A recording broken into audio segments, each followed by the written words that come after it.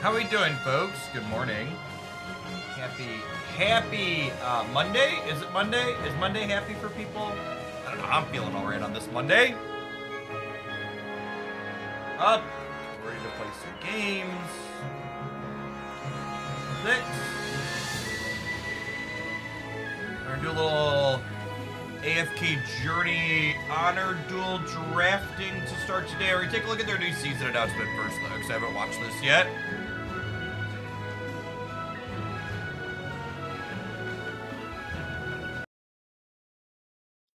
All right, let's take a peekaboo at their new season announcement. Well, this is The long. journey of Merlin and companions continues. They came a long way and finally discovered a new continent seldom stepped upon by outsiders. Ashen Wastes. Hey, Admain, thank you for the 83 months. And Pokemon Nerd, thank you for the 74 and the tier 3. I appreciate that. Welcome back. I am Viking. Thank you for the 2/3 of a year. Ashen Waste is a barren wasteland where not a single blade of grass grows. Resources are scarce, the climate is harsh, and deadly threats lurk everywhere. These desolate sands were once a flourishing civilization, now lost to centuries of fighting.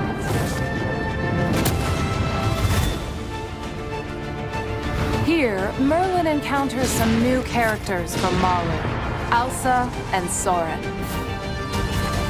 Together, they face the trials of the War Song Festival and risk their lives to investigate the sinister plots of the Adamant Syndicate.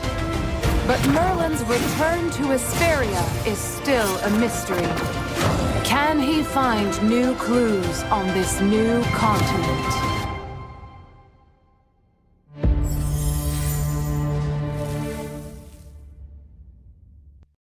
I like that it looks like they're adding a bunch of story content in the new season. So seasons, I think they said, are 4 months. So we'll get tentatively 3 big story / extra RPG content per year. I definitely, that's what like has held me in other games of similar genre for a long time, that there's actual RPG stuff as opposed to just being a strictly numbers go up game. And the numbers go up game part of it is important too, but when it's the only part of the game, I tend to fall off of it. You tend to lose or not have connection to the characters at all. Hello! Your most familiar dolly from Noble Tavern is here. Hear me out. The brand new season, Song of Strife, is about to unfold. I've heard quite a bit of news at the tavern, and I'd love to share it with you all today. Drinks and snacks are getting prepared, and they'll be served on your table in just a while. Before that, let me share the news I've gathered. Magister Merlin is arriving at a whole new continent, Ashen Wastes, meeting new companions Elsa and Saurin. In the Song of Strife season, they'll go through the unprecedented trial of the War Song Festival to prove their might. Ashen Wastes is the most expansive desert I've ever heard of. The sun sears everything, yet unyielding life continues to thrive here, forming tribes, creating connections, thriving with a variety of interesting cultures. The War Song Festival takes place every 10 years at the Sunseek Arena, participants coming from different tribes. Everyone undergoes multiple trials, all striving for victory. In the legend of Dusklord, the champion of the War Song Festival is known as Ultimate Honor, the ultimate glory a tribe could win. Most importantly, who's joining and changing Magister Merlin's journey are Elsa and Saurin. Allow me, Dolly, to introduce to everyone these 2 younglings from Uru Clan. These are our 2 Let's start banner with characters, I Elsa, assume. the enthusiastic girl. Elsa is an orphan, but she never blames others for what she went through. She's cheerful and helpful, a rock-type mage with a strong sense of justice.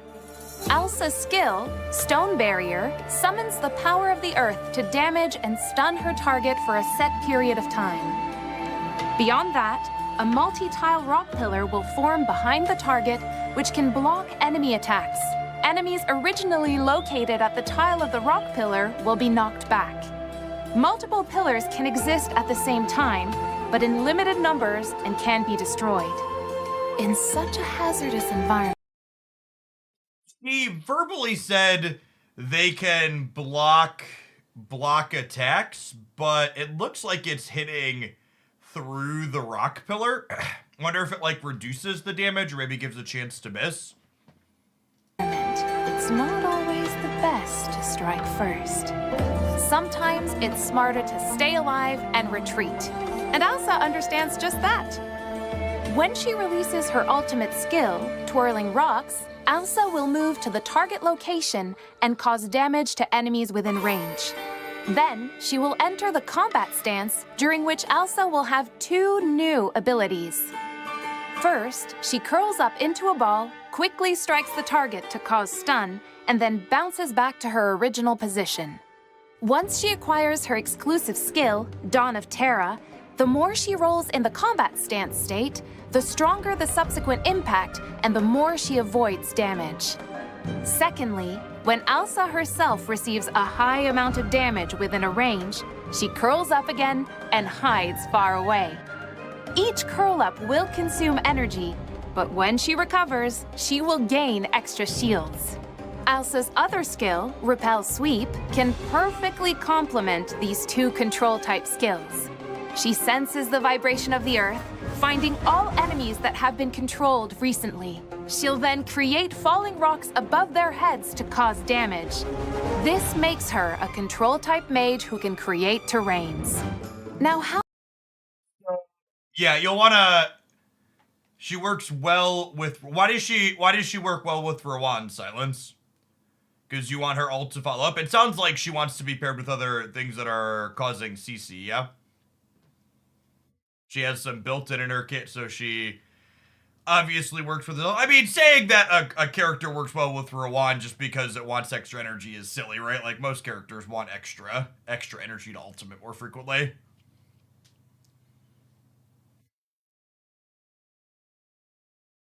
She uses energy when she rolls. Sure, so she has something that she does other than her ultimate.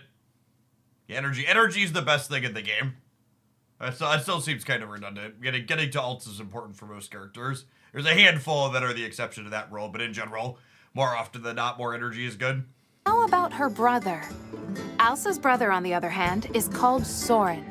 Saurin grew up alongside Elsa and is always there to protect her when needed. Even though Saurin appears cold, he's exceptionally kind to his own people. He aspires to become the strongest, to protect. Saurin's skill, Repel Sweep, gives him the ability to seize opportunities and locate enemies close to his allies or which are being obstructed by terrain. He then deals damage to them with an enhanced basic attack that also knocks back. If the target hits any characters, terrain, or stage borders during knockback, it will receive extra damage and a stun. Okay, so he synergizes with his sister putting rock terrain down. That's the big, even if the rock terrain doesn't permanently block all of the attacks, the characters play well together because if he knocks them back into it, he's going to get an extra stun on them, which then in turn has CC, which works with her other skills, so they play well. Elwins, thank you for the 74 months. Welcome back. And Monkey Cyclops, thanks for the entire year.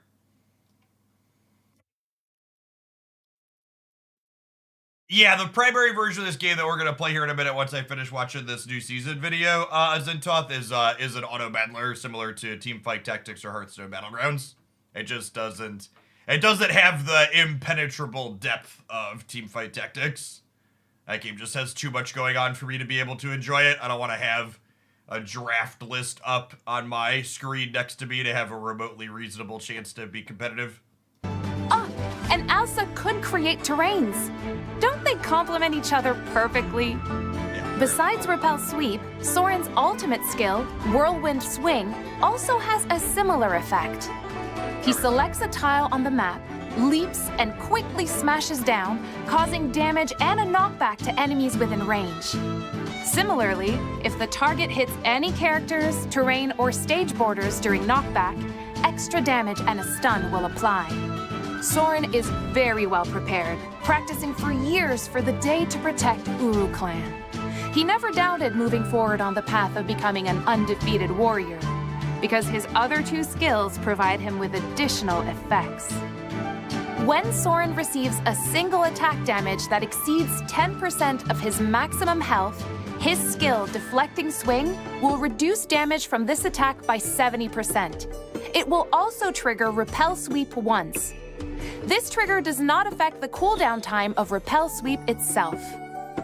Finally, his exclusive skill is Dusk Rejuvenation. When his health falls below 50%, the skill activates a mysterious power that strengthens Dusk's blessing, increasing his speed and lasting for a set period of time. Well, no one would have thought that young-looking Saurin would have such great power. Let's hope that in this journey, Elsa and Saurin can realize their dreams. They've been preparing for this for years.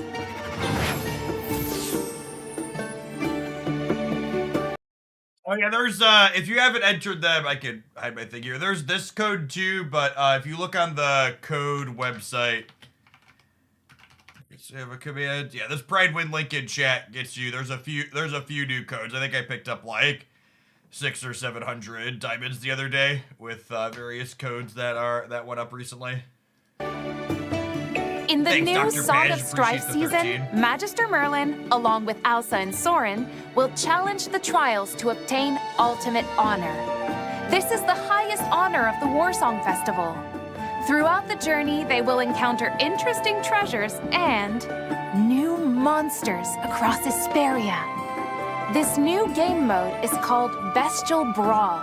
In this newly discovered land, there exists Iron Jaws, an intriguing monster that resides in specific territory and guards it without mercy.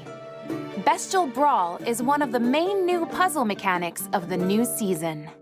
When Magister Merlin enters the territory of Iron Jaws, they launch an attack.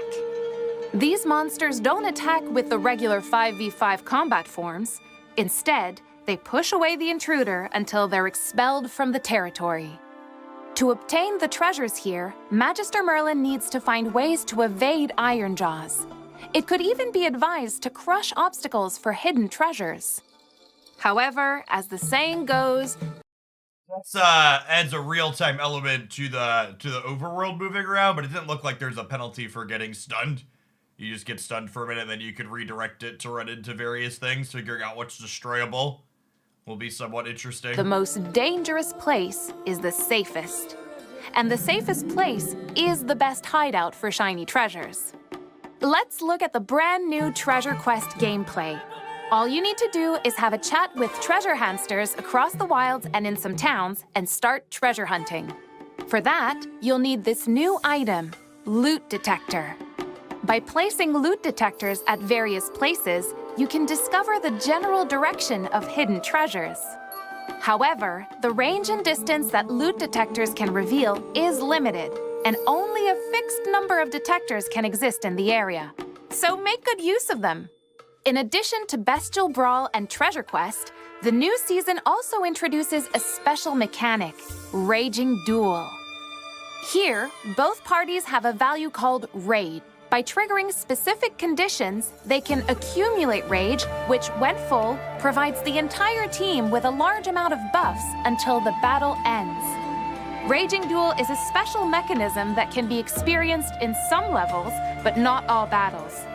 So pay extra attention when they're triggered. This new journey is so rich in experiences. But I've heard of more than just these. With the arrival of the new season, heroes will be able to become stronger in new ways to meet new challenges. I would like to introduce to you the all-new Magic Charms. Magic Charms are seasonal, so let's say if they're obtained in the Song of Strife season, they'll be effective for and only for this season. Each hero can equip 3 charms, each of which can provide extra bonus stats. Each charm can be identified as one of these 5 qualities: rare, elite, epic, legendary, or mythic. Wow, look at these charms! They shine through your soul, don't they? Moreover, if you collect the same or higher quality charms, you can activate the hero's seasonal prowess. The seasonal prowess brought by higher quality charms is also stronger. I want to look at his effect there that they just showed. Prowess brought by higher quality charms is... So, legendary set effects current receives 100 energy for each assist or kill of an enemy hero, increasing damage dealt by 15% up to 3 stacks. Gain a shield that absorbs 200% damage for 10 seconds after the first assist or kill. So someone else had asked earlier if I plan on making PvP arena content. I think for the content aspect of this game, I tend to largely focus on Honor Duel, just because Honor Duel's that level playing field. A lot of the arena in games like this, the appropriate answer to how are you more successful is get items like these that power your heroes up. So the big question will be, how accessible are these? Can you get a set of them to play on, arena characters, or will it just be people outspending each other? So I've been playing in the arena, and I think I'm actually top 50 or top 100 on my server just because I spend a bit. But I definitely am not someone who explicitly is going to buy into, okay, I need to spend to get to the top, because the people who are at the very top are going to have stuff like this. You think they won't work in the arena? I feel like something like this has to be relevant in some type of PvP mode, because your characters in general tend to not need extra help in the PvE content. So this type of mechanic is only useful into other people's scaling. I'm they'll make the PvE content easier, I assume, but I would wager they probably won't be necessary inside of PvE content. I would wager the primary purpose of this is arena fighting.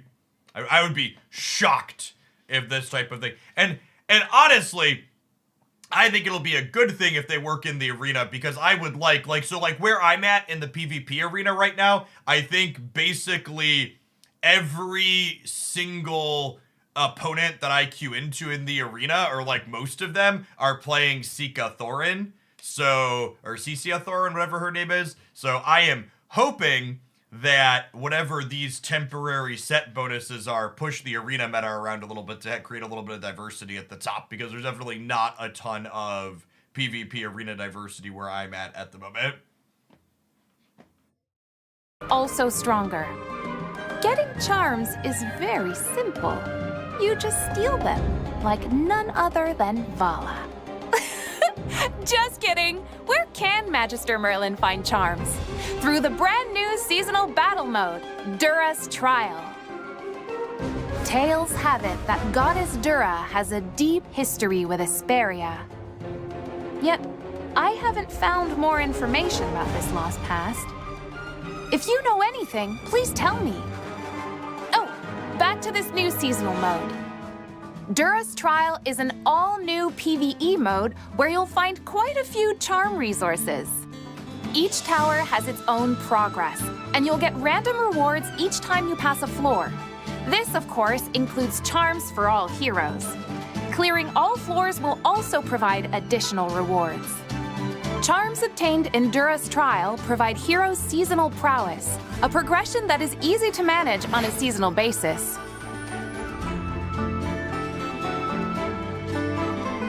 Speaking of new seasons, the timing of Magister Merlin's departure varies in Asperia. In order to make each journey full of fun, each new season will provide a new experience. One of them is the newly added seasonal skill system this season.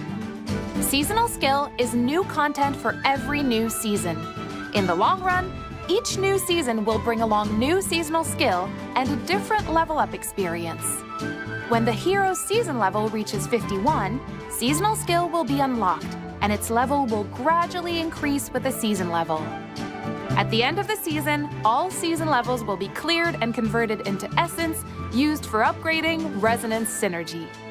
To welcome Magister Merlin, who arrives in Hesperia at different timings, certain seasonal progressions will be refreshed every season. In addition, a brand new event, Supreme Arena, will open every Wednesday to Sunday. This is a cross-server Caliber Clash event. Magister Merlin... Another cross-server thing is good. Hopefully we're getting closer to cross-server guilds being a thing would be nice. Oh yeah, I didn't mention it for the snap. I want to plug that more when we do snap later, but we have the Kicking Sandcastle emote is live in chat. Can you play this on PC? Yeah, it's cross-progression, PC, Android, and iOS. We're going to do some drafting here on PC once we're done with this season video in a second. Can challenge the higher-ranked Magisters across all of Hesperia in this best-of-3 multi-team mode. In Supreme Arena, the stage of the defensive side changes regularly. Oh, this is good. I really like, and obviously these are a little whale hunty as well because you need to have multiple characters that are powered up. But talking a second ago about how, Sika and Thorin are on all the teams in the regular arena, this type of thing where you expect people to have more good characters is a way to implement some team variety in that, because people can't just put like their 2 good characters in their team or the 2 that are a little bit pushed. You have to like spread your characters out and have thought into a cross range of them. So this requires more investment or people to be playing longer to fully engage with, but I've liked this type of mechanic. Yeah, 3v3 it was always one of the modes I enjoyed the most in other games of this style that I played. For example, some stages contain asymmetrical layouts or even tiles that can hide heroes, which is very interesting. Ooh, that's neat. Yeah, that's what I'm glad they said this. So there's some tiles where you get to hide which heroes you're playing so the opponent doesn't know what they're attacking into, because usually the attacker has a big advantage in game modes like this, which is expected. So being able to be like, oh, I'm gonna put some characters they're not gonna expect in the hidden tiles is a sweet mechanic. The winner takes all, and not winning is okay, because there's no penalty here. Finally, the new season will also bring along new artifacts. But what exactly are they? And how will Magister Merlin acquire them? So much to uncover in this season! The Song of Strife season is arriving in the land of Hesperia. Magister Merlin and companions will discover Ashen Wastes, meet Elsa and Saurin, challenge the trials of the War Song Festival, and form new bonds with Uru clan. Show us the new artifacts? Through charms obtained from Dura's trial and a variety of new seasonal skill, the new season is bringing new powers to all heroes. The new Song of Strife season will be available 42 days after the initial creation of each server, the earliest available date being May 10th. What kind of unknowns and challenges will Magister Merlin encounter? It's so very exciting. So I would assume over the entire course of the season, there will be more than 2 new characters. How long was these first couple of banners? I think they were like 3 weeks on the initial banners. So I would expect that we'll I haven't played on PC in a minute. World Beast died a while ago. I would assume that we'll get a new character every 3 weeks, just like we got this season. Would be my expectation. So it's telling me about the video we just watched. Okay.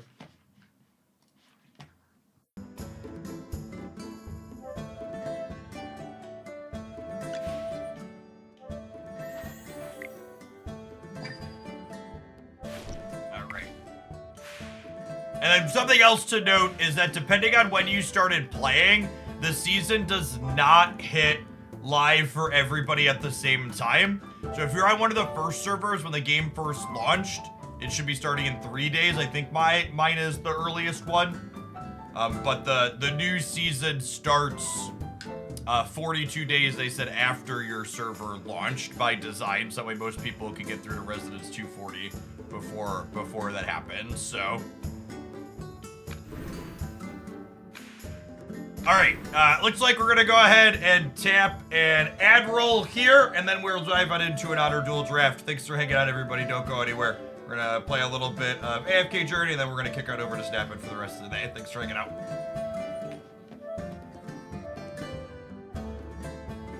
So, Honor Duel drafting, similar to most PvP type things, has some MMR based stuff in it, Winmagus, so the more you win, the harder it gets. I also wouldn't be surprised if they load a couple of bots into the early runs to pad things up for people.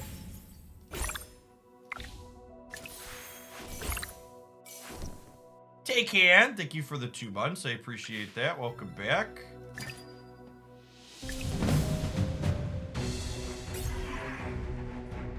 See if these dorks get crunched in here or not. For sale. Buy 4, get 1 free. I went as high as I could get the other night. Oh, this guy Don't killing worry, 4 your not good. delivery's coming up. Probably should have switched to Rowan here. Oh, she ulted, it would be fine.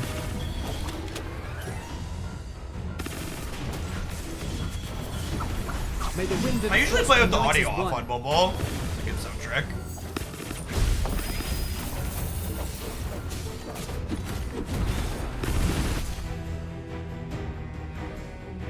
I agree, the staggering of new content release feels a little strange. I've not played a game before where that's a thing.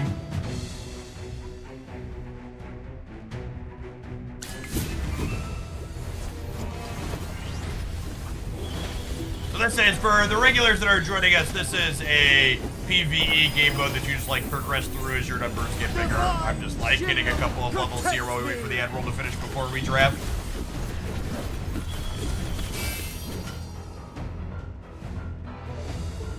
Every sword is a witness. It's like I can probably push a few more there later on.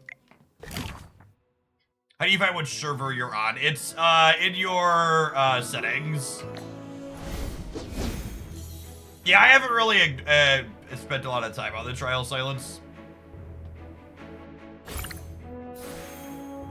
So this game mode, so at the core, this game is a hero collector game. However, inside of this game mode, the heroes you've collected and money you've spent or not spent doesn't matter. Everything you do is based around what you're drafting.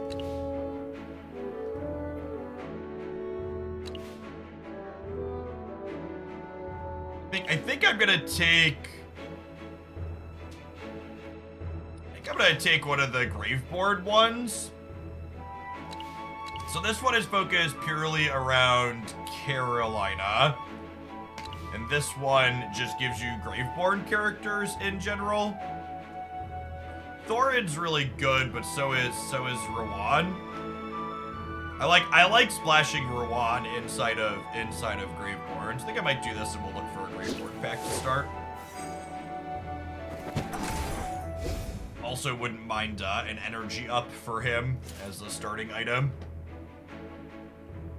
So you have some currency here to start, and then you buy things. One of the things you want to be doing, so my artifact here encourages me to have Graveborn things because it does extra damage based on the amount of Graveborns that I have. I bought a Graveborn pack and actually rolled kind of fortunate there. We hit 2 Igors in the random, which upgrades him. So I need 5 characters to deploy, so I do actually need to buy this pack of 3 randoms. Holy crap. Well, that is an impressive start for us. We don't have like a strictly traditional tank since Igor jumps around a little bit, but rolling a bunch of Igors and then another CCA here is real good. And these are both supports, so they're fine for our first match. Yeah, Damien's a little bit of a tick. We'll definitely put him up front. His little thing dying is not a big deal. You always want to look at their artifact. It lets you know potentially what they're doing. Although in the early runs, people are kind of all over into everything. This is one that makes the game kind of slow down a little bit, which honestly is pretty good for our team composition here. Check out my latest invention. Let's turn the battlefield into a... Check out my latest invention. Potions for sale. Buy 4, get Deviant, one free. Rwan, and then we'll more put her, and then we'll merciless kind of than wait and the see if frigid what their faction is to figure out where we want to put Igor.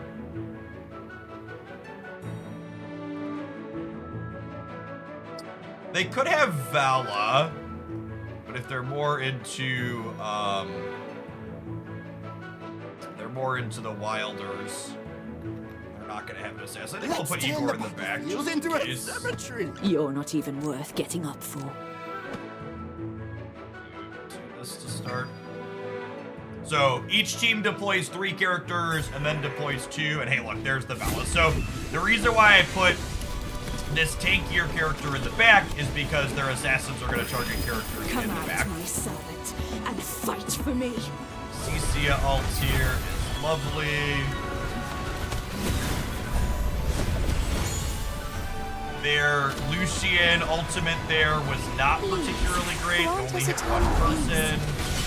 Bury. And then burn. Oh wow, Igor was actually the first to die here. Hold my majestic challenge. Our draft was okay-ish to start here, except we didn't have a dedicated tank. Their team composition is actually really good, considering it's their first round. Yeah, I'm not surprised we're losing here. They have a good tank, they have a healer, they have an assassin. I'm not really sure there's anything we can do here positioning-wise. Yeah, they have a lot of sustain given their artifact in the first round here.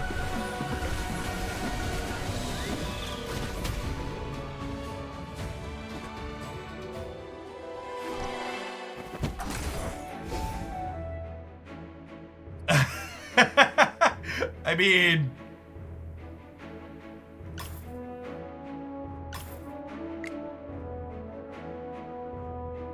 okay. So let's put that on him, and then we'll hope that we can scrape a win or get a Mythic Igor if we take an L. Round three Mythic Igor would be sick.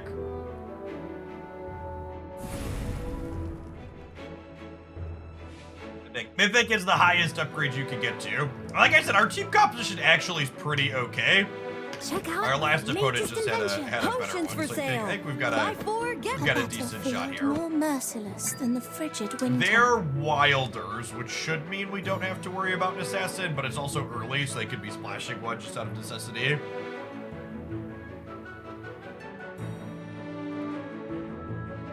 You're not even worth getting up for. Let's turn the battlefield into a cemetery.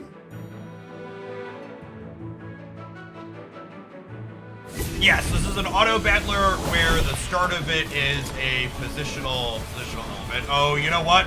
Me putting my Cicia here just let her get melted by Myran, so this is what if we lose. It's probably my fault. Hopefully our Igor is just gonna mess him up here. They don't have nearly as much sustain. Yeah, with Carolina's all happening, and Igor cleans up. My starting positioning here was bad. So Igor's obnoxious. You see he gets low, but they have to kill him on every gravestone. They didn't have the crazy amount of sustain our last opponent had. Okay, a bunch of damages. When you're less familiar, I'll try and make a point to click into here. Last one I just didn't need to see because they said so much healing, but we can see Igor did a ton, and Cicia just got knocked out to start like expected. Grants allied hero, mythic heroes 24% max HP. Grants allied heroes with epic equipment 20% HP. We're likely to gather up epic equipment before we get too many mythics. Let's see, so Rowan. Gosh, part of me just wants, like, I wouldn't mind a Thorin if we roll another Igor. If we roll another Igor, that would be great too. All right, we hit second Sika here. CCM.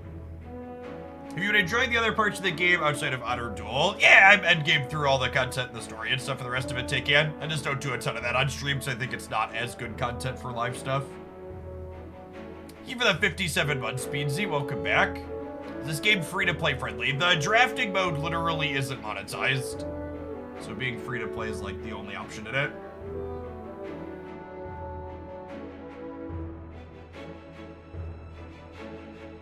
think it's fair to say all the other parts are not free-to-play friendly, Vornsmith. I would go so far as to say the one area that's explicitly not free-to-play friendly is the PvP arena.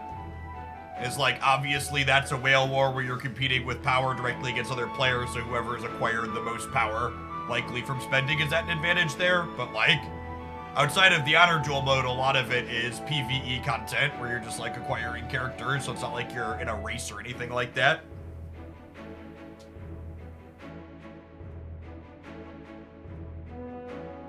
You think attack speed is better on Igor than this item? Yeah, maybe. I don't know. I kind of don't want to spend on another weaker item like this.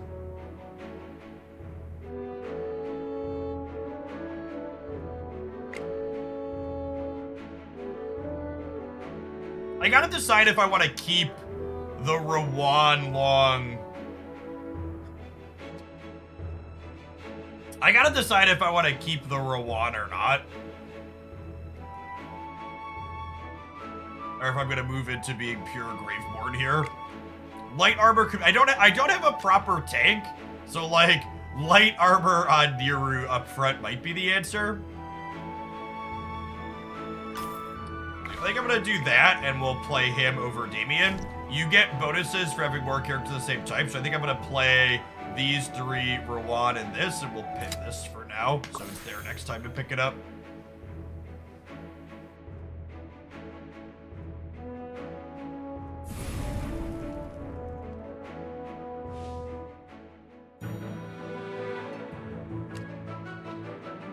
Teleports the furthest enemy to the foremost enemy once every 4 seconds. Yep, that one's obnoxious for our ranged orcos. Let's go harvest together. You're not even worth getting up for. A battlefield more merciless than the frigid winter. No, Rowan and Igor most likely. Potions for sale. Let's turn the battlefield into a cemetery. We have 2 legendaries already, which is not terrible. Wilders have a type advantage into our Graveborn. So I have 2 legendaries. Listen, you still cannot Niru's leave. already going down despite having that 40% shield to start. Their Ariane getting to ult before he gets KO'd here is rough. We did KO their Ariane before their healer got to ult though. There's our Cecilia ults. Did Carolina get Carolina needs to get her ult off here. Nope, she got stunned out of it. No, oh! She didn't get stunned off of it. Their item pulled her. Okay, so we're good to go here then, yeah? Oh. Badass, thank you for the... I thought she died because she disappeared, but their artifact trigger had pulled her forward. Really good spread of damages there from the squad. We're looking for that. We're definitely looking for that. And then we're also looking for things that can help our characters ultimate faster.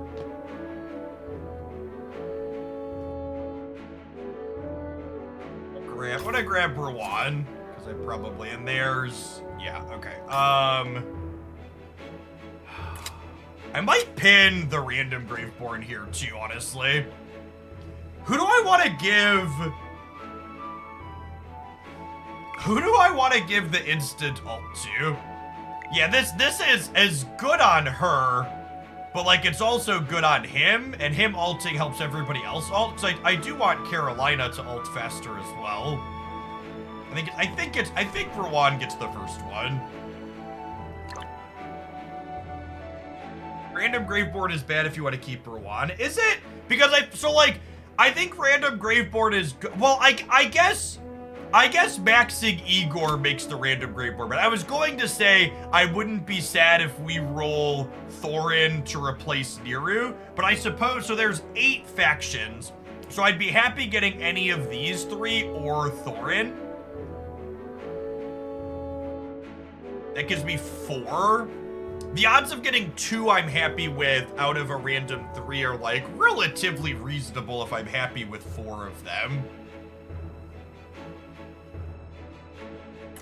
It's close. And it's not like I'm at a point where I'm gonna be rolling super high artifacts.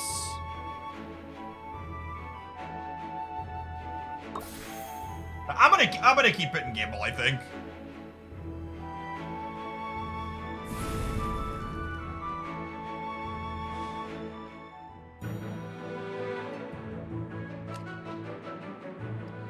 Rocks. Let's go. Him down up Potions for front, sale. him My behind. battlefield more And then we'll hide the merciless fact than that the we've got frigid some bangers winter. here.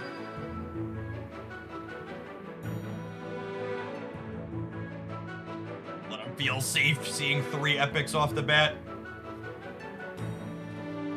You're not even worth getting up for. Let's turn the battlefield into I a put him in the back cemetery. because they could have a Sylvina. They have a good tank item here. This item on Granny gives her a shield and taunts is very strong.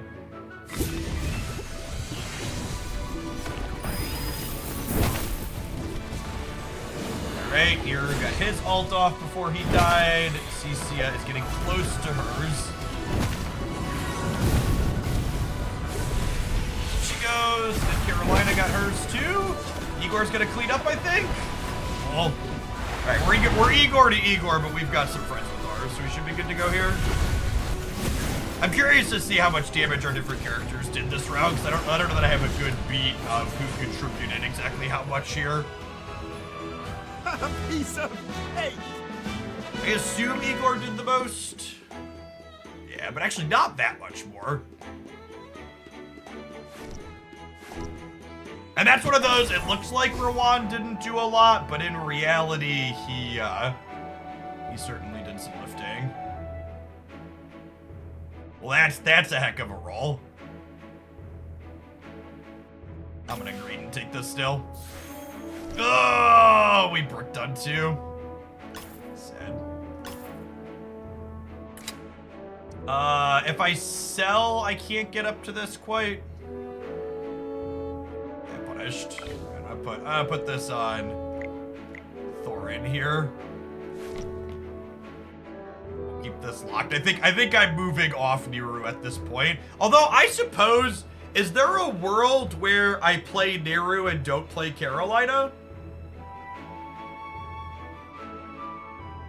Is it possible I'm still playing Niru instead of Carolina without extra ult items? Like my next ult, I don't have any upgrades on her yet. I'm gonna leave this pinned actually, I think.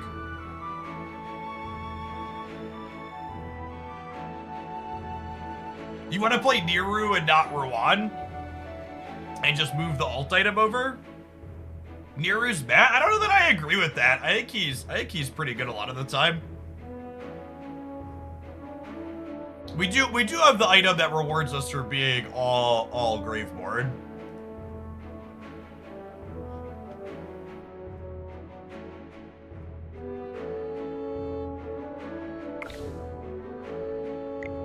All right, let's try the 5. Let's try the 5 Graveborn and pull the Rowan.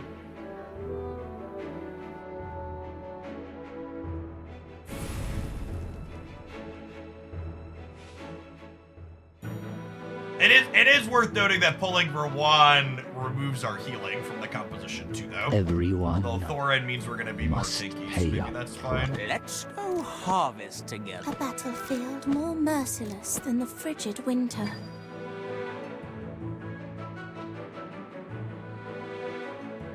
You're not even worth getting up for. Let's turn the battlefield into a cemetery. And we're getting to a point in the draft where we're gonna want to keep an eye out for mythic items at this point, because our artifact rewards us for having mythics. All right, we killed their Cicia before she could ult. Looks like we're gonna have a route here. Here we're gonna die. That's fine. Oh gosh. Oh wait, my Igor is mythic and theirs is not yet, so hopefully he can win 2-1 here. He might not though. Or it's a scary boy.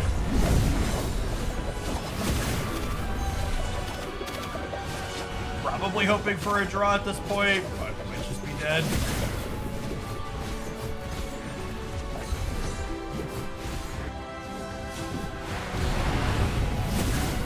We're dead.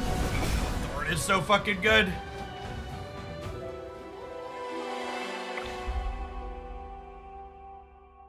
Our Thorin just taking a casual 412,000.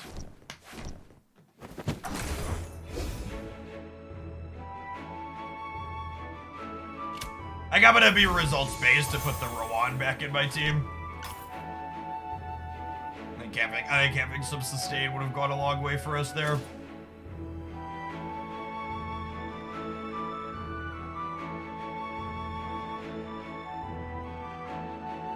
All right, do I just take that and then we play these 5? I think so. And we roll a bunch and see if we can hit on her.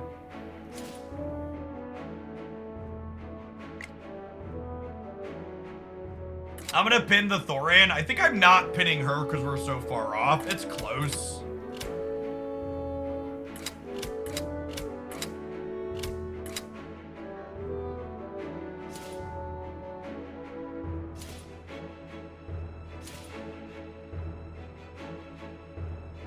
That's lovely. Okay, we'll take that as our second upgrade. So let's sell Demian and him.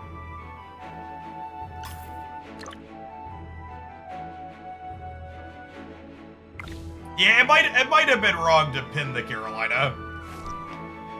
That's definitely the case. I don't think I want this Bygone Cloak.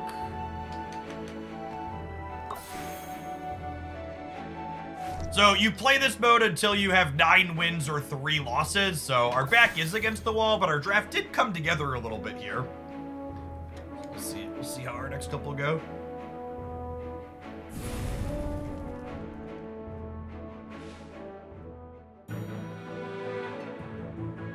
Everyone. Potions for A battlefield more merciless than the frigid winter.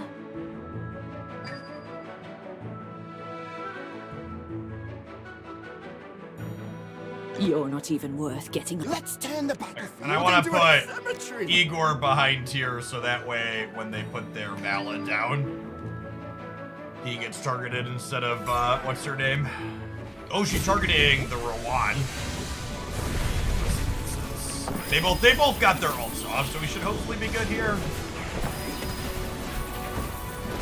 We didn't get to kill the Rowan before he ulted, but hopefully we can kill... No, she ulted. There's Cassidy's ult. Looks like we're still good here. Yeah, good. Well, victory is deserved. Her having the instant ult item is so strong. Definitely just looking. This is the please all the instant ults composition. Speaking of.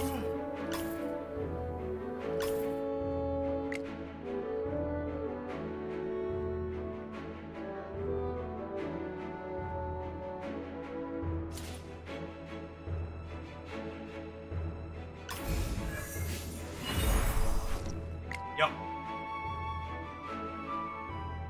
Is this good for Igor? Should I pin this one, Igor?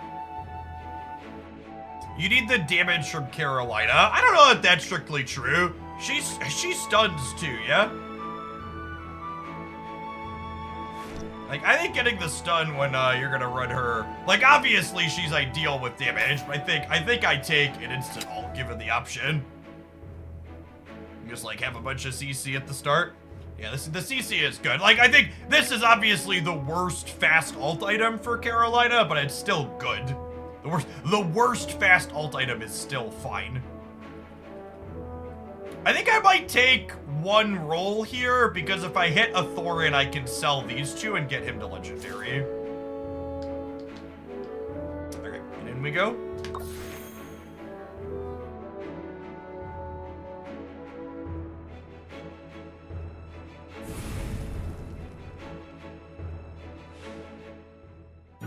Okay. And there's Sylvina.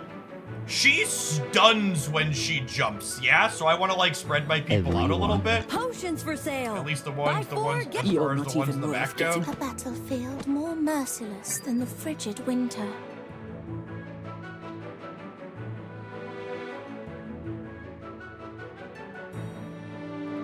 They have, is that arrogance? Let's turn the battlefield into a cemetery. You're not Arrogance even on worth getting Sylvina is, that's a bold choice.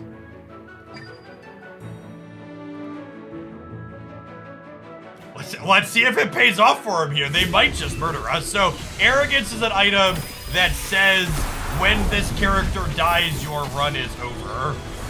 No one I have is attacking her.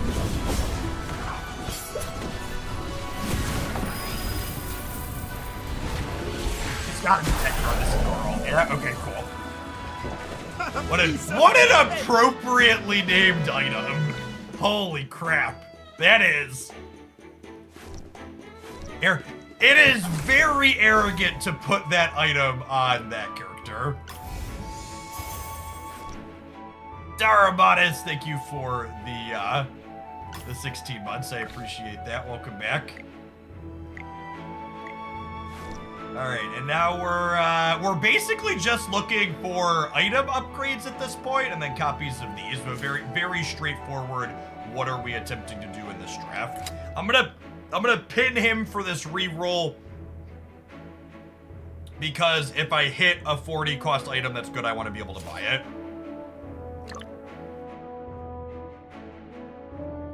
Is arrogance ever worth it? I think arrogance is pretty good on Igor, but most other characters no.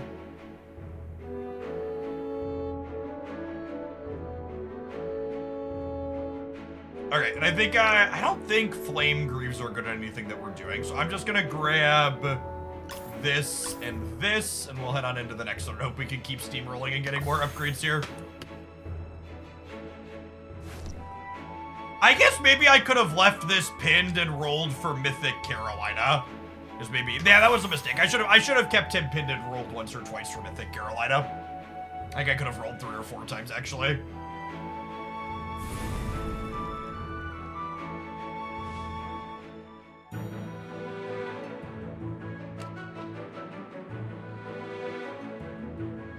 Gives them extra energy and then helps them ult a bunch. Everyone but their non-ultimate must. damage Potions for sale. hit. A battlefield more merciless than the frigid winter. Is he arrogant on Tamisa with Art of Ruling after Tamisa is maxed? Yeah, that makes Let's turn the sense. battlefield into a This is again, if you take You're one not thing even away worth from these getting up streams, for. it should be stop deploying your assassins in your first round. You give your opponent control over what your assassin is hitting.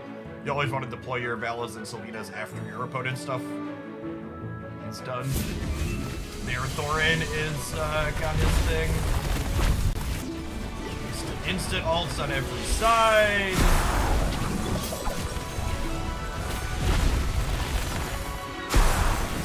It's down.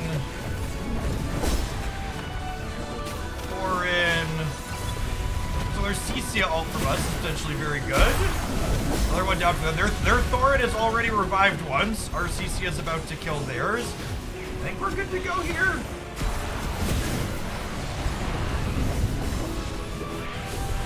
Another Cecia ult from us is huge. Our Cecia positioning was great here. They hit a bunch of our stuff, and then she just sat over here on the side and got him. That's sure too. They not only had arrogance on their thing, they also deployed her in the first round. Yeah, her damage is just so crazy when she sits uncontested on the left. These are not the doubles I'm looking for. That's the item I want though, right? This is, I think this is better on Carolina than Cecia, yeah? Like this is the best item in the game, not close.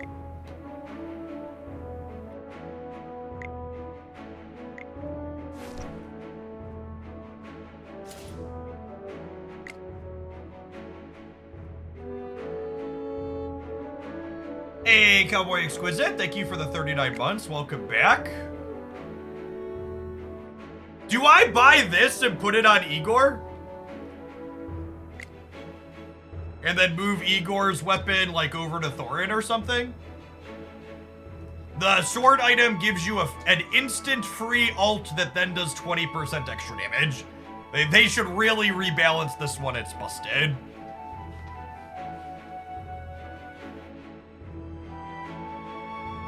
That's the best item in this game mode. I think I want Robe.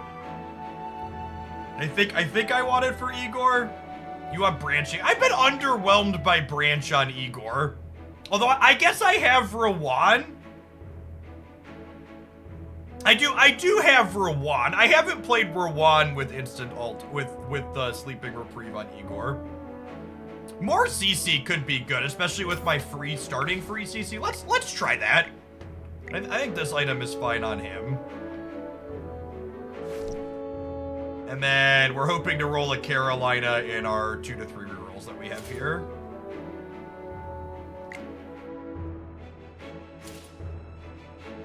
Oh, we actually have more than that, right? Oh my god. Holy! Alright, yep, we'll take that. And then we'll pin this one, and if we make it through this one, we'll just be on a steamroll train. Because I also have this giving extra HP to every ally that has a top level equipment on it, so yeah. Let's go. We are a blue-white control player on this glorious day, yeah, basically.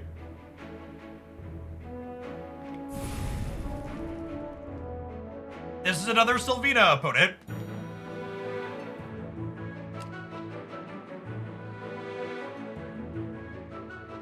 I want to position here.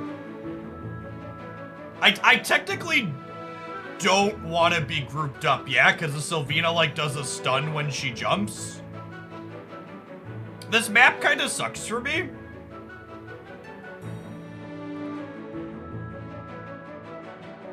Everyone must. Potions for sale. Buy 4, get 1 free. I think it's like this. Does Sylvina only stun the single character?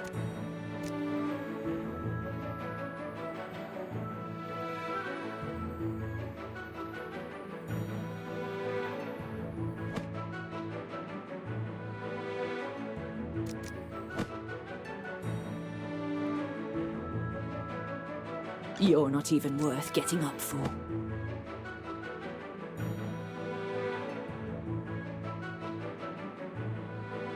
You want to use Thorin to block this, Sylvina? Yeah, maybe that's better than using Igor. A battlefield more merciless than the frigid winter. They have a lot of mythics here. Holy.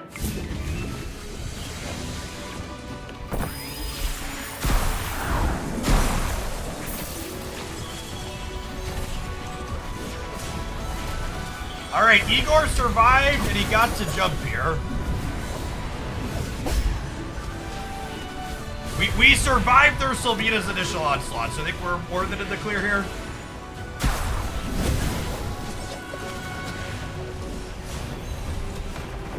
Need to kill this Carolina before she goes again. Their Thorin's a mythic here. Mine is very much not.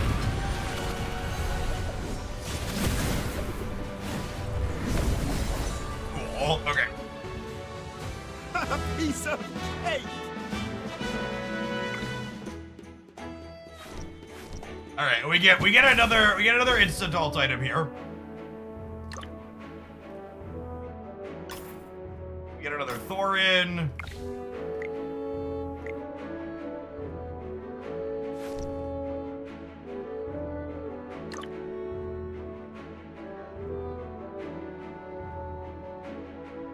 And now we're just rolling looking for these two, yeah?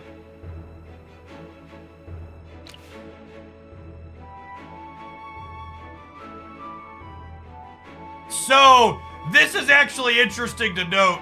If we hit a double Niru or a double Sylvina, we'll want to buy them, so that way we can hit our artifact level up here.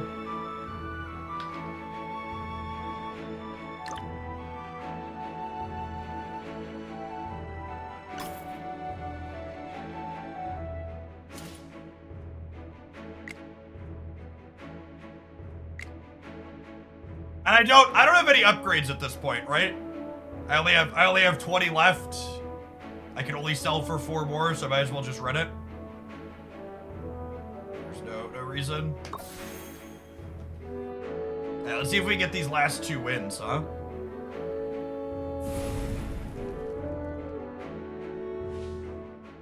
There are artifacts max. What is this again? Fireball at the weakest enemy. Everyone.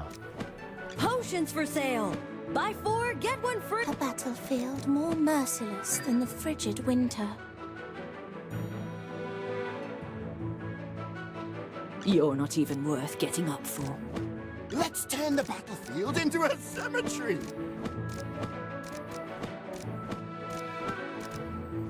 Oh, I can't pull their Sylvina.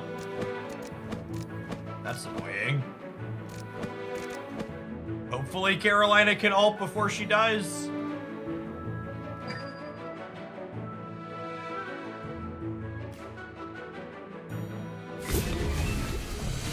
When picking your starting team, an artifact, do you ever pick random? Not usually. The other ones have to be really bad or I have to be looking to beam. Yeah, it comes in here. Holy shit.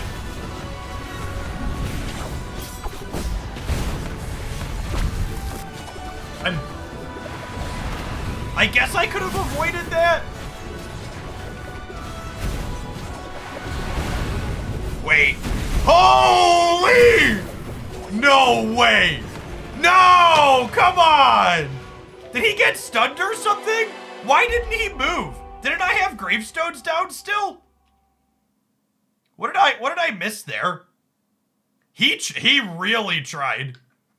Yeah, my, and that's one of those ones where I look back. Was he stunned or something? Oh, that was the opponent. It's so hard to tell the difference between whose gravestones are whose.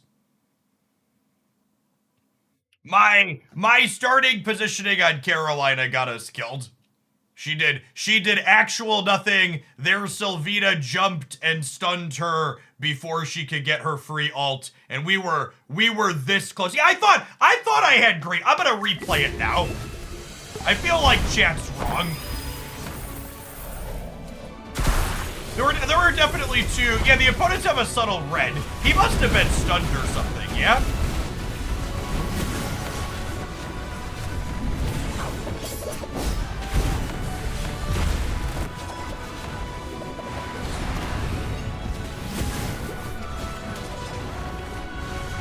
Oh, these ones do have red at the bottom. Yeah, okay, yeah. These are all the opponents. You can see these have the red. It's red at the very bottom. They're still blue on the top. I feel like they should probably visually change the entire stone. But yeah, like that's a loss that I'm like never too upset about. Like there's something that I walk away from that going, oh, I learned something I could have done better. I need to position Carolina in a better way where she just doesn't get as easier to protect guaranteed. Honestly, there could even be a world where the correct starting deployment for this composition is I was deploying Thorin into Rowan into Carolina. I think there's a good chance that my starting deployment for this comp was probably supposed to be Thorin, Rowan, Igor in the back, and then put down these two with their instant ults after the fact as my second round of deployment. Yeah. Yeah, and how close that was despite her getting instantly killed. I think our draft was definitely stronger than theirs, but we got outplayed with that poor positioning start. Yeah, and their artifact targeting Carolina too, because she was our weakest once she got jumped on, was 100% a compounding mistake. It's not bad though. It's 7-3. Not gonna be too upset with solidly more wins than losses. To claim some of our weekly prizes here. It's a 7 out of the 15 in here. All right, gamers. This is a fun AFK journey set. I'm gonna go ahead and tap the ad roll. We're gonna switch on over to some Marvel schnapping. Thanks everybody for hanging out. Don't go anywhere.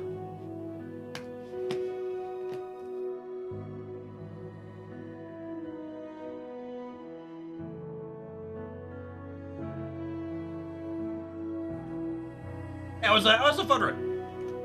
It's been a minute since I posted a highlight on the AFK Journey channel. I think that one will probably get a highlight. And had fun with it.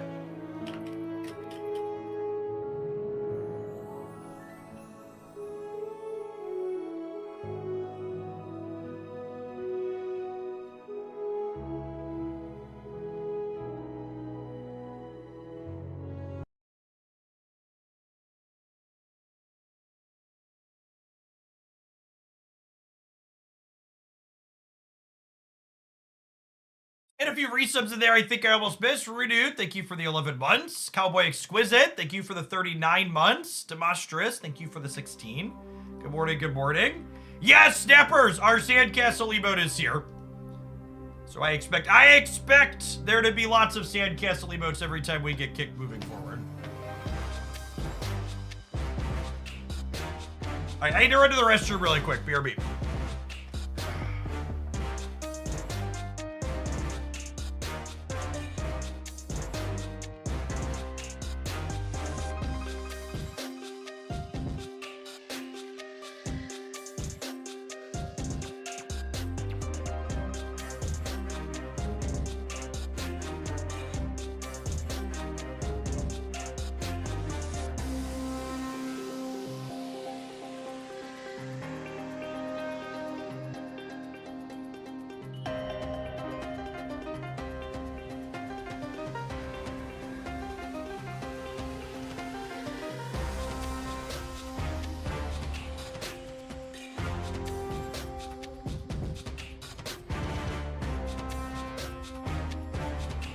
Up for a little bit. Couple of housekeeping things for the snappers. We've got the Sandcastle emote. Twitch drops will be returning earlier than usual tomorrow. We have X-Men 97 theme drops. They will not be random pixel variants this time. You're going to be guaranteed to get a Bishop and a Mr. Sinister X-Men 97 themed thing. We're watching 6 hours this week. They go live approximately 25 hours from now. Yeah, there are data mines for the art if you look online. I don't have them offhand, Ben. Skizzer, thank you for the 16 months. Welcome back. Silver Shard, thank you for the 5 months. All right, I have a viewer deck left over from Friday.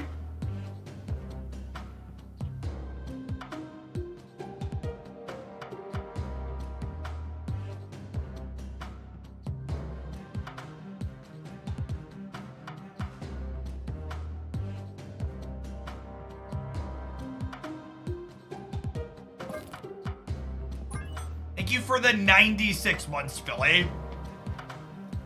By the way, David, since you're here, this Saturday's not going to work out because a bunch of people were busy. I think we're going to have people out to the camper on the 1st, if you're free. Then we're going to see what other people's schedules look like. I think we're going to try and have people out on the 1st, if you're around then.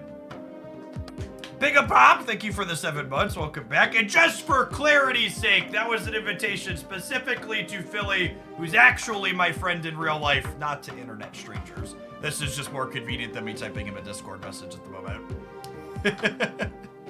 All right, let's take a couple of viewer decks this morning. If we've got them too late, I feel invited. Morning, gamers.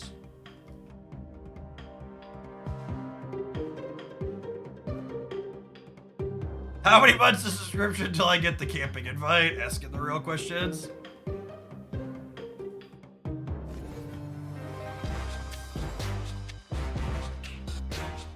Oh, I guess I do need to do... We could do these tomorrow too still. Still two, I guess. We need to do Valentina and Baron's emo games at some point. Oh, the other thing I wanted to mention, for snappers. I have a best Spotlight caches review. If you want to know my thoughts on the best Spotlight caches for the upcoming months, that went live this morning. We have confirmed Spotlight caches for the month of May, and then I also review June and July with an asterisk, as well as go through talking about which cards I think are the best ones to use your collector's tokens on, given that they don't look like they're going to be coming up in Spotlights anytime soon. The weekend missions expired at rollover today. No, they go through the new week starting, Silence. Alex, thank you for the entire year. Welcome, welcome, welcome.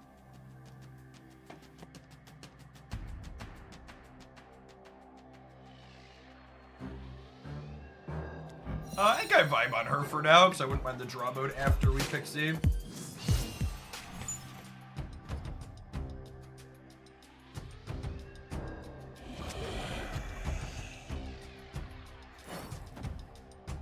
Snap. Opponent snapped.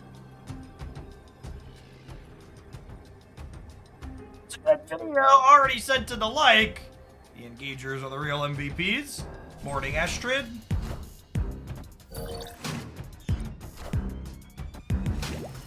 Are we ready for the season of Hella? I am not ready for the season of Hella. Please make it stop. Please, my family is dying. Should we have Pixie into Crochet to send it over? No, I think I want a White Widow into Crochet, yeah?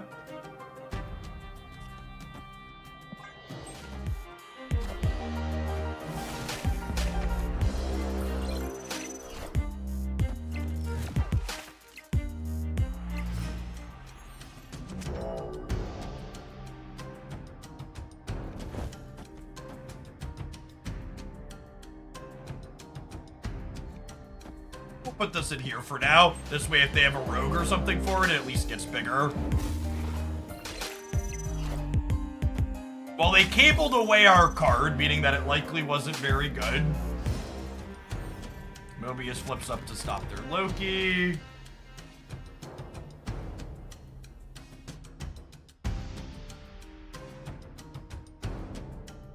Okay. This could be crazy, call me maybe, but is this insane? I could have like 1 energy Sentry in my deck, yeah? Or like 1 energy Red Hulk. I don't know if this is the right play, but it's the fun play, so I'm gonna make it. Absolutely psychotic behavior here.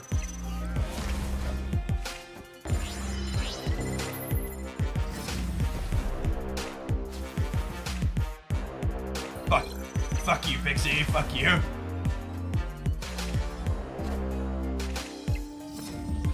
Oh, no! It's fine. Joke's on you. I wasn't gonna be able to, I wasn't gonna have any extra anyways.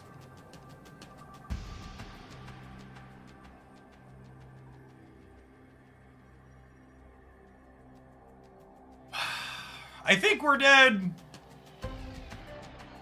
I think we're dead.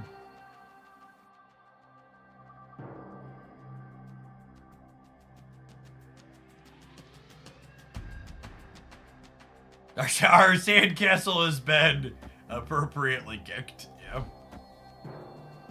I think it's probably like this. They have to play left to get rid of the Widow's Kiss.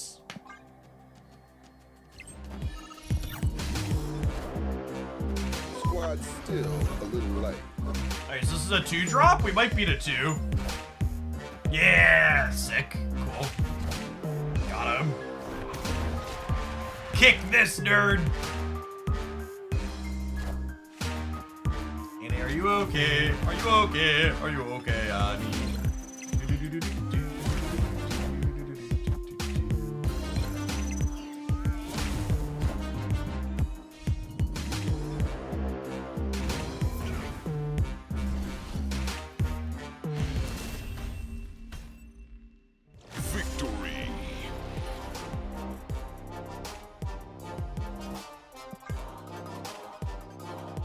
You hide a cinder block in your sandcastle. They kicked it and they stubbed their toe.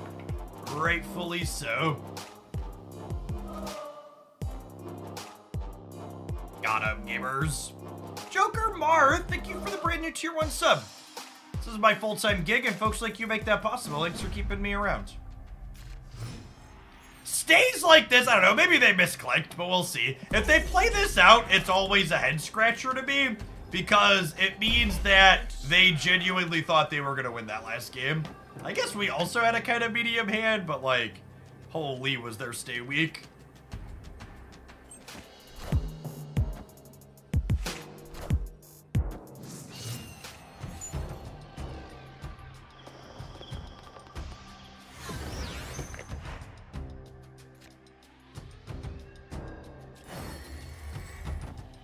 Yes. Yes. Yes.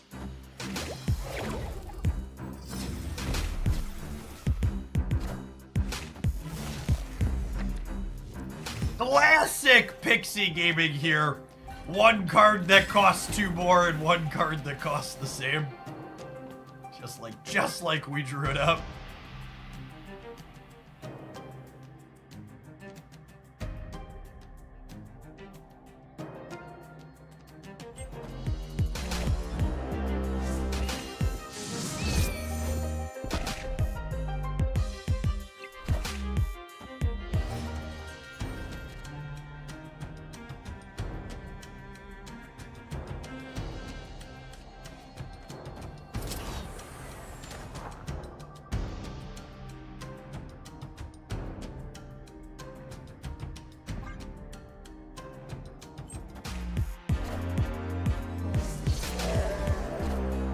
Hey, Chaluthal, thank you for the 11 months. Appreciate that. Welcome back.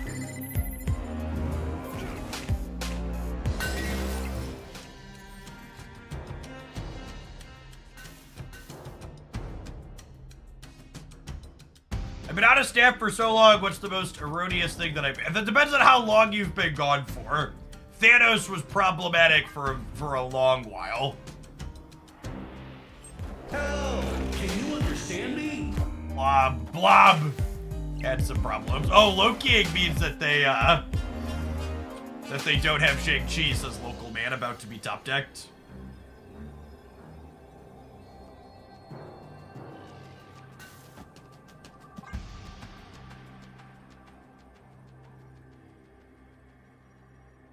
There's no card in my deck that beats Infinite Middle. Actually, honestly, I should probably just Red Hulk here, yeah? Because they can play something here that beats it.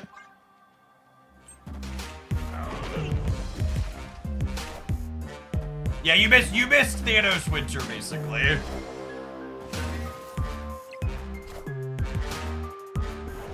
Goliath and Blob.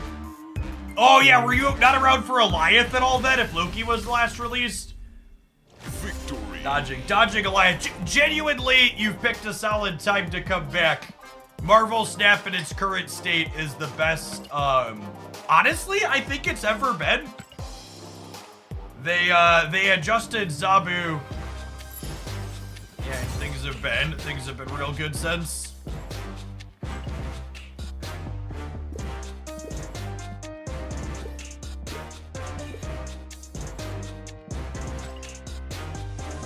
What was up with Blob? When Blob originally released, it was like a 630 on average. It just ate the remainder of your deck and took on the power of all the cards it ate.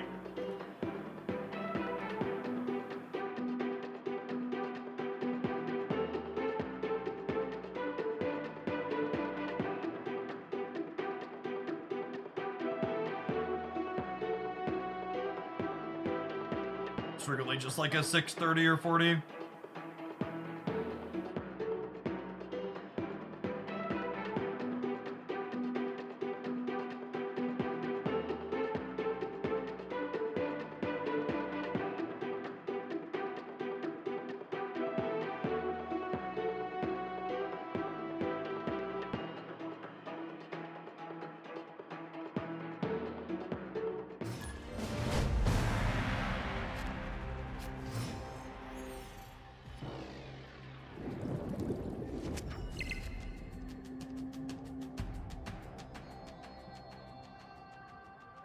C3 is the best deck on Untap. Citation needed.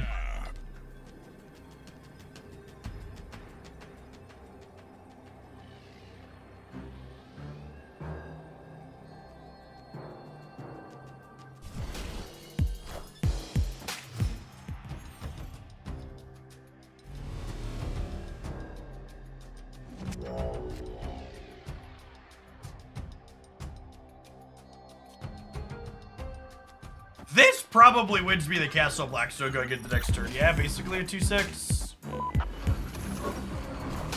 Azazel, thank you for the 15 months. Appreciate that. Welcome back.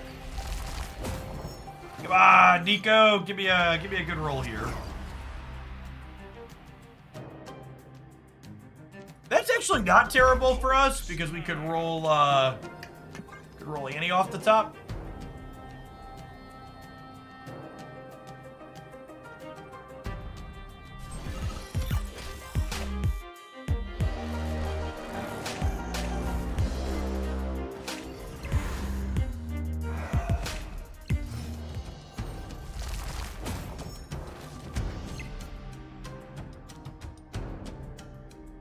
Hello, Bueller?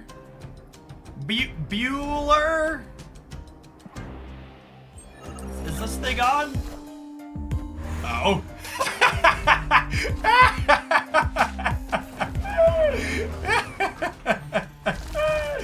Oh, man, get fucked fun. That's too funny.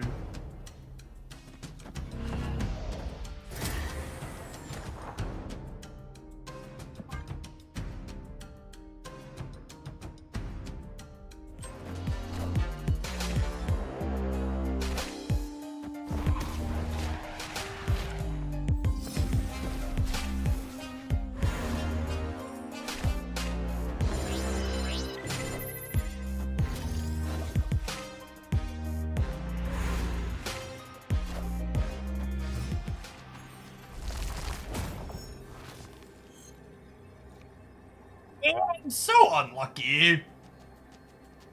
Literal bottom card here. The Infinite we wanted. I think it's just this. Like if they win center, they probably don't beat 17 on the left or 6 on the right.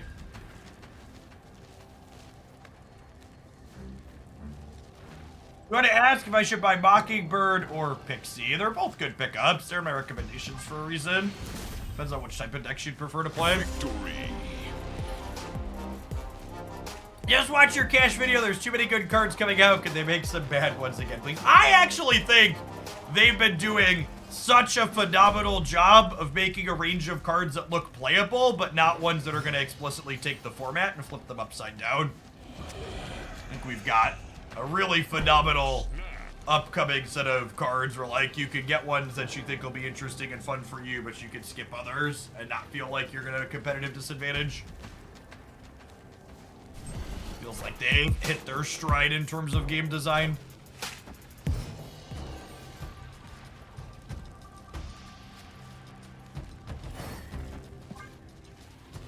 And Bamgi, thank you for the 29 months. Welcome back.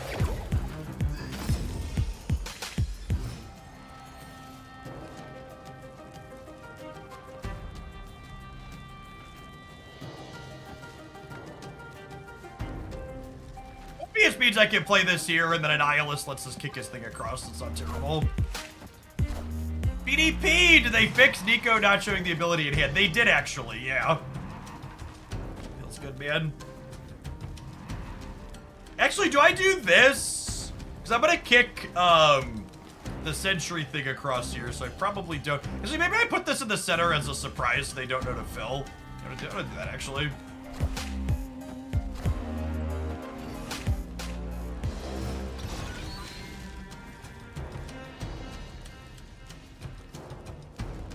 I think I want to do this for the sake of contesting the right.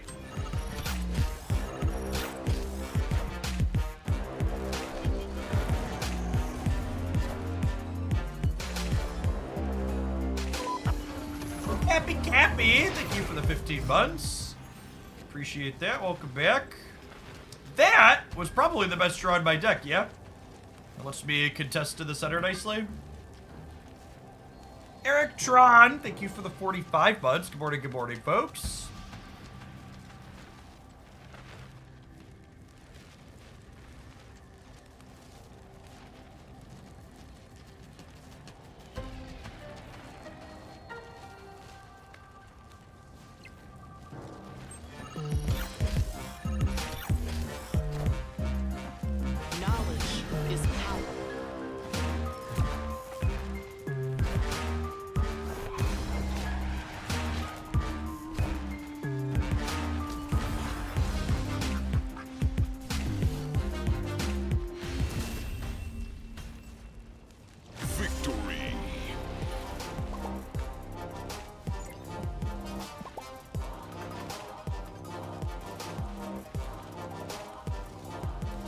Sasquatch and Mockingbird could go in the same deck. That's an interesting thought. They both get hosed by Mobius, but it is noteworthy that they both work with Mysterio.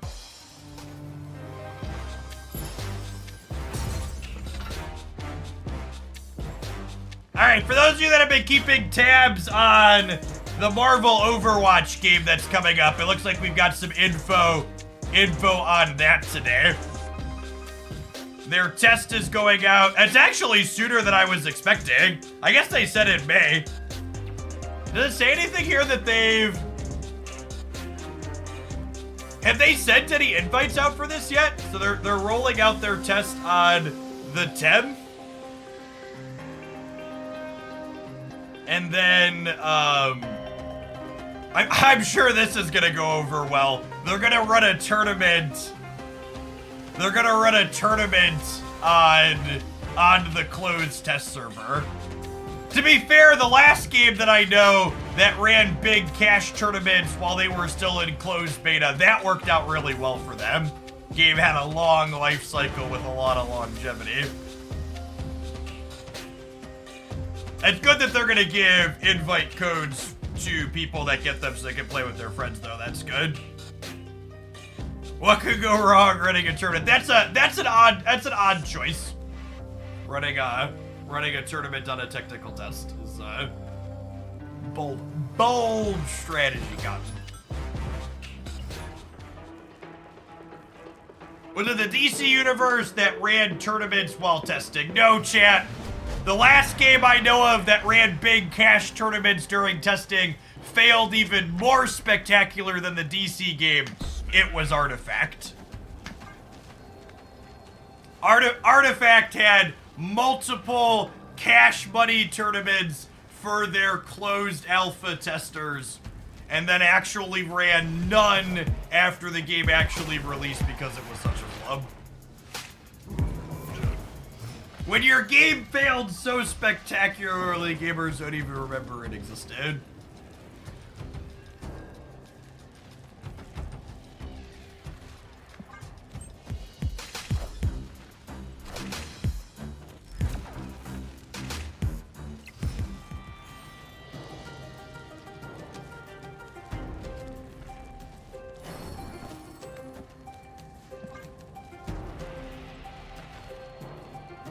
Their minimum specs in the survey were somewhat high, still hoping the 1080 GTX keeps going. That was above the minimum requirements, yeah?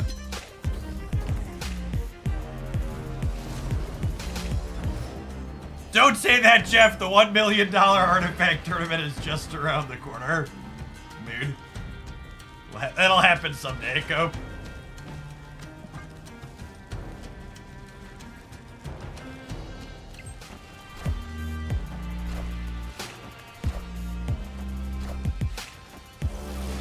The economy was a mess. What do you mean copying the Magic the Gathering online economy 20 years later was a mess?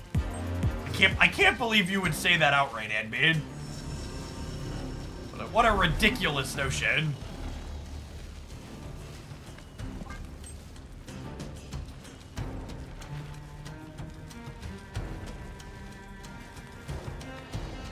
The good news is, if there are Professor Scam deck, we have War Machine.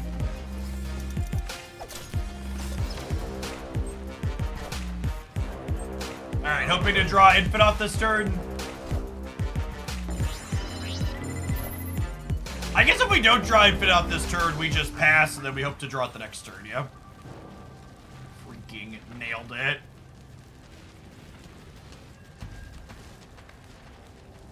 Actually, with Mobius in play, I'm guaranteed to be able to play whatever I draw alongside the Infinite next turn. So do I just pass?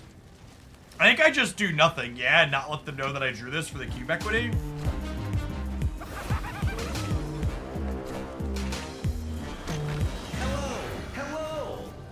Hello. 20 power now.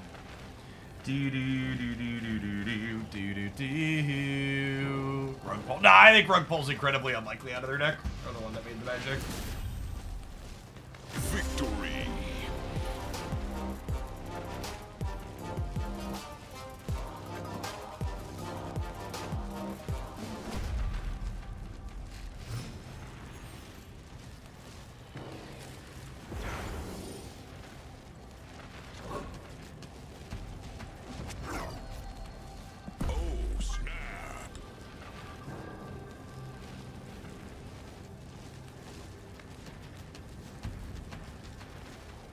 The Artifact Tournament's gonna be on the same day Half-Life 3 releases, dude.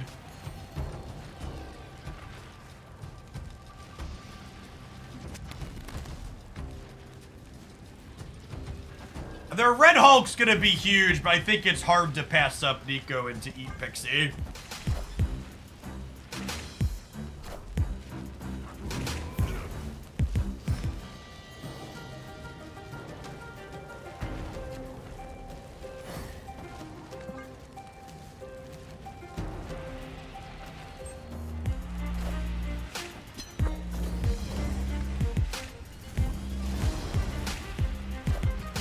Oh, I guess I only draw one extra card here, though, with it. Okay, that's wrong.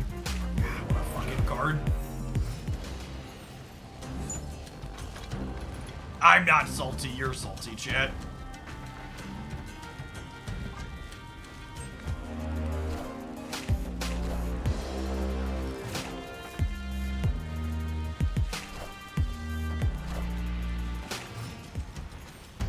What's your honest opinion of the current metagame? I think if you don't enjoy the current Marvel Snap metagame, you are probably incredibly burned out and need to take a break and go play other things for a while.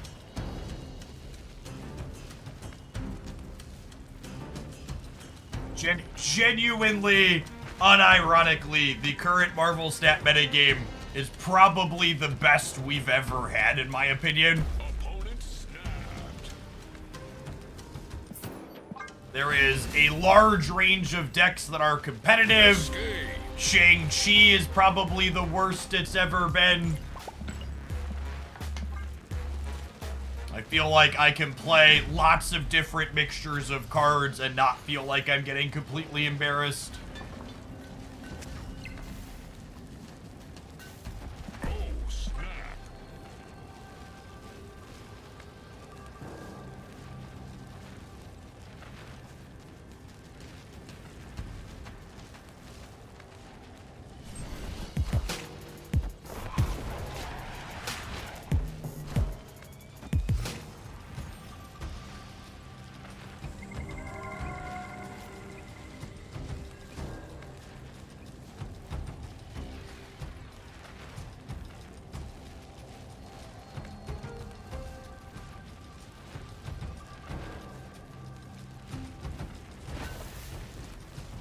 Is this Infinite Conquest? No, I'm not playing Infinite Conquest this season.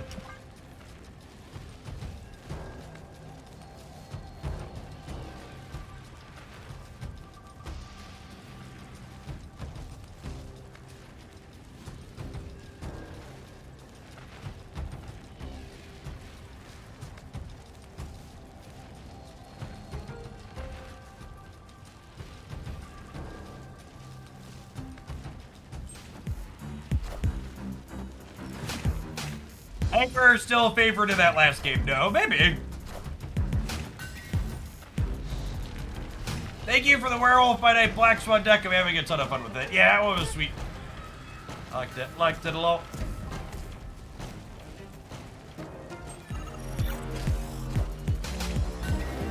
Is magic on the right?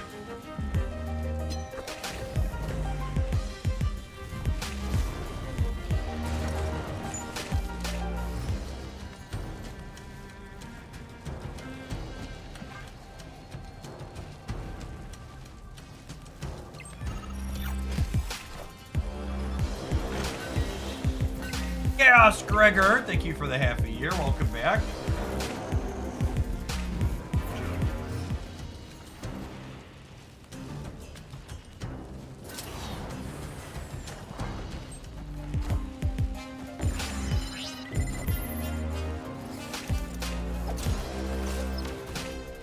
Hello, so happy. Annie!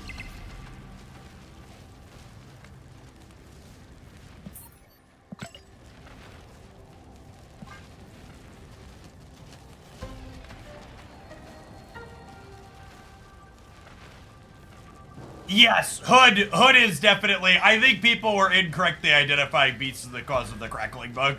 It's definitely Hood.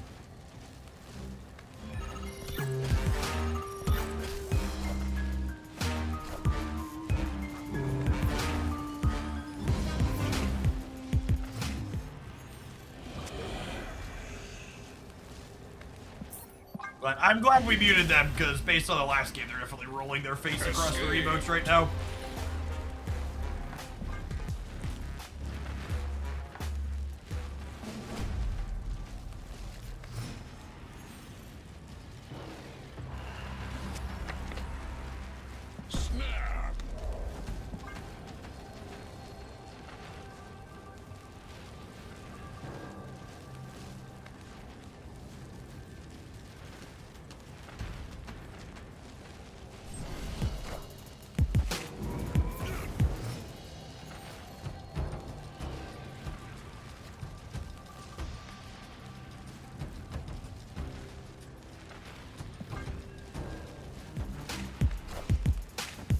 Yes, that burning, crackling noise in the background is a client bug dispatch.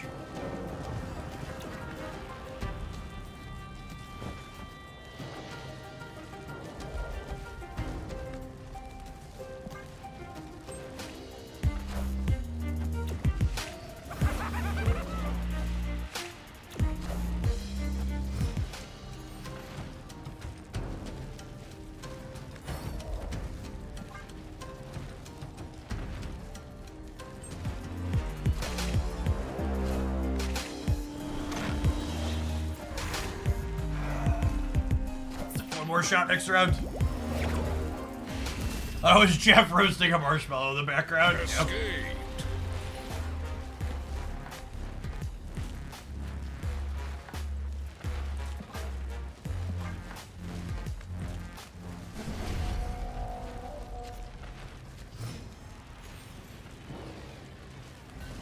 This deck has been my main deck this season, although I don't have Pixie and it's still been good. Yeah, I think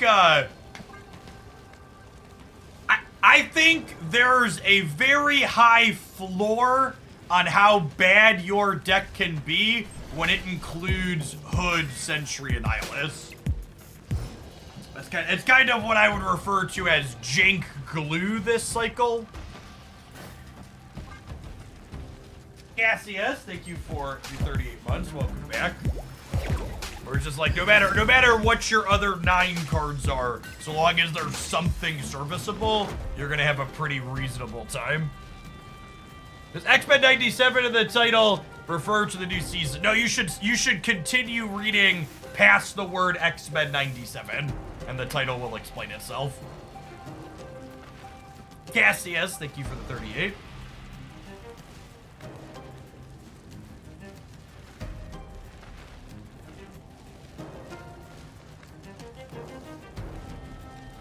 Jake Glue, we talking about treasure map? Yeah, basically. I also read that new episodes drop tomorrow. Yeah, part of the reason why they moved up Twitch drops with the X-Men 97 variants is because they want to line up with new episodes coming out. Yeah, so for those that missed it, you weren't here earlier, it will not be a random mystery variant tomorrow. It'll be 2 different X-Men 97 variants for Bishop and, what's his name?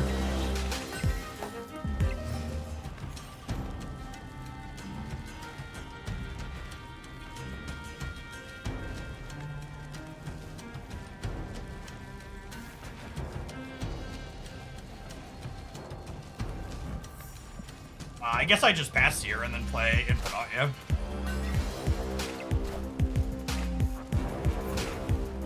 Hello, hello. Hello, hello.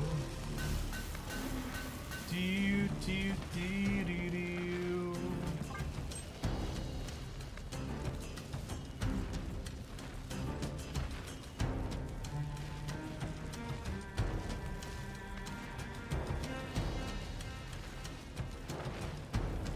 Twitch drops are always for a week for Marvel Staff Prog Intent.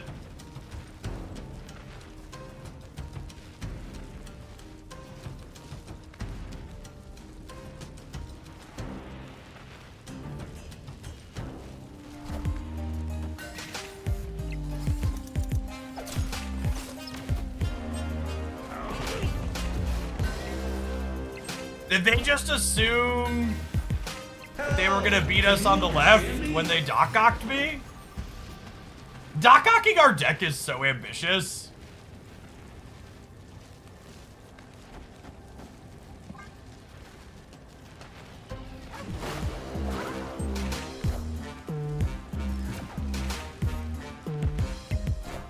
And if they're shanging me on the right, they're not spending all their energy, so I win the left. Yeah, crunched. Victory.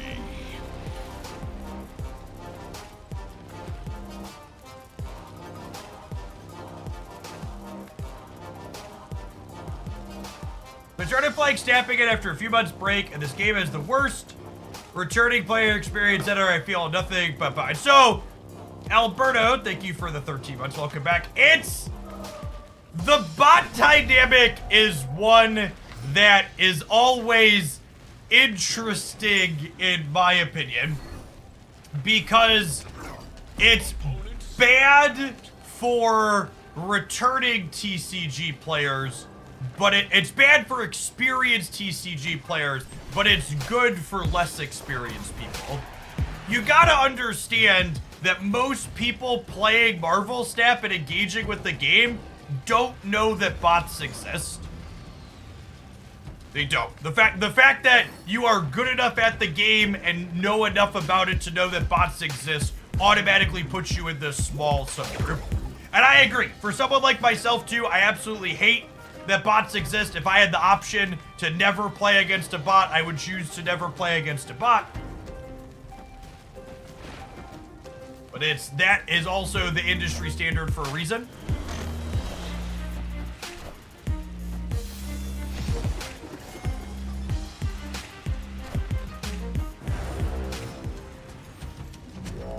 Yes, bots when people come back makes them feel like they're awesome and gives them lots of dopamine. One True Bob, thank you for the 18 months. Welcome back. I agree. If you're someone that's playing this game from a strategy perspective and not just a I want to win, it's, oh my god, get fucked, Buttercup. We actually haven't really punished them with the Nihilus at all yet this match, despite them constantly sending goblins over, so that feels freaking great.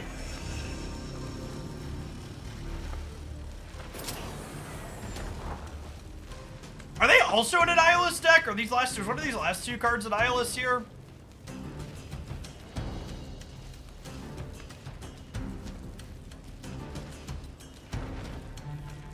I might just stack these here, and then we have this for one of these next turn. Because I think if we put 9 more points into here, they probably can't win on the right.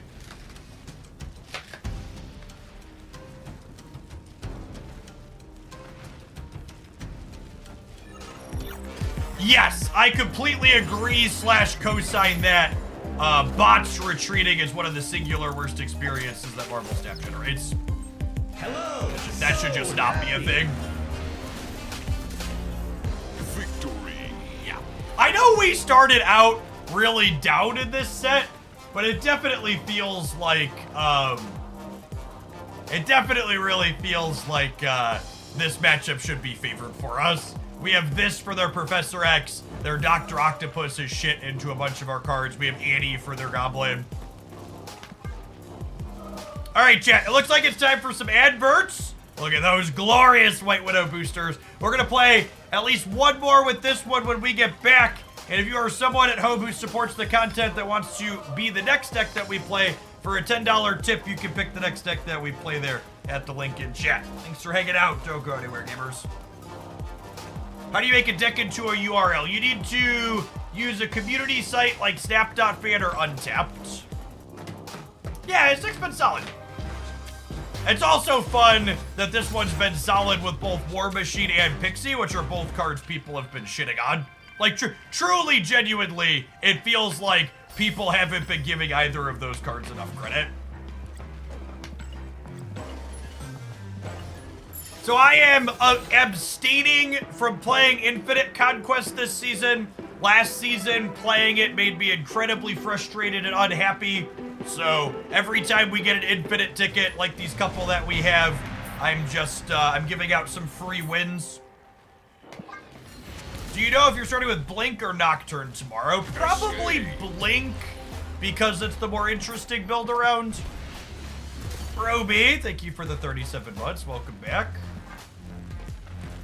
I could just forfeit them, but I like to have a little Conquest charity. I know anytime I get a freebie, it would get a freebie in one of my runs. It would make me happy, so let's dole out some freebies here. Untrue Bob, thank you for the 18 months, by the way. I agree, metagame's great. How dare cards release at a reasonable power level? Yep. Any hella tribunal definitely can rant. Thanks for the submission. Good luck in the rest of your run, Lannister. Escaped.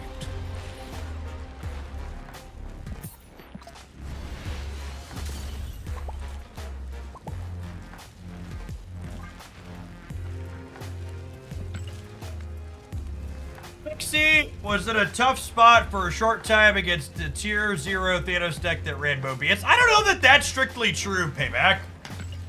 I think the bad Pixie decks people built at release that were high rolly and only worked when Pixie popped off were bad into Mobius, but those decks ended up not being good anyways. The good Pixie decks are the ones that like are functional when they don't have Pixie. Do you know when you're doing Conquest and you're on the first rung that you're playing against people only on the first rung as well, or is it just a pool? So, Conquest always tries to pair you into someone with the same current record as you. However, with the exception of the last match in Infinite Conquest, it pretty quickly expands the range it pairs into to try and get you a match quickly.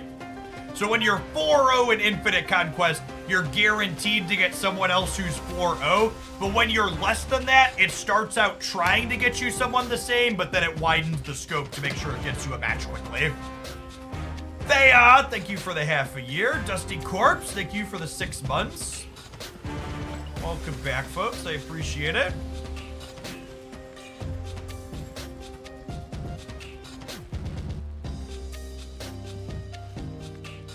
Oh, I have some booster pops here real quick. 0, I have gold on him.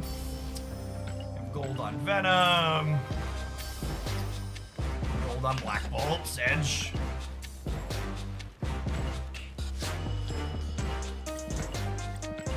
Alright, let's play this Pixie War Machine deck one more time, and then we'll jump to our next viewer submission.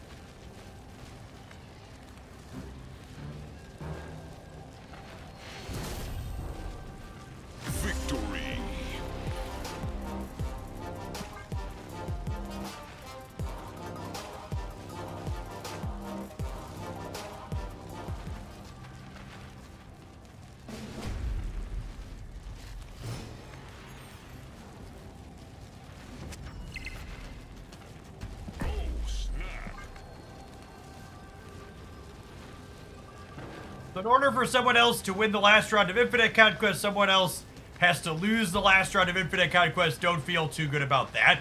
And I actually completely disagree. I think it's really important that when you're playing for a prize like the Infinite Border, it's critical that both players be committed a similar amount to getting that prize. I think a real feel bad would be if there was a possibility that someone beat me when I was playing for a border and they weren't guaranteed to get one.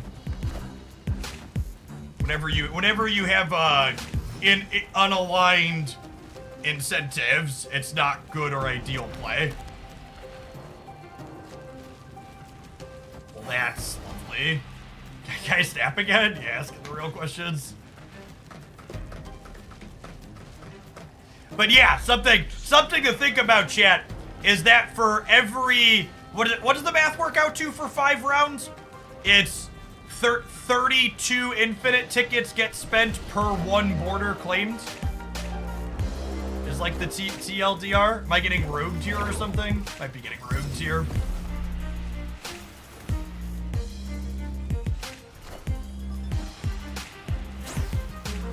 And now we're probably 0%, yeah?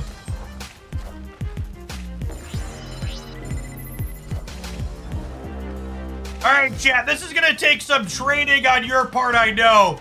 But where are the fucking sandcastles in the chat? Come on now. My sandcastle has been absolutely, brutally, inhumanely demolished. And I need chat to let me know that that has occurred.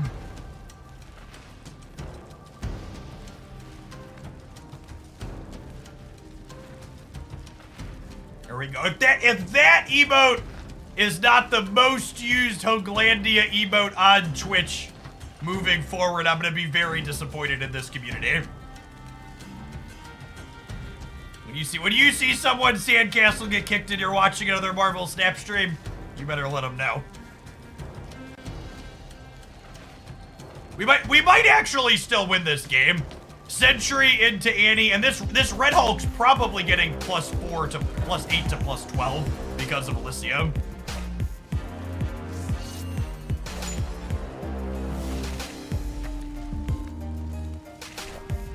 Dorchez, thank you for the 52 months. I appreciate that. Welcome back. So I think I'm actually going to put this over here, because if they fill this turn, 12 might be enough to beat it, yeah? I guess they only have to put 2 in there. It's so close.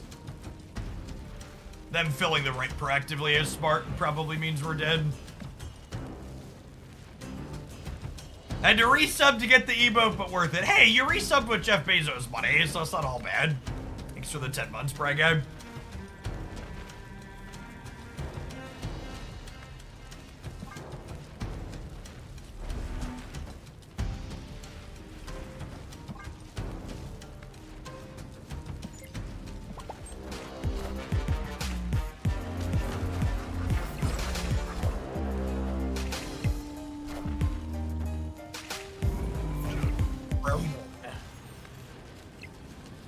Is Super dead here?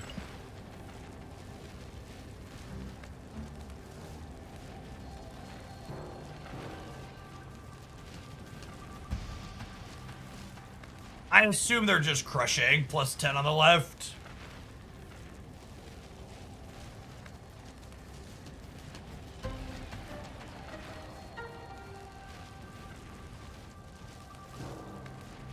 The portrait menu is slightly different. This puts me to 23, potentially 27 here. They're down to at least 23. I don't really care. Let's ship it. What was the $5 price for that Castle Masterpiece? I think she charges 30 or 35 for animated emotes, but I usually tip her a little bit extra because she underprices herself compared to what other people do, and her work's high quality. Jingleheimer, thank you for the 10 months. I appreciate that. Welcome back.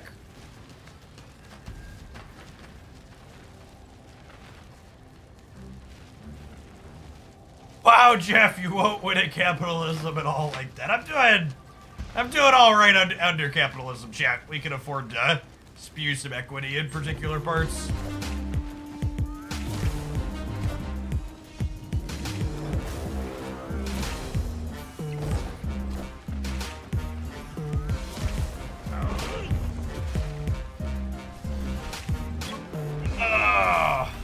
Worth noting that we lost regardless of which location we played to here, yeah? You're one short over here and 2 short here.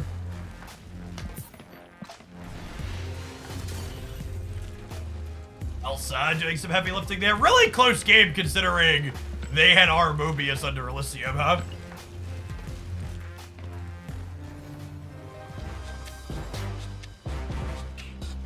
Hey, Holy Cats, thanks for the deck submission. Appreciate that. iMan, thank you for the tip as well. Silence, thank you for the Hawaii 5-0. Alright, we have a quest to play some Hella Tribunal. Let's find the best build of that, huh?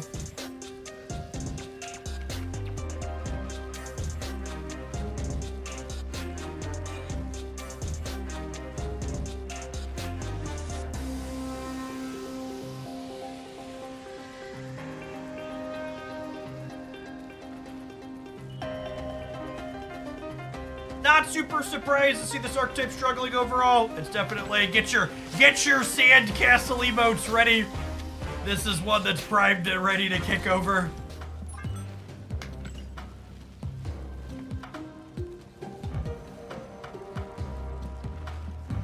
I have boosters, chat. Should we take a spin for a golden invisible woman? Let's take one spin for a golden invisible woman.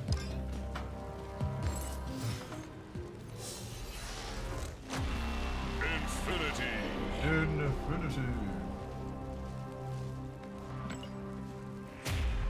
Enchantress is not real and cannot hurt us. Nope. Definitely didn't just lose a game to a rogue. That would be bad for us. And Invisible Woman art is beautiful. Yeah, I think it's best in slot, not close. Unlucky.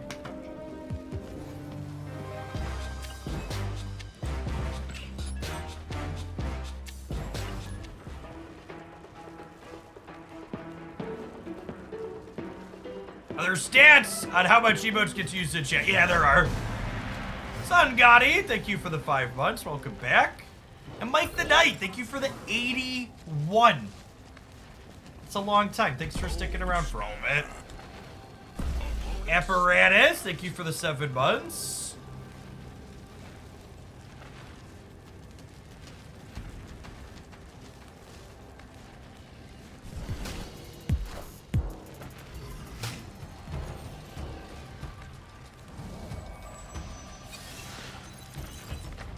That's also true. Twitch tells you at the end of the year which emotes you use the most personally.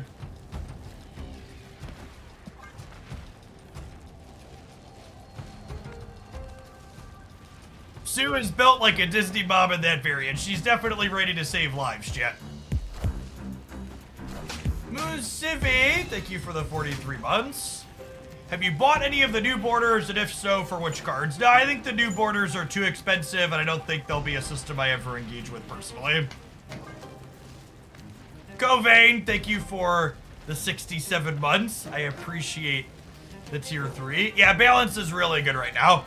It really feels like they've hit their stride. I'm someone who really enjoys all of my cards being uniform. So if I were to buy some amount of borders, I would feel like I need the borders on everything. And it costs approximately $3,000 to get the new borders on everything, which is just out of my price range. If it's too expensive to a huge whale, it's probably a bad system. Actually, I don't think that's true, chat. I think the idea that something is out of my price range, meaning it's no good. I would be very shocked if they're not making a pile of money off of the borders. The borders in particular, I think, are really appealing to people specifically who are interested in tricking out a singular deck, as opposed to me, who plays a ton of them.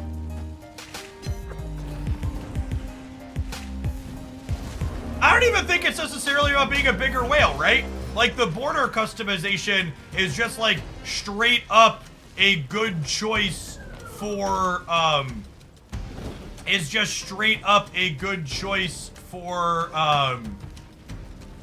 people who, like, focus on one deck, right? Like, you know those people that just, like, have the blinged out high evo deck or discard deck or destroy deck.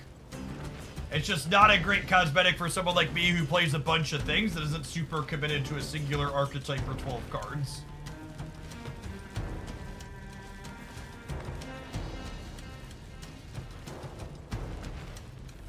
So if we brick on the Hela next turn, Iron Lad gives us another shot to find her if they run Polis, which is nice. Yeah, I'm very much aware that there could be a run pull coming up.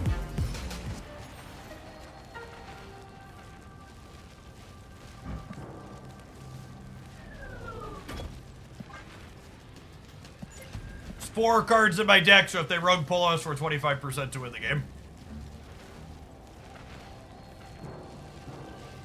I blinged out a Kazoo deck and no one can stop me. Yep. Yeah, there's a lot of that. There were a lot of I bought the custom borders that came across my Twitter feed the day of. There are definitely people buying and using that feature.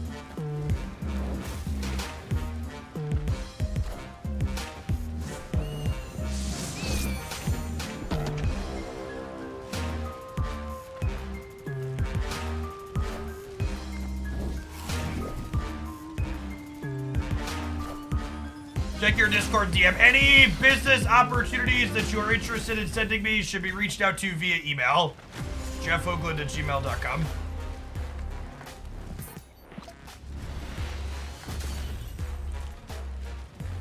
I'm still pro make this border account wide and make it $100. $100 is way too low, chat. It's currently $100 per deck to border a single deck. And they have people paying that, so there's no way they give you an account wide for $100.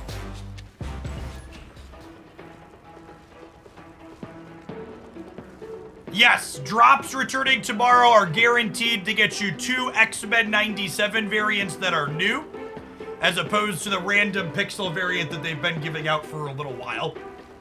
And this is extra important, chat. I want to hammer this point home. If you want them to regularly give out sweet new variants instead of random shitty mystery variants, you should make sure you show up and watch as much Marvel Snap as humanly possible for the next week during drops. Because they are 100% going to be looking at metrics from the next week.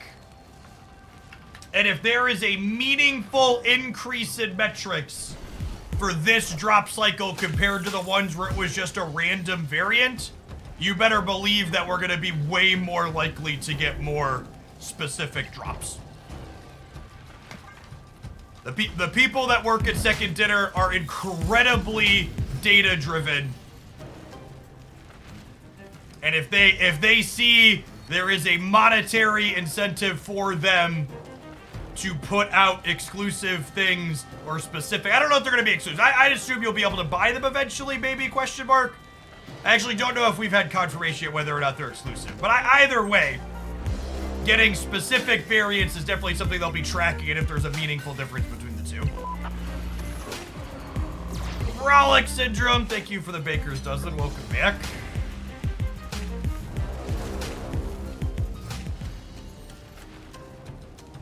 Alright, I've got 1, 2, 3 viewer decks after this one. Probably take 1 or 2 more.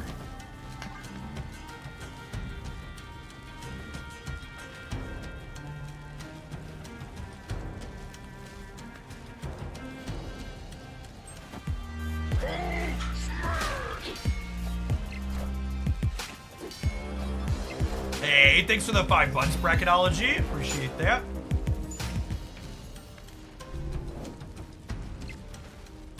Hello! Hello! Alright, Hella, I'm gonna need you to plug Iron Man and Onslaught into Ninevolier for me, please, gal. Please, I'm begging you. Alright, chat, prepare your sandcastle emotes here in case Sue gets kicked. Yeah, that's true too. Past just the action of watching the stream, you can also make sure to reach out on Discord or Twitter or wherever else you social media that Snap is present. Let them know that you like the X-Men 97 as opposed to the randoms. It's definitely big true.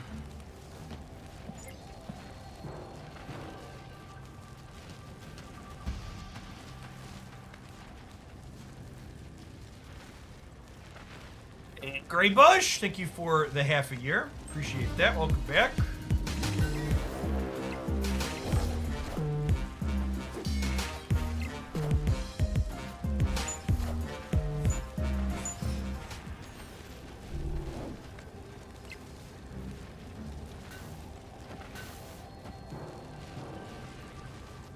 Six.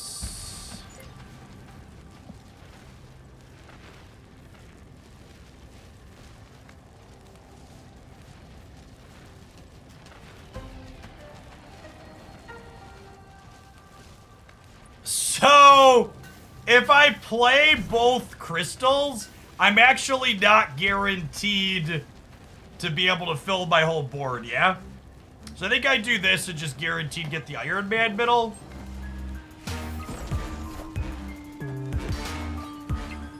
Happy to drop this off. Thanks for being one of the most consistently high-quality streamers on this platform. Thanks for keeping me around for over 2 years, Ruler Dude. All right, there is a chance here that because of this crystal play, we miss getting Living Tribunal into play here. One of my 7 cards is not going to have room to fit on the board. Minions to me. Behold my mighty hand. Oh, we hit once. We need to. Okay, cool. Cool. We needed to not break the Living Tribunal coming into play. Never did have it easy. Victory.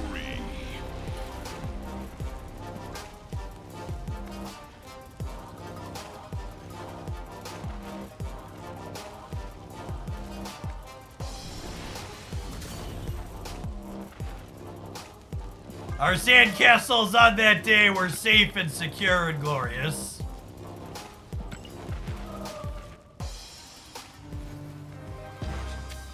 Make sure to fist bump.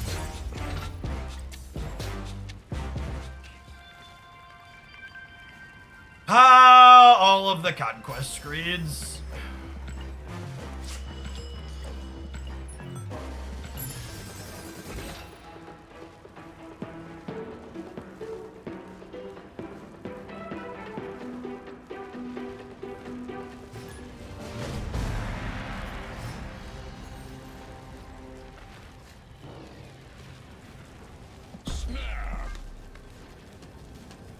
Helen gets an A+ at our next performance review. Yeah, probably.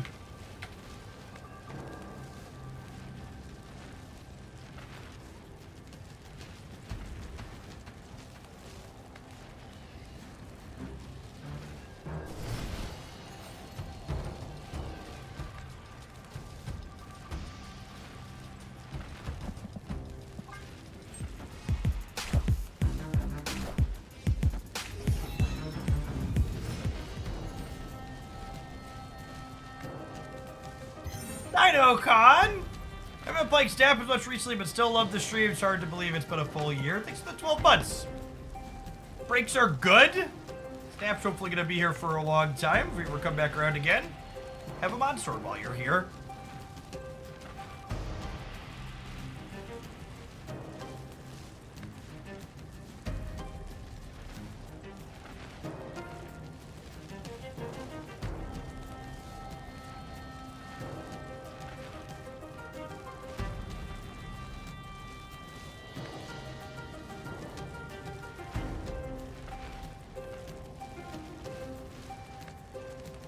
Is that hella fool's gold? No, it's actual gold.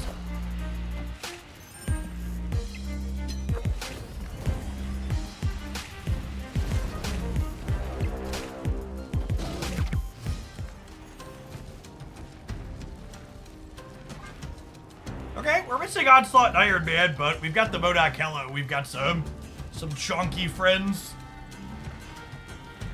Got 3 more draws here yet, too.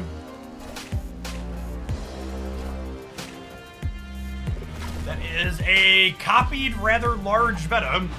And there are 3 things that blew up will come back in the Valley of the Hand next turn. I guess it's only large-ish. This feels like a matchup that's got to be good for the Hella deck. Yeah, they don't interface with us, and I think our linear tends to be better than theirs.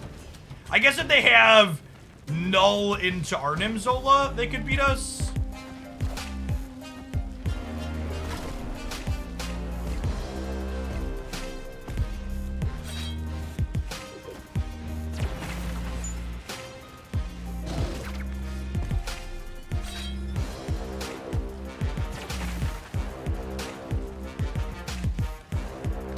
Wow, and they got the perfect order on the left. Holy. Valley of the Hand revives randomly, FYI. Okay, there's an Iron Man.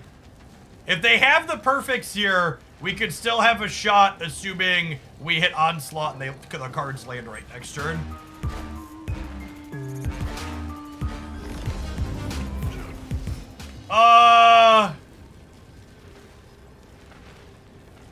I think that's good for me, yeah?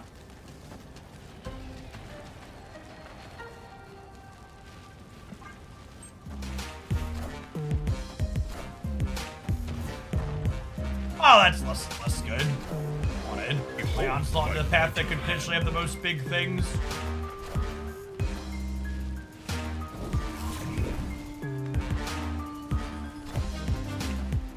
Minions to me. I am. Oh, unlucky. I need my 20s here. Oh, no!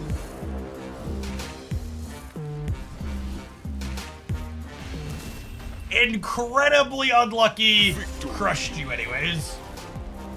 I would say I feel bad, but they're a Professor X to Stray player, so honestly, they're getting what they deserve. Only 38 everywhere instead of 60 plus everywhere. Unlucky.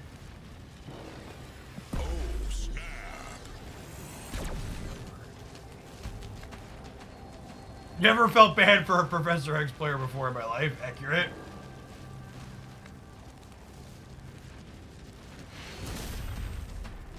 Victory.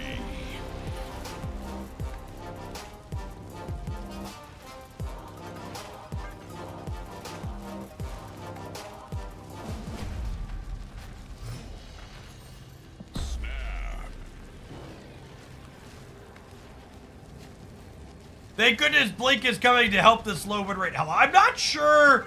I think Blink's probably good in like the Lockjaw Corvus builds of Hela. I'm not sure that I expect it to be good in the Tribunal builds of Hela.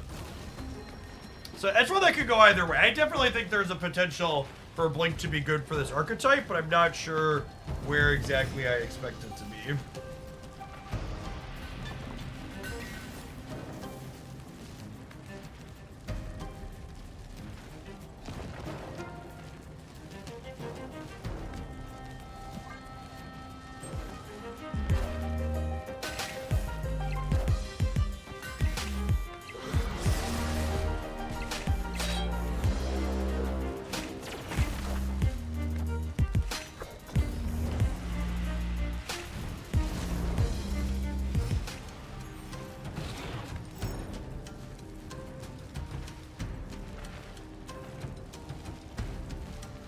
So it's Crystal into Supergiant into Hela into Modok. Is there a non-Hela, non-Lockjaw deck you think Blink could be good at? I don't know.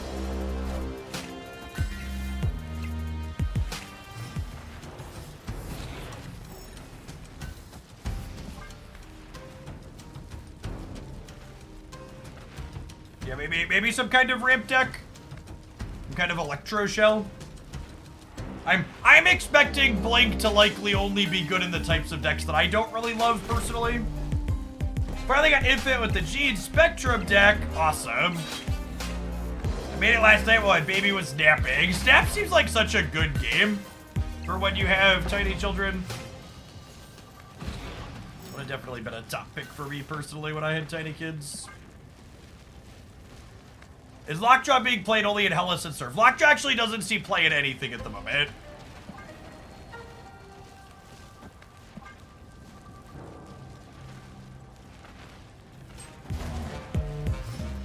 I think I just want to spread out here as much as possible. So that way, Professor X hurts me the least.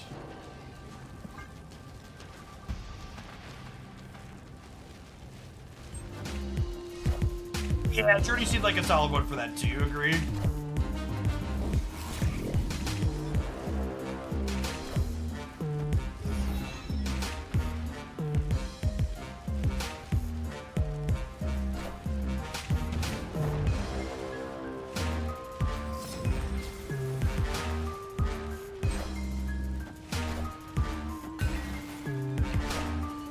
Minions to me.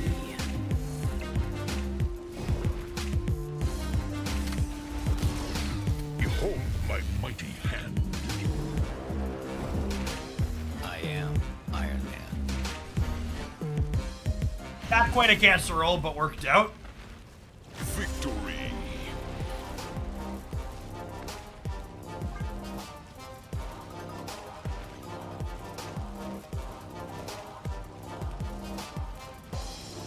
Around 6,000 tokens, would it be better to go for a card like Red Hulk or Cannonball? I actually have my thoughts. My video this morning on the YouTube channel was a Spotlight Cache review for all of the upcoming Spotlight Caches. And something that I always include in those review videos at the end is a breakdown on which cards I think are the best to use your collector's tokens on, given that we know they're not going to be coming up soon. Be sure to check that one out.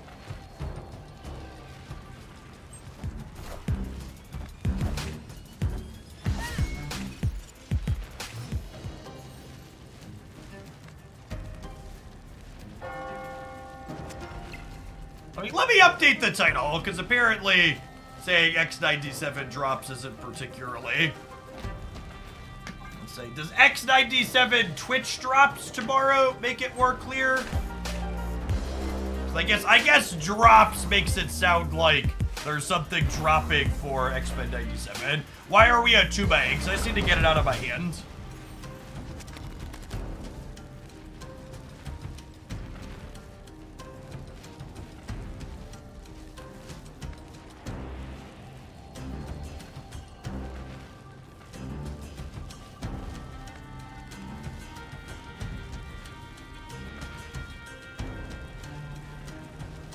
That's gonna give him 1. We're gonna try and win 6 in a row. Our hand's awkward here. Escaped.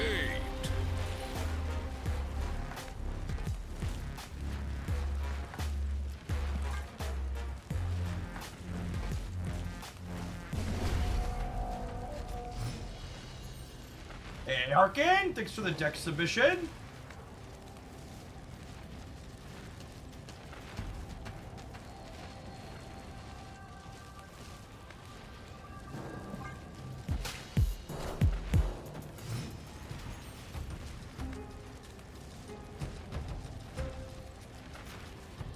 Yes, Scorpio has issue there. No, chat, the last game had nothing to do with the cards that my opponent played and everything to do with our hand just not functioning. 9 times out of 10 when you're playing a deck like what we're playing, what our opponent actually does is irrelevant. It's 110% about how draws line up into each, or about how our draw lines up. On a magic mid? Yeah, I guess that's fair. I can pass next turn. Oh, super rewarded for not just passing. Perfect. Alright, their death is free.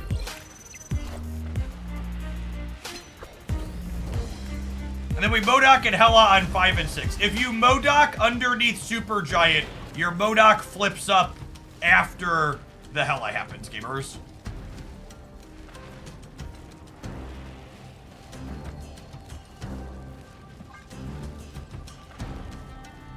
So the Super Giant is so you can Super Giant Hela face down on 6 and then Modok on 7.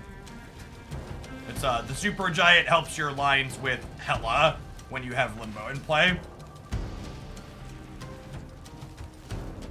Yeah, we had 1 Super Giant game, Winterfell. That's fine. This Silver Conquest is a big deal for the opponent, chat. Let him grind.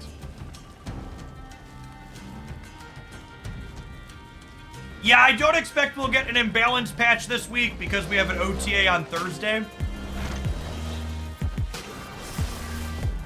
Debris actually really good against us.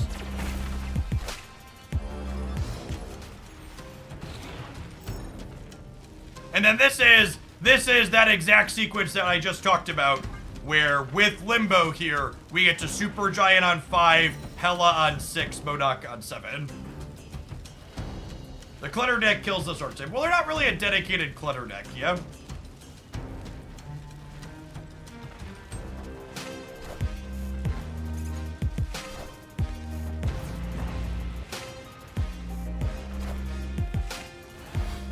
All systems go.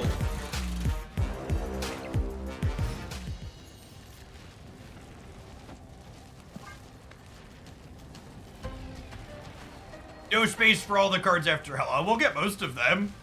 Why do I need all of them? You greedy gamer? You need every card? Yeah, Cosmo's the scary one for sure.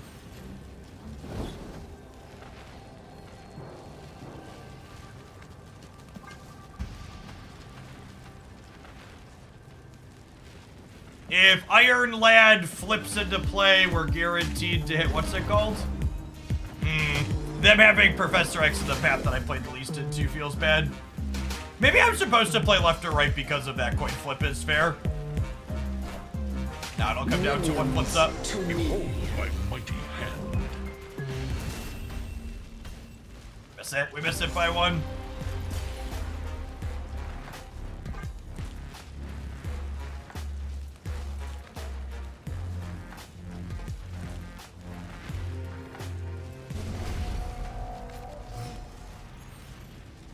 Opponent just has to win 4 more times here. Got us on the ropes.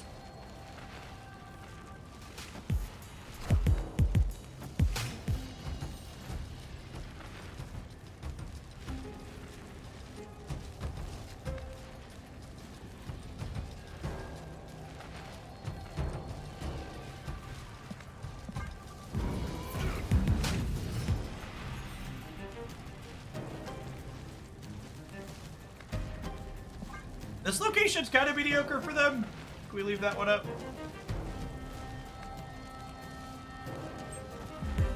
Honestly, maybe I'm supposed to leave Tarnax too.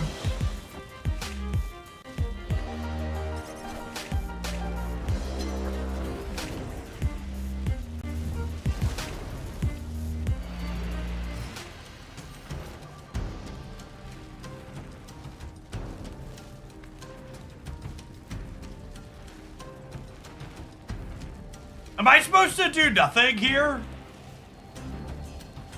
I think I'm supposed to do nothing.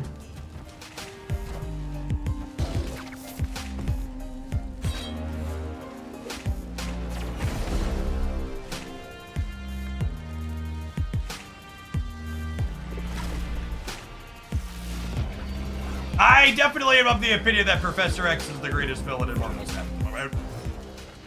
It's definitely indicative of my feelings.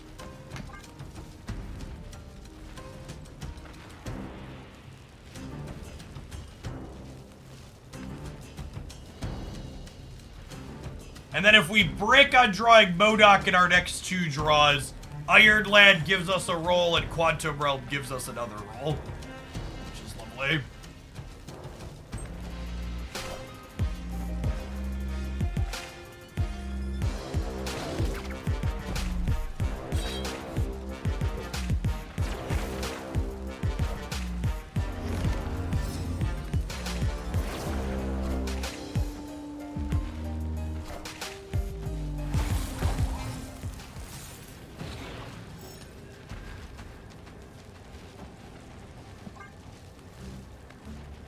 If they find debris again, they probably get us.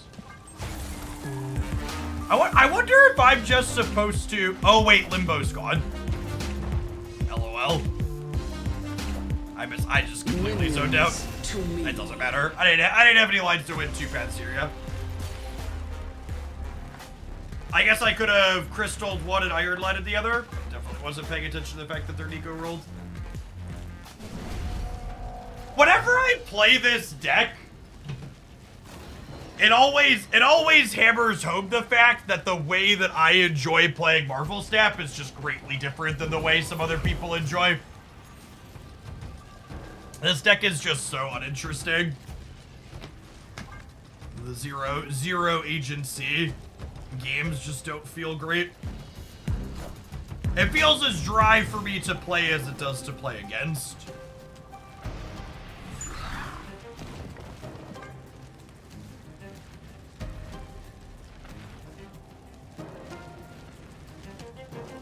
Like sitting here watching this match slowly slip away from it. It's just like there's not really anything we could do differently to impact it.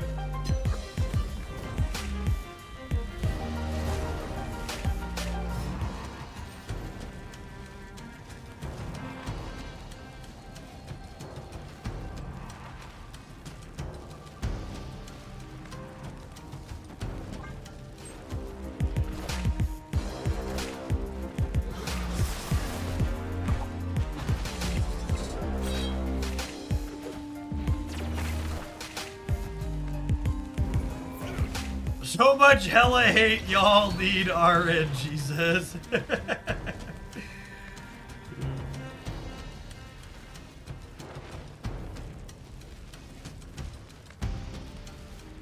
Okay, so is this a non-Hela game?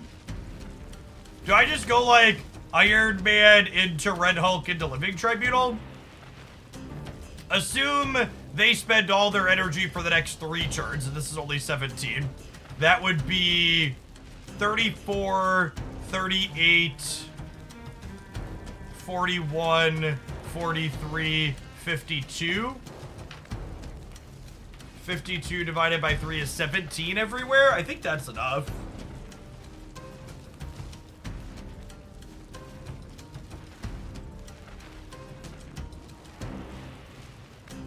If they X, do we get hosed? I mean, I get hosed by X regardless, yeah? I don't think that's a real thing. They also rolled the Nico location change in again.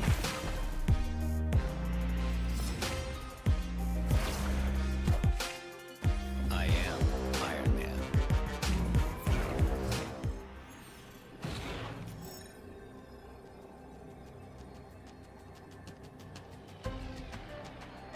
Sio Easer, thank you for the 15 months. Welcome back. There have not been any patches to fix any bugs that are currently implemented, no. So any bugs that are still there, yes. Haha, brutal.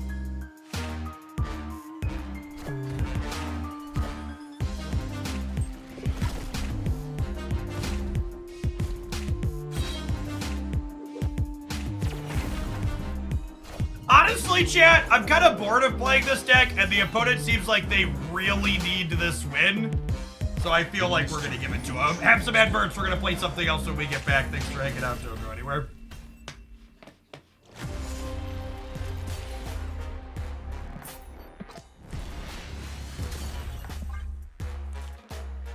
They want it real bad. Our deck is annoying to play with. Move on.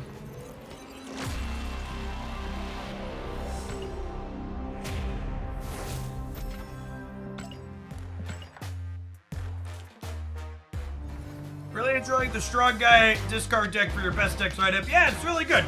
The discard Morbius decks really feel like one of the things that people moved on from very quickly, despite it still being very strong.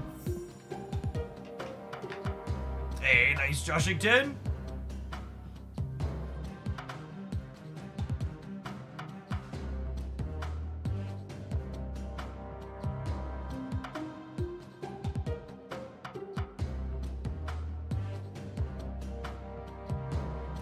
Sick Carthage, thank you for the 3rd of the year. Welcome back.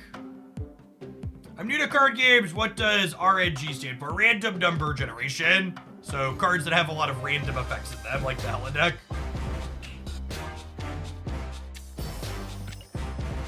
$200 credits from the season caches feels like cheating. Such a solid hit every time. Just lovely.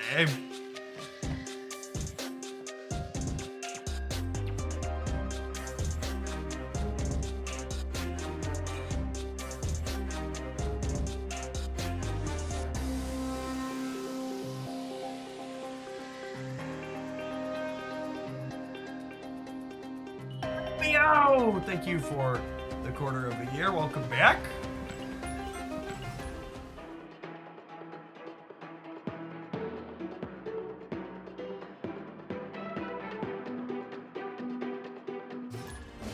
Did you expect Nocturne won't be able to do that, Jeff? Won't be able to do what? I started poking at AFK Journey after I saw your Twitter posts, and I have to say, I really like it so far. It's a really quality hero collector game. Cassius. Honor dual mode is fun and skill testing, and the actual hero collector portions and RPG stuff is solid. Change Deep Space. Yeah, I would expect that Nocturne changes Deep Space.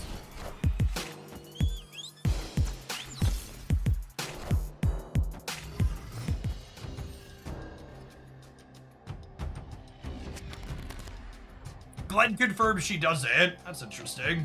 Sure. Seabass, thank you for the 11 months. Marley, thank you for the brand new Prime.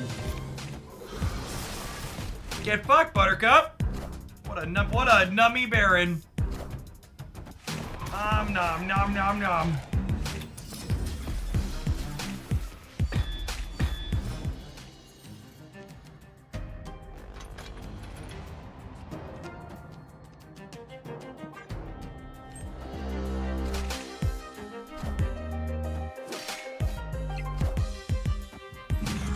Only Legion can get rid of Deep Space. Nico can get rid of Deep Space, and Snowguard can temporarily get rid of Deep Space.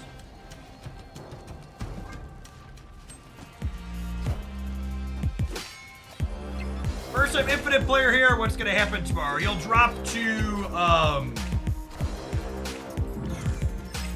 what's it called? You'll drop to 70. And we have priority here. So we get to murder Elsa before she pops, then we'll have cheap death and cheap Mockingbird next turn. Looking good, gamers.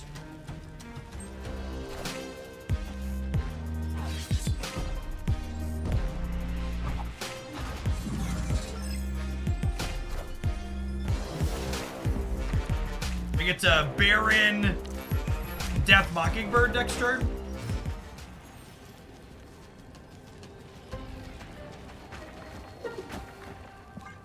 A solid first game.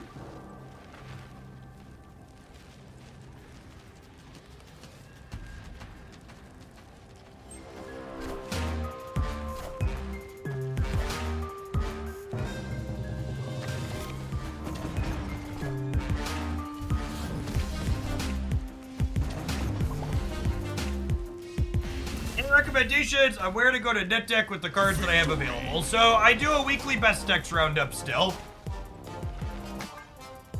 But obviously, depending on what your collection looks like, those aren't all going to be accessible to you. My general comment from all time stands is that in Marvel Snap in general, you want to be being able to recognize when you can make a swap in a deck versus not is important.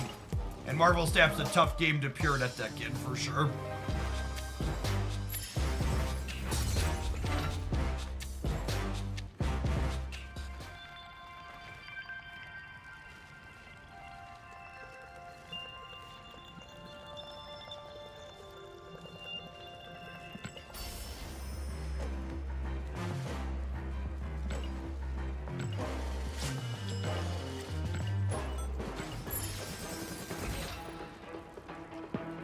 I have so much copium for C5 next month. If Nocturne doesn't do it, Hydra Bob will eventually do it, yeah?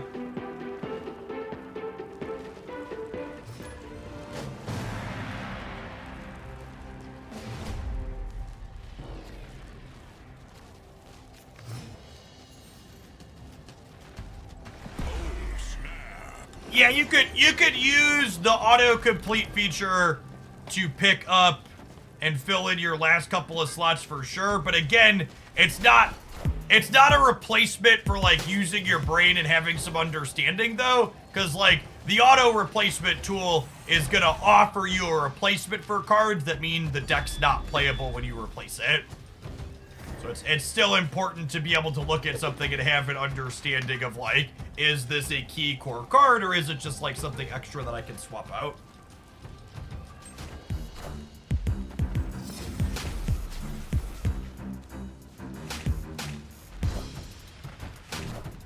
No brain, only click. I mean, that's what a lot of people want.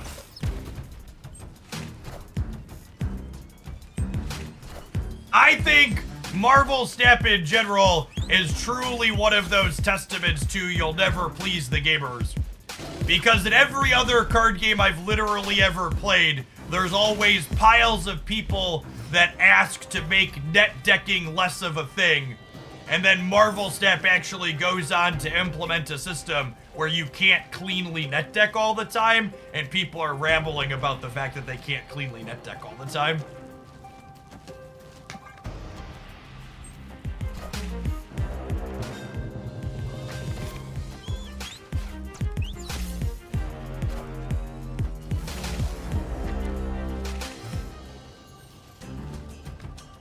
Unfortunate that I burned my carnage early and Lady Deathstrike is out.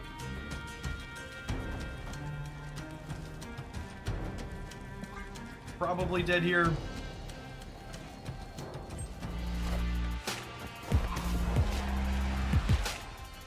let Cable next turn and he'll get us a winner. Nope.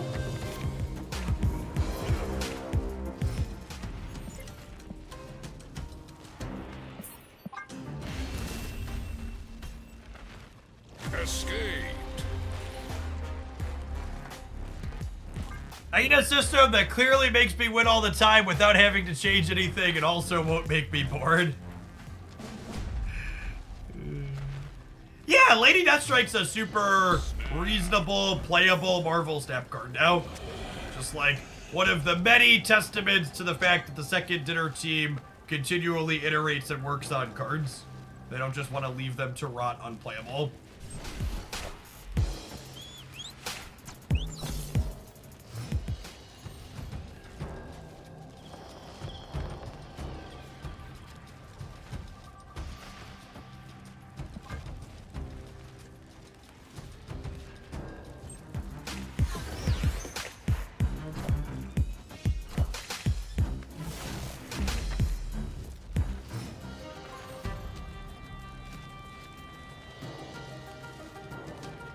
Baron Zemo is going to be the token pull starting next season. Yes.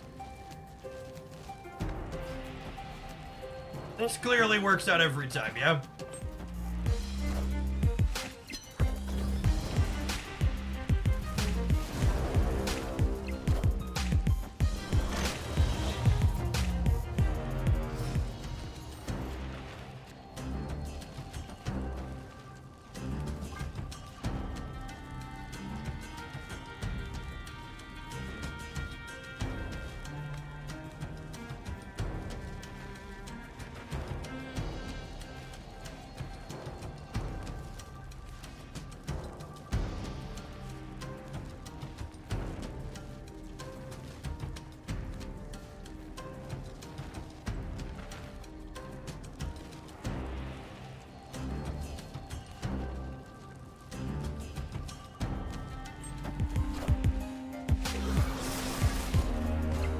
Death is down to 4.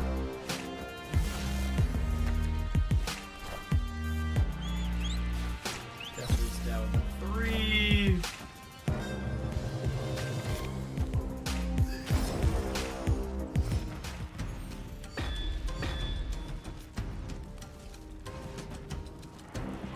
I just want her to be free.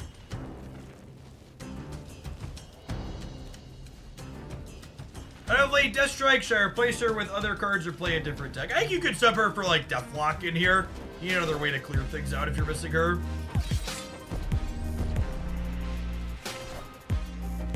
Verdict on Valentina before the season ends. It doesn't seem like she's a must-have card. I completely agree with that. In fact, I would make the argument that Second Dinner has hit a really good stride where it looks like they're going to be churning out lots of cards that are playable and reasonable, but not required must-have. Shiggity Shrek, get fucking wrecked, gamer! I think Valentina is a super playable and reasonable card that goes into a number of solid decks, but you also aren't going to feel like you're behind or can't keep up if you don't have access to her.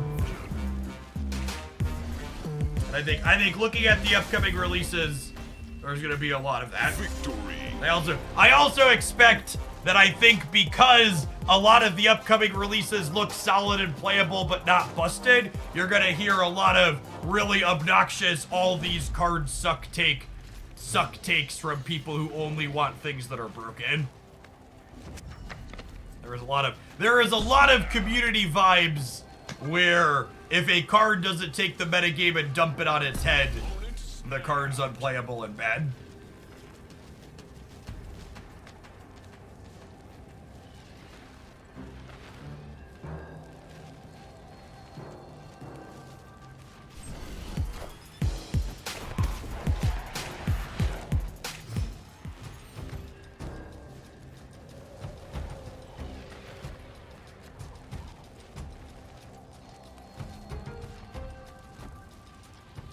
You think both Sasquatch and Demora have a chance to be broken? Sasquatch is a card that by virtue of sand castle kicking, I don't think can literally ever be too strong in Marvel Snap. Unless they rework Morbius, I don't think it's possible for an effect like that to be too terribly strong.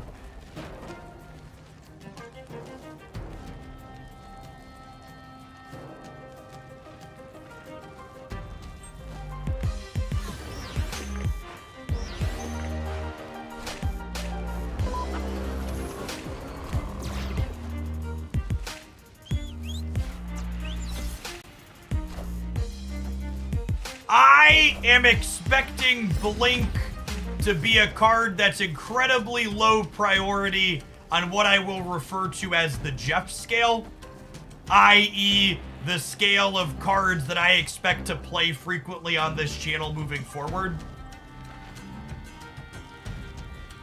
I think it's probably a very playable card, but I think the types of decks that it goes in and are likely to be good in are probably not ones that I personally enjoy.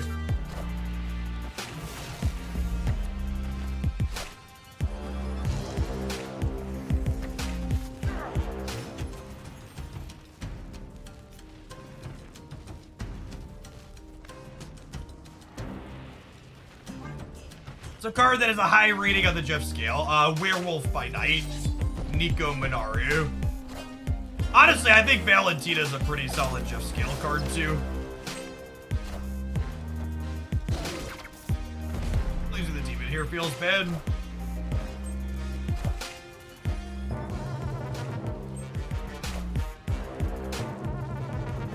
All systems go.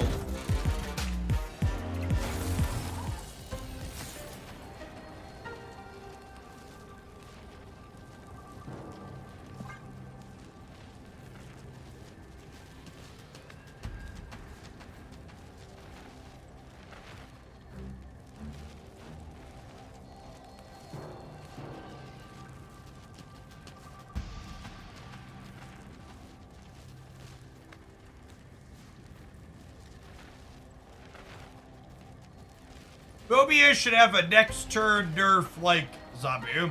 I actually think I would like to say I would like a small Mobius redesign, I think. I'm gonna open the balance can of worms and then we'll move on from it.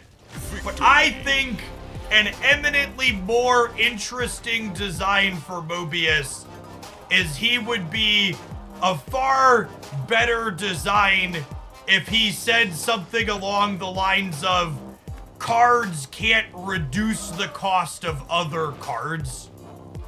I think Mobius probably shouldn't impact things like Stature and Miles and She-Hulk, and it should probably be a tech card for like Loki and Quinjet and Sarah and other things that help you cheat on the cost of other cards. I think Mobius just probably casts too wide of a net with his current design. Like, I think you could probably even split that into, you know, you could have two cards. You'd have a card that, like, cards can't reduce their own costs and cards can't reduce the costs of others. Yeah. Something along those lines. I think it just hits too many things, incidentally. It kicks too many sandcastles. Thinking of having your sandcastle kick chat. Yeah, I guess we can wait a second. We're gonna be close. Have some adverts, non-subs. We'll see you in 120 seconds. We'll be back in a minute.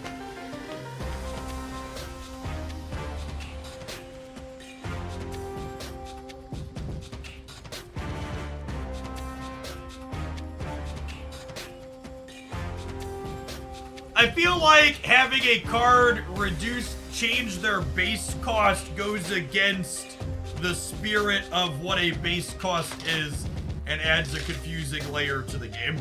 That would be bad for it. I'd be pretty against a change like that.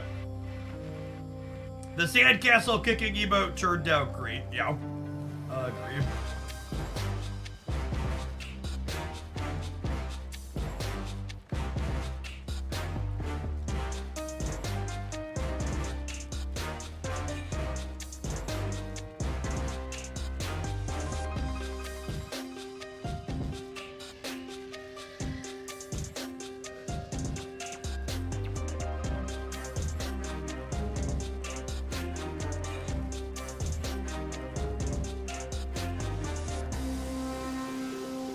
Chat, I really need to start a literacy program for gamers.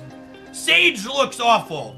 And on reveal 3/6 at max. What am I missing? The ability to read. The ability to read is what you're missing.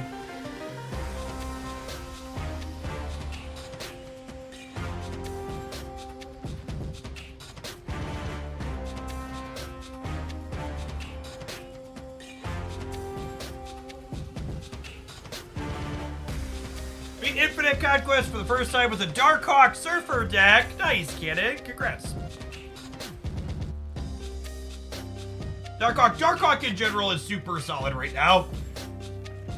Zabu nerf making 5 energy Darkhawk feel good and playable. I did not have on my bingo card, but I was happy to have it happen. A 3/6 is also not bad. That's incorrect. A vanilla 3/6 is pretty mediocre. Will Sage count her own costs? Sage doesn't count costs at all. Speaking of gamers needing literacy. Holy fuck, chat. Dan Bones, thank you for the Baker's Dozen. I appreciate the 13 months. What do you think is the best Darkhawk deck right now? I really like the Darkhawk deck at the start of my best decks roundup from Friday. I think it's quite good.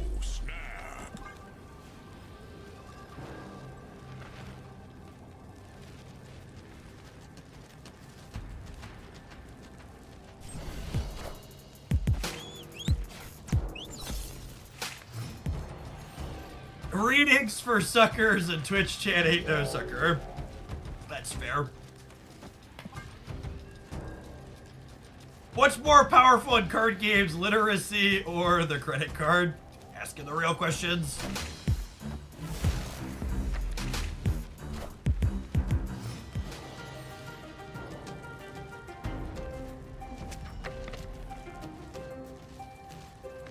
Okay, so remember, Stark Tower is going to end up somewhere not here before it pops. So we'll debris the center.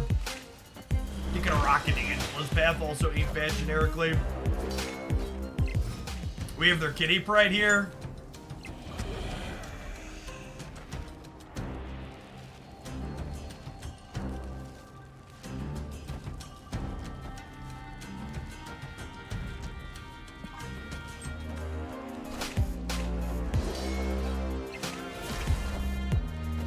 Valentina to get 200 tokens. I've got 4 keys, but I'm not sure.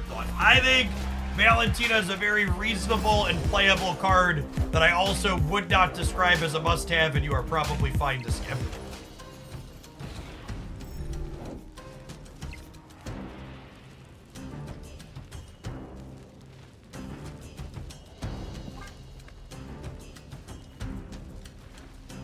If you missed it already and you're thinking about spending keys today, definitely make sure you watch my upcoming Spotlight Cash review video. We know with certainty what's coming in May, and then I take a look speculatively at June and July data mines.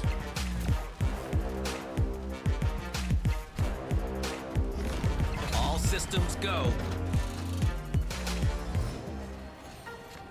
Yeah, chat, it's really hard to put into words just how much better Jeff the Baby Land Shark makes most Marvel Snap decks. Just like moments like this.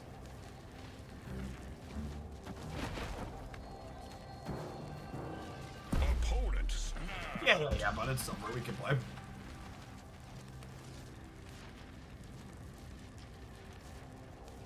And Picasso! Thank you for the 12 months of support. I appreciate that. Welcome back.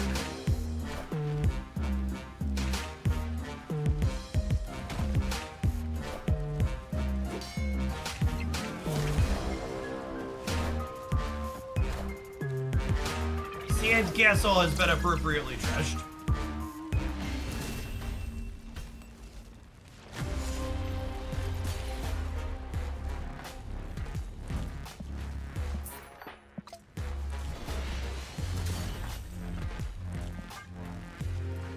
My kingdom for a Professor X rework, chat.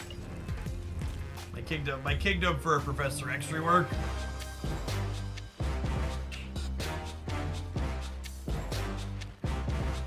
I think this deck's gonna get a little bit extra screen time, so I would like to get 2 more Baron Zemo wins in with it before we're done. How are we supposed to talk to you? Chat's just gonna be a perpetual scroll of sandcastles. Yep. You're not wrong. How would you change Professor X? I'd give him a new fucking text box so he's a different guard. Oh, snap.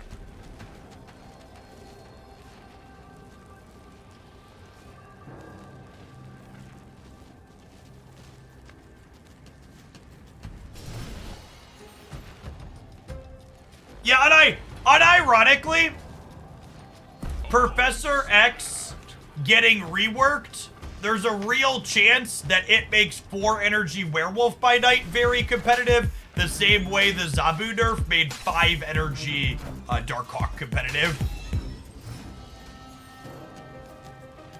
Just one of those. These two things are very related.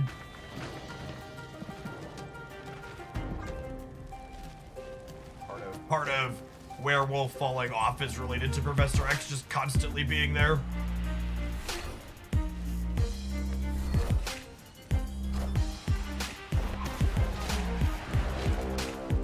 I today, chat, I'm truly wonderful today. Just a truly fantastic, awesome weekend with the family. Marvel Snap's in a good spot. We've got drops going tomorrow. Life's good.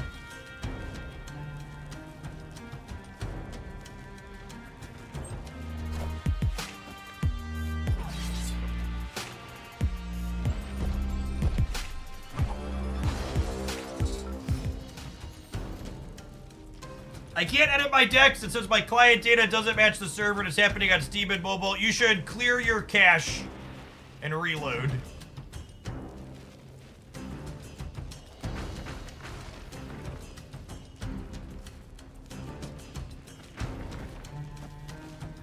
This Baron Zemo could bite us in the ass here.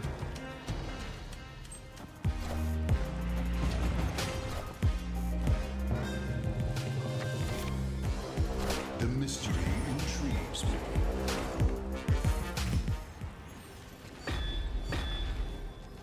When will Twitch chat get a rework? Asking the real questions. Would I not play Thirst Daddy because I want him to murder one of these? Victory.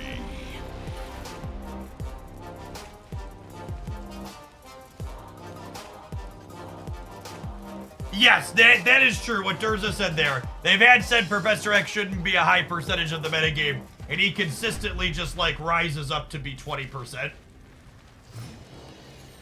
A lot of Marvel Snap metagames have come down to Professor X regularly hitting these double-digit popularity percentages, especially among top players. And you can see it goes down the further out you go. It's 16, and then it's 10 when you look at...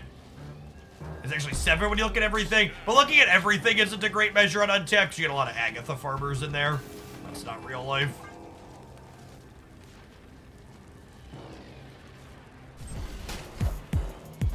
Do you think that Hella decks would see an even higher player rate if Professor X was changed? Yeah, probably. Hella is the second most problematic card in Marvel Snap. Right behind Professor X. My Economy video I sent over to the editor to edit last night. It'll be tomorrow morning's video. If you missed our Economy doodling on stream, we'll have good summaries.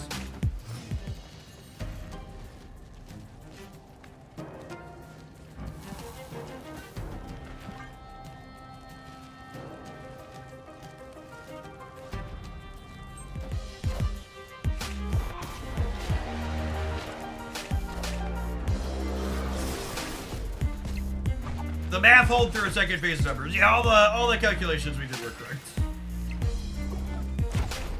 What is Agatha farming? There's a bunch of people that use scripts to play Marvel Snap for them while playing Agatha to farm season pass experience. And they run untapped while they do it, so it muddles the data. It is against the terms of service. But something being against the terms of service doesn't necessarily stop people from doing it. I.e. like people playing music they don't own the rights to on Twitch.tv.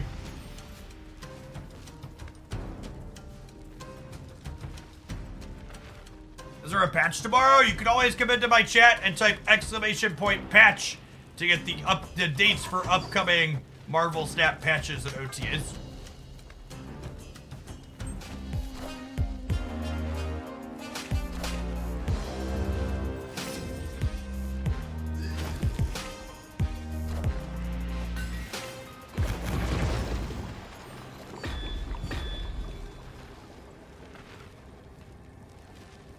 Unfortunately, one short of where I want it to be. Probably supposed to leave, but I don't really retreat in silver. I guess it's for 4. We can make next one the last game. I will make next one the last game. I don't have Hella though. Maybe I can stay. Escaped.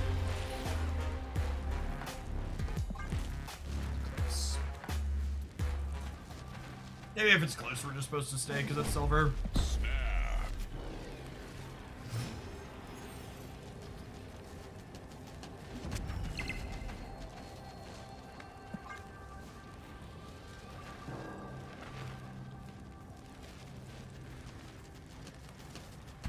Podo sounds elegant to say for patch OTA, nothing OTA, but it goes against how I think about the system in my brain, which is to say I always think about it from the perspective of OTA patch, OTA nothing, with the nothing being the tail end of the cycle.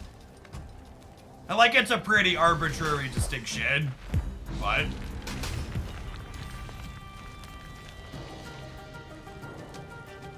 the way it works in my mind. O-P-O-P-O-N.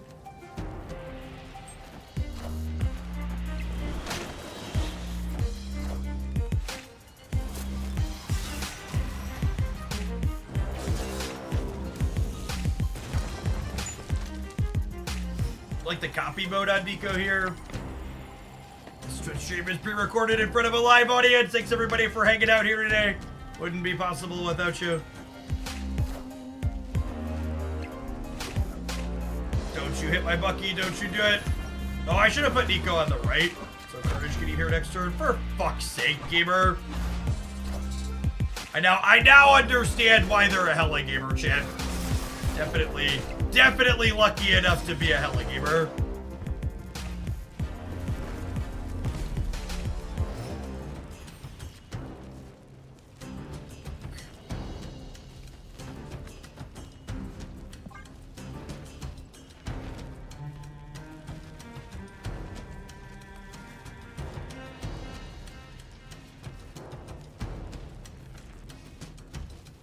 Baron Zemo's a little bit of a risky click, but if we hit Blade, we discard Killmonger, which is fine.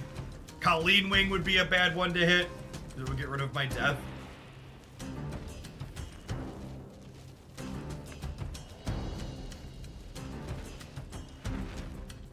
Going deep in the tank about their next play, that will be pure RNG. How do I get their version of Gambit? Mine always hits Professor X and Wolverine. Asking the real questions.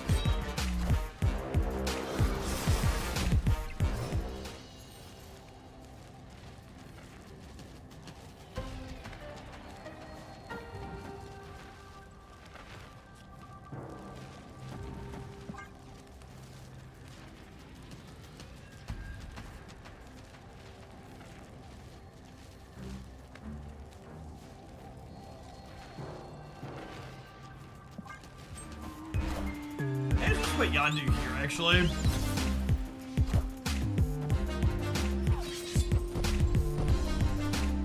Such is my judgment. Yeah, I think I was supposed to put Yandu here so I'd be at 20 and 19. You want to play as big as possible for 2 paths against Living Tribunal? This by that difference, we deserve Minions it. To me. Enough said, Bob.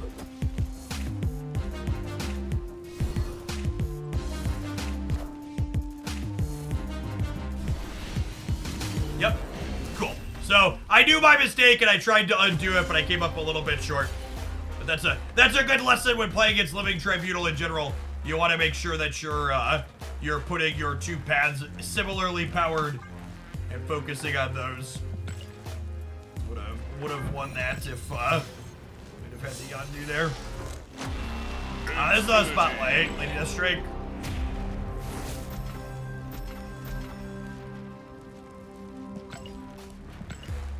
I see IQ's ink background with any variants on a character, they roll that out early. I mean, they rolled that out exactly when they said they were going to. I don't know about early. Alright, let's split Milady here.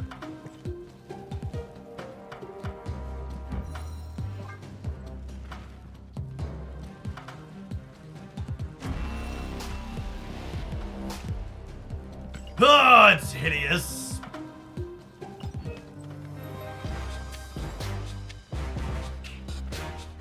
Oh, I forgot to check these this morning.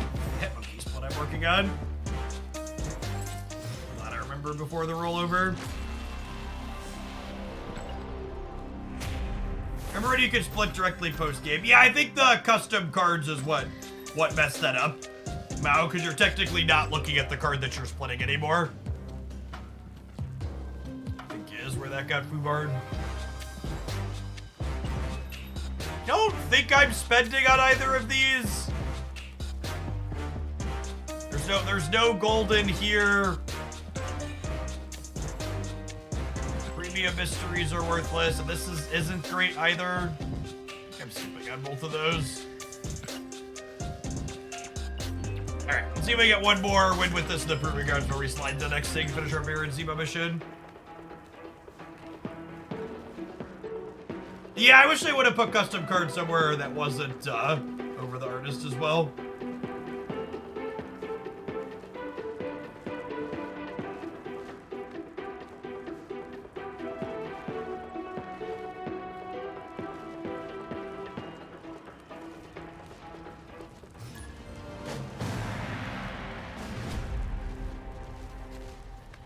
Yeah, do I get fined if I show this while streaming a Marvel game?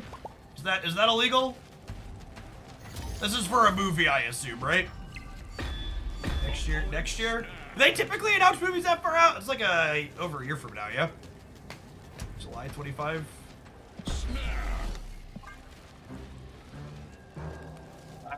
Thank you for the Baker's Dozen. Welcome back, appreciate it. You aren't doing gold bundle reviews anymore. No, they removed the ability to data mine gold bundles in advance. And doing a bundle review every single time they update, they release a new bundle is not tenable or sustainable.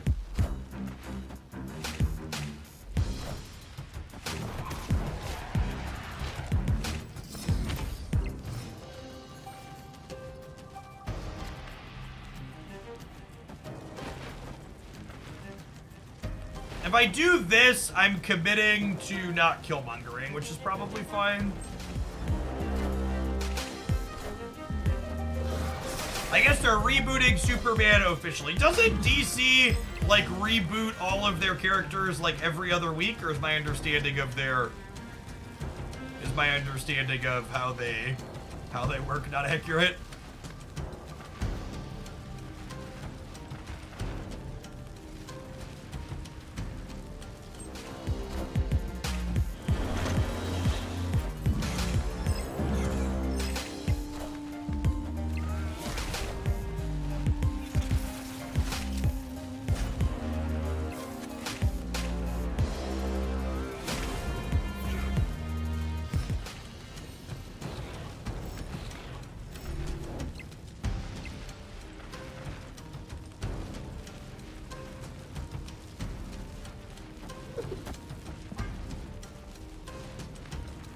They were rebooting for years. Gunn is running the show now. James Gunn's the one that does, he's responsible for the Guardians of the Galaxy, right? It's interesting to see him doing both sides. For lack of a better term.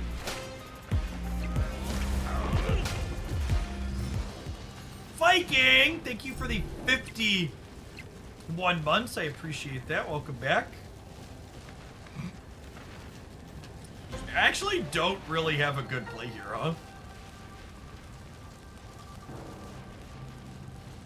finally found where they hid the Prime button. They did, in fact, hide the Prime button. You need to elevate your subscription to find the Prime button now. Which, they put it there, I assume, because elevate your subscription sounds like a paid feature.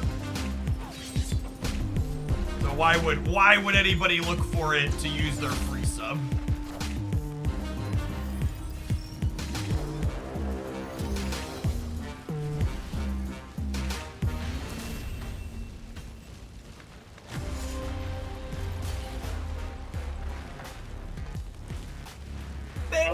Thank you for the 5 months. Welcome back. Alright, I'm gonna give this one more shot to finish our Baron Zemo mission today, and then we'll move along, I think. Phobias, thank you for the 14 months.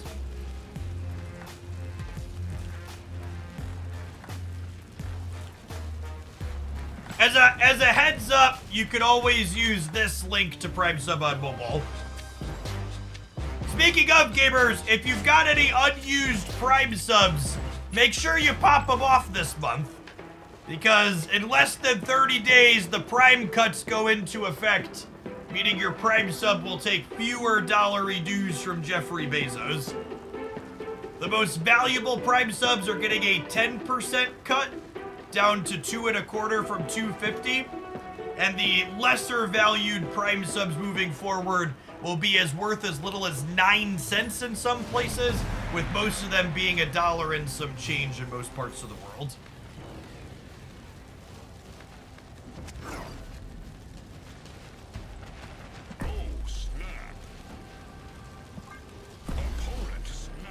Does the Gene Spectrum deck have worrisome stats? What does worrisome stats mean? Are you asking, is it too good? Don't spend all 9 pennies in one place, my guy. Don't tell me how to live my life. And 8 Biz, thanks for the brand new primer. Appreciate it. And Wanted One, thank you for the 3/4 of a year. Morning, folks. Jeffrey B is pinching some penny. It's a little bit of penny pinching and a little bit of just makes sense accounting changing. So, them making it so Prime subs in the US and other places that pay a lot for Prime are worth less is just corporate greed. Them reducing how much Prime subs given support in countries where people pay significantly less for Prime just kind of makes sense. Like, it's honestly shocking that it's been this long that you can pay, you know, $1 USD per month for Prime in some places, but that Prime sub's worth $2.50 when Twitch pays it out. Papa Squat, thank you for the brand new primer, appreciate it. And Jivey, thank you for the 22 months. All right, we need a Carnage or a Killmonger here. Carnage would be ideal. Lovely.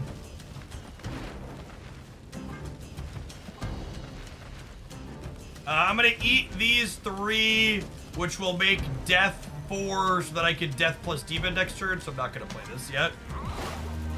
Yeah, really, I don't love the Neon Borders. They seem not great. Congratulations, you played yourself. Punished for not playing the Demon last turn. It's fine though, I think.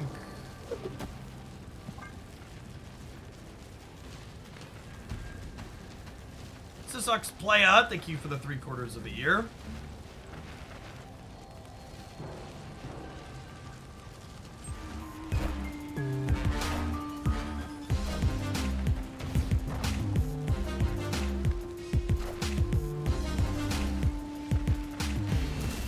Alright, we have successfully completed our weekend mission, gamers.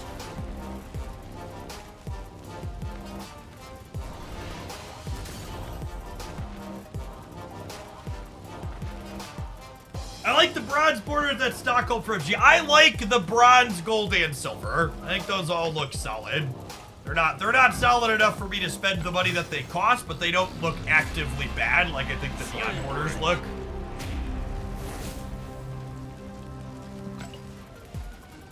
This looks like the Move and Groove deck that Binks played last week. It's so eye roll / funny to me when people try and credit a deck like this to a specific content creator. Like, putting all the shit that moves cards in a deck with Kraven and Kingpin isn't really something innovative that deserves deck credit. It's something that dozens of content creators have tried, and lots of people at home here tried. I wasn't crediting Binks, I was saying he played it. Stop it. That's exactly what you were doing.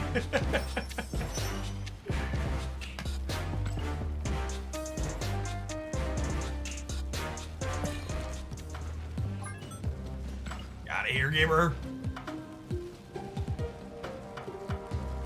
Think they'll revisit series drops to add more attractive series 4 and 5 to the spotlight rotation, with all the new series 5 coming to the game. Well, I mean, they've told us that series drops will be happening again, yes. I would expect series drops to occur either in the May 28th patch at the end of the month, or the June 25th patch next month. Alright, this is a pile of combo cards. We have, like, Surfer as a backup plan. Oh, you know what, chat? We're done playing a Hood deck, so I'm gonna go ahead and tap the ads a little bit early so I can restart the client to get rid of the sound bug in the background. So we'll see you in 120 seconds, BRB. It could re-trigger if we play into someone who's playing Hood, but since we're not playing it ourselves, I'm gonna at least try and get rid of it for a minute here. An answer about series drops recently had news coming soon. Yeah, I wouldn't be surprised if they're in the May 28th patch. They said we'd have 2 to 3 series drops per month, or per year. So that would put them in May. Yeah, there's a bug, an audio bug in the patch this cycle where it gives you this static crackling sound when Hood gets played until you restart your client.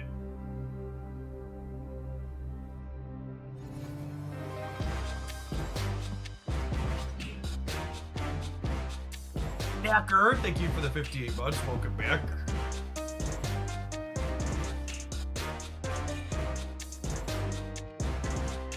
I think even crediting who made a deck popular when it's a deck like all the movement cards shoved into a pile is kind of silly, because it's just not the type of thing that needs someone to play it to make it popular. It's so painfully obvious, yeah? Like, I don't know, to toot my own horn, maybe something like the Lady Deathstrike Pixie deck is, like, maybe not abundantly obvious, but even that one, like, put Lady Deathstrike in the deck as a backup Annihilus. Like, that's not even that innovative. It's just like, this is just like cards that very clearly work together.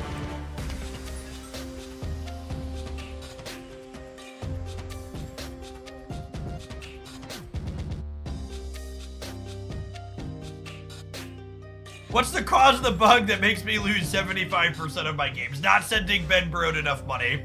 Consider unlocking custom borders for all of your cards. Magneto was right! Fizzy Dragon, thank you for the 74 months. Welcome back. Just so I make sure I understand the meme appropriately, Magneto was right. It refers to him saying peace was never the option, right? That's what people mean when they say Magneto was right. Okay.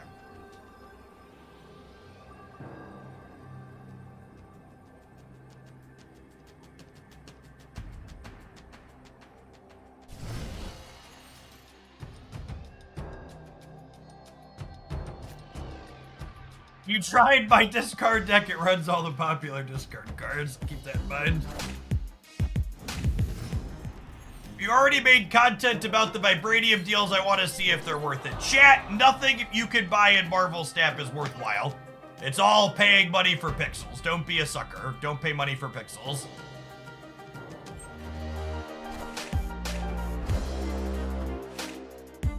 I really can't emphasize this enough. Second Dinner does not put out bad deals anymore. Every single deal that you see in the Marvel Snap shops are varying degrees better than the base price anchor rate.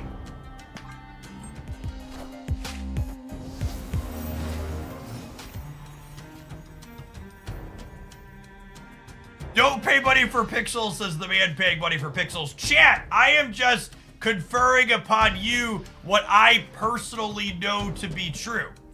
I'm telling you shouldn't pay money for pixels because I'm a fucking idiot who's paid way too much money for pixels.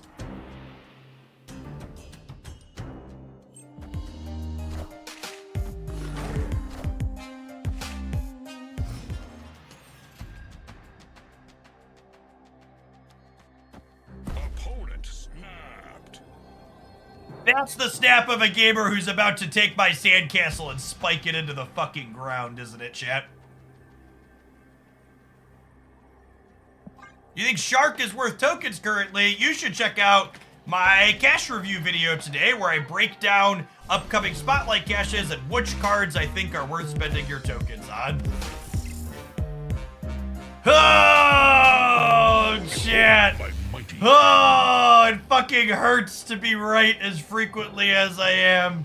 Why? Why am I so correct so much of the time? Escape. I fully expect this deck that we are currently playing to be an absolute smoldering pile of garbage.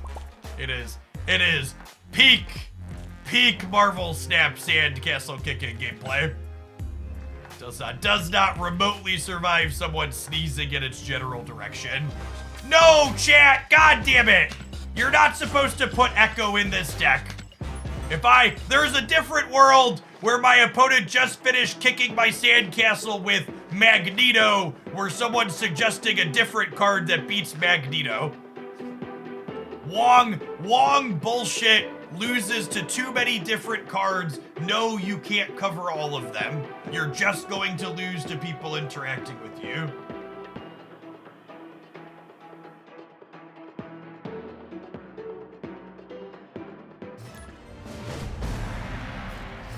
Yeah, you eat shit to Lady Deathstrike now too, yeah. Snap.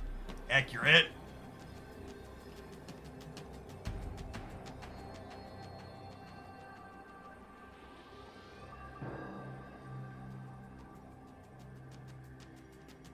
The Sandcastle emote is 100% animated in chat, Lucas. If you're having an issue, try refreshing your browser. Opponent snapped. Let me clear your Twitch cache.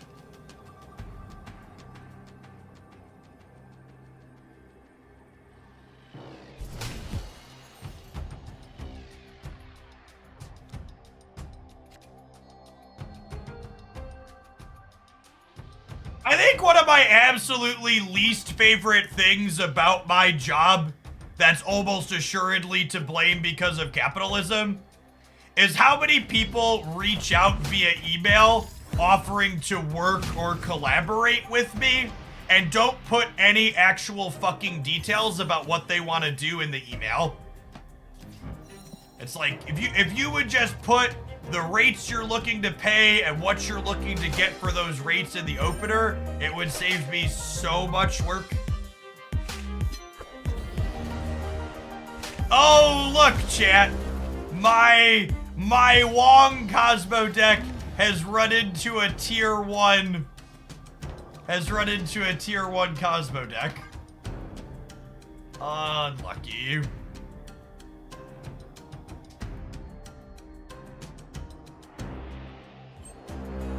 It's like Indeed not putting a salary in the job description. Yes, it's exactly like that. 110%. Onslaught's actually a really good draw here. Onslaught means I get to go Sarah into Onslaught by Sarah into Have a Chance. I think our Sandcastle has a chance, chat. How many offers have $0 but tons of exposure? I think there's a good chance I actually just got an offer in my inbox that's exactly that.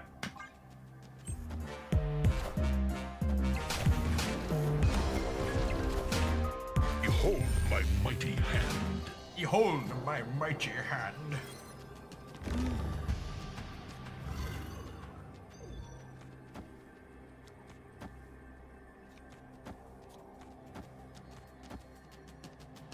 It's a damn shame. It's a damn shame Deep Space is here.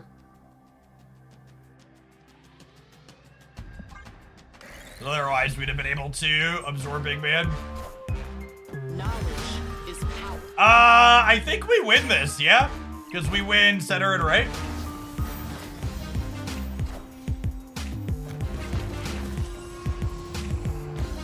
Freaking got him, gamers.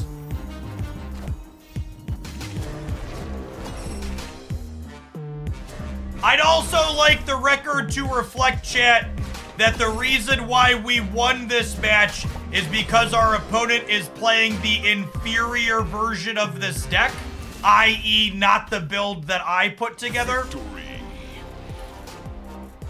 My recommended build of this deck that the opponent is playing cuts Man-Thing for Mobius because Man-Thing doesn't help any of your hard matchups, and Mobius helps you beat a bunch of random bullshit like this.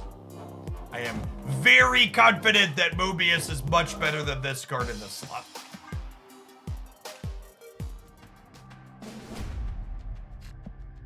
Oh, snap.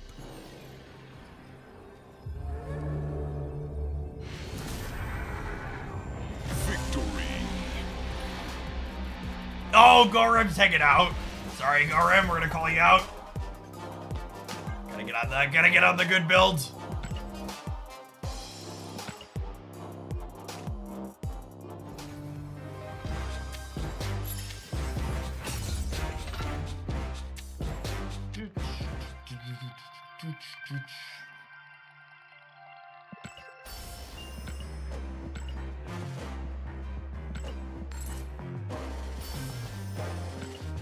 I already have a gold Typhoid Berry, chat. Honestly, every time I miss on a booster purchase, it's kind of like a small sigh of relief because it means I don't need to feel compelled to spend 1,500 credits.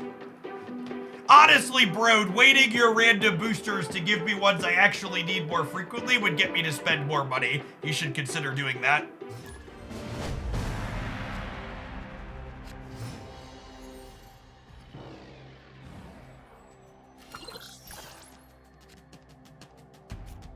Does anyone else think the new free booster system is one of the best things to happen to staff? I mean, the new free booster system means I spend more money than I did previously, so I think Brode thinks it's a good improvement.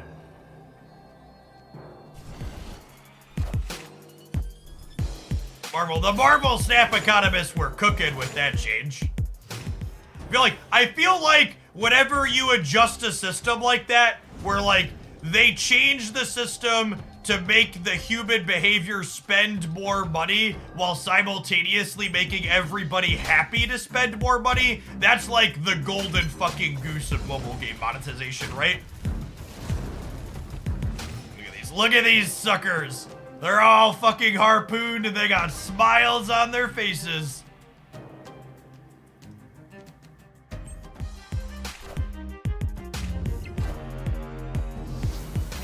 Ooh, this matchup's probably pretty good for us. They are a purely linear deck. Meaning that,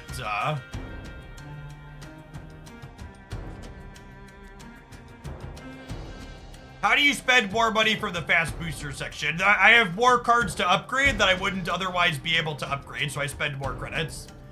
Do I want to draw my deck? Is drawing my deck good or bad? I guess if I only draw one, I can onslaught here for funsies. Actually, maybe I'm supposed to wait and Mystique the onslaught. Could go either way. It's less resource efficient, though.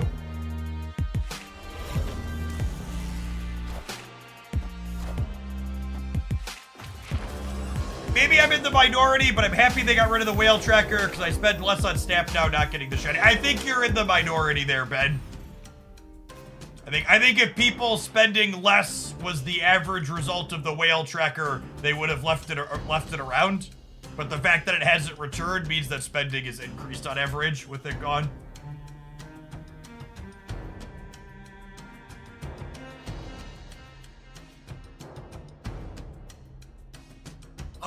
Do I want to play Brood? Probably.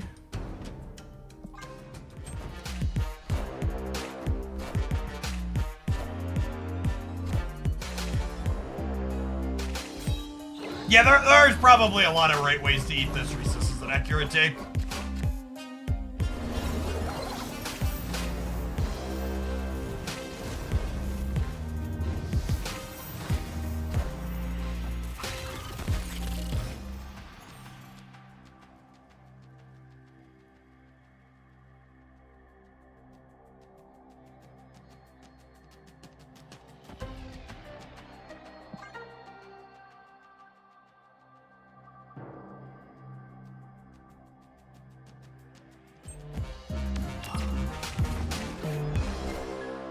Behold my mighty hand.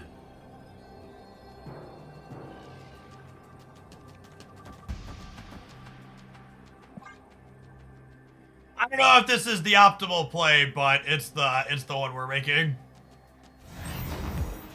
Exodia Obliterate, yes, that. Oh my god, this rodent's gonna be huge if it lives. Holy. You should have done one more gambit. Yeah, that's fair. Alright, Brood, work it out. Okay, we killed the rodent, so we should be good. Civilized Scholar, thank you for the 62 months. Appreciate that. Welcome back. This is where I would put my fast forward if I had one.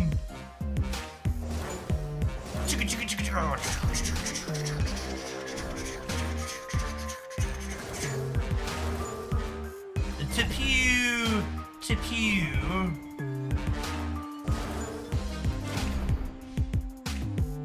What is and isn't a fast forward always confuses me. So I think the thing about the fast forward feature is that it fast forwards long individual actions. It doesn't fast forward a bunch of short actions.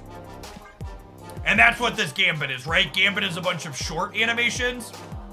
And obviously, it should, like, look at some kind of cue and then skip a bunch of short ones in a perfect world. But that's currently what it's missing, I think. Lord Keeney, thank you for the quarter of a year. Welcome back. Sandcastle very appropriately kicked there. I play a very basic Hella deck, not the one with lots of 6-drops, and half the time it skips reviving my 4 creatures. Yeah, that's a sad one.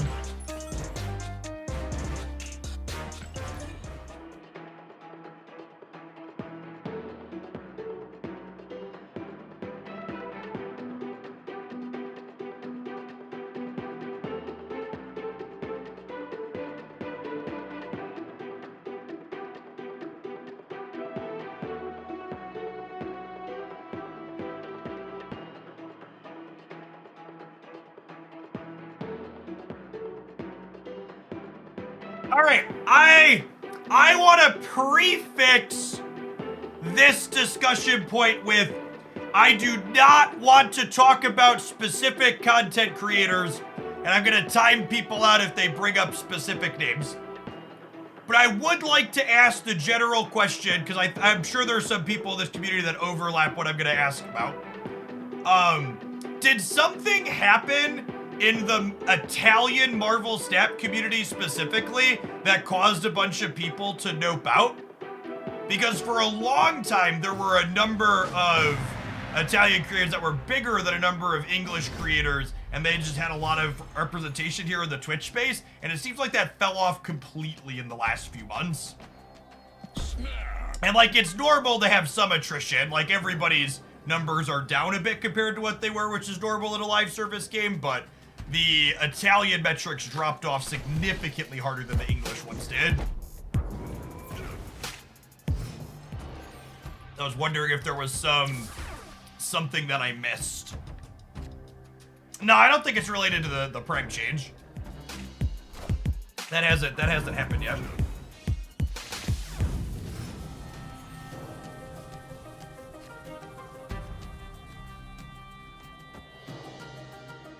I was talking Discord about some people being mad about leagues. That seems like such a weird thing to be mad about. I'm actually just gonna go ahead and leave here. Gamma Lab and Crimson Cosmos both suck for us. Escape.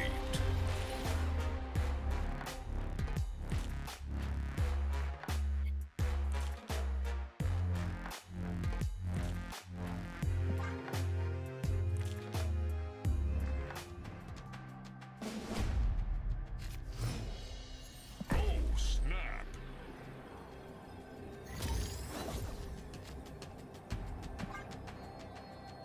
Going on, Panda? Thank you for the 5 months. Welcome back. Appreciate it. These are also not seller locations for us. Well, I guess we can magic this one away at least to unlock gambiting there.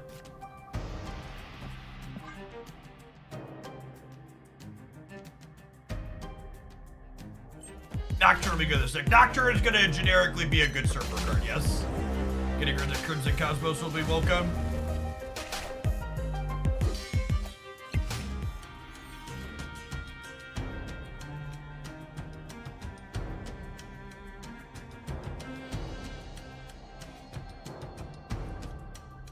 I think I wait on Wong for the sake of not getting my sandcastle kicked.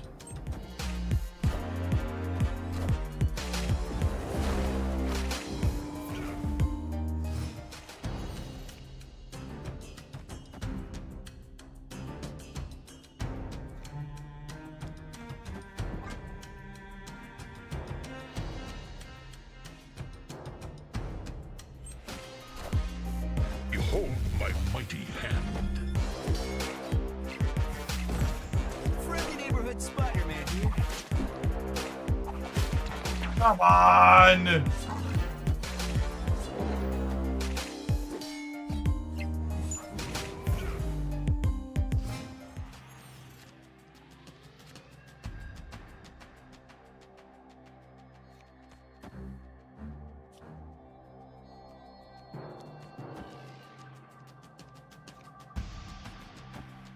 I do this, and then it's 3, 2, 2.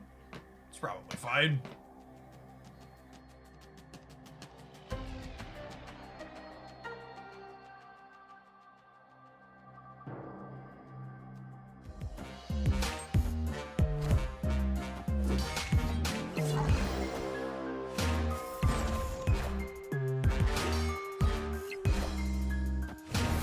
Shang, Magneto, and things like Spider-Man are there cards we need to be concerned about from their deck. We're dead.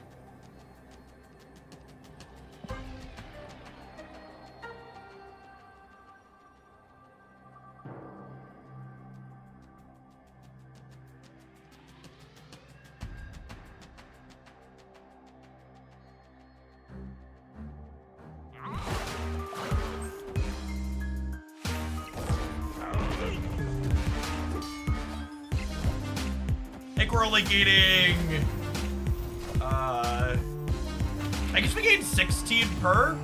Do we tie here, actually? Is that the math on this? It's 16 per?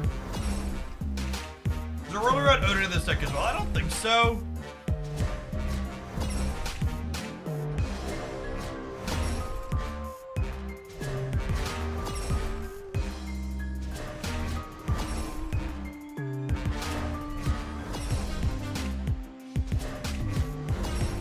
Higher, further, faster, baby. Okay.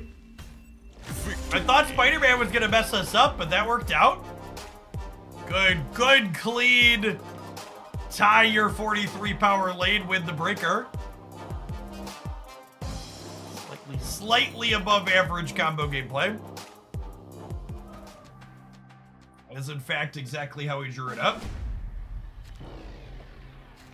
What's going on, ENT? Thank you for the 17 months. Welcome back.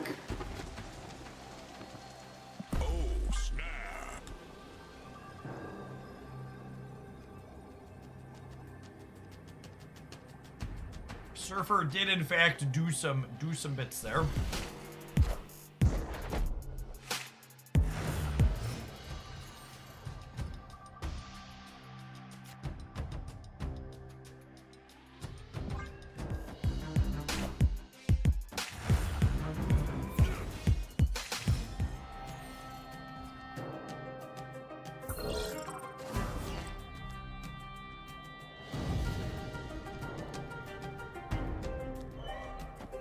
rid of the island here.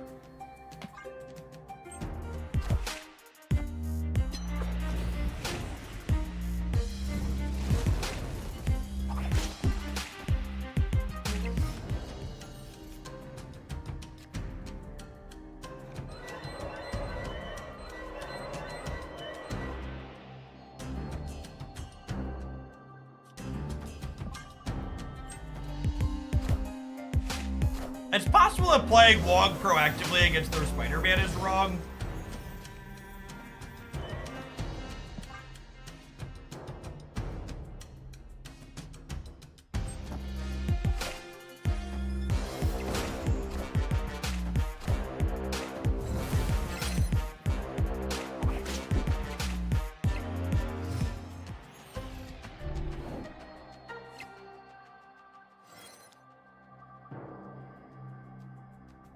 Maybe I should have mystique the Wong last turn instead of praying for the onslaught.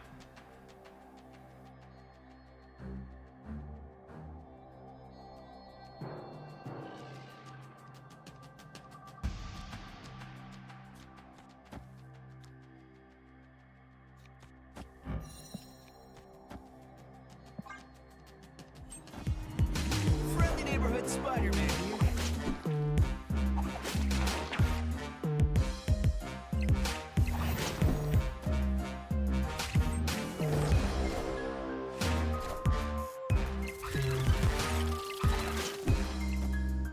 People just hate snapping their good plays. Makes Conquest a lot easier to beat them, but you gotta press the button before your disruption flips up, gamers. Escape. There's a good chance that our deck is so weak to a singular Spider-Man that, like, we're still torched here in the long term, but we definitely would be more torched if they were raising the stakes appropriately. Snap. This is actually atrocious for me.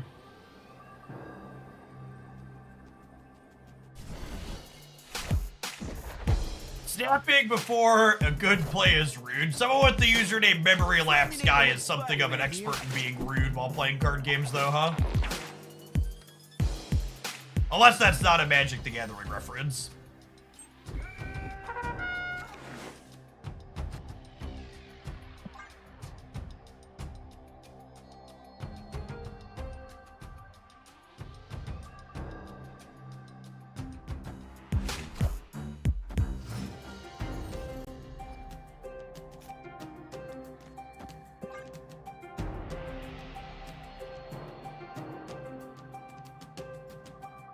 Green Goblin's technically a non-bow with Gambit, but our Gambit's a professional, so I assume he'll be in the clear here.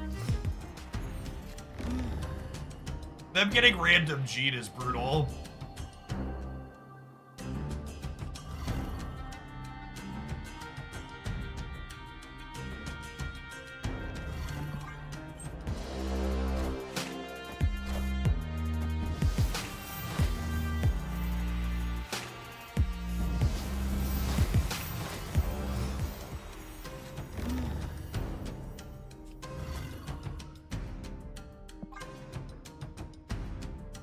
Best here.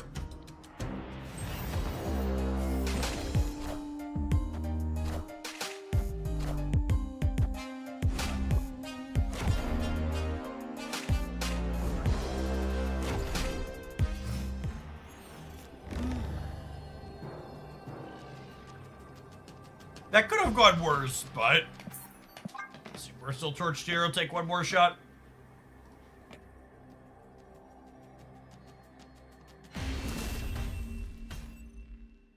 Escaped.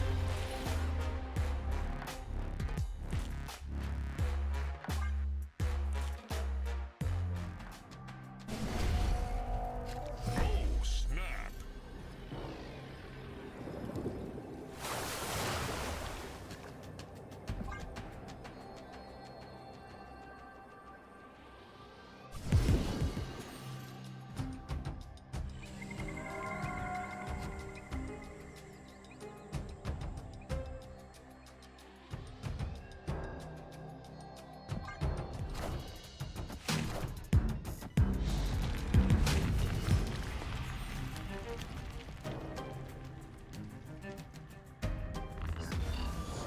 Magic definitely seems like one of our better cards in this matchup because they don't have a way that they shouldn't have a way that interacts with Limbo.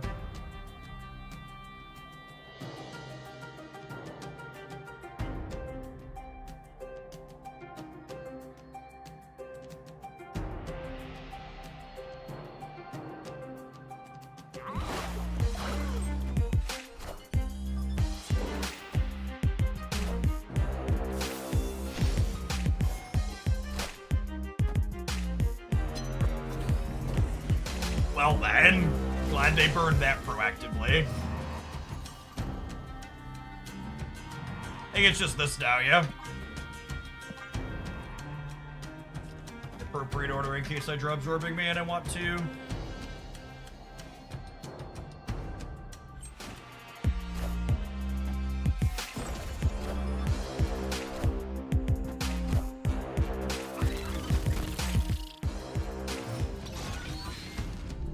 Dura?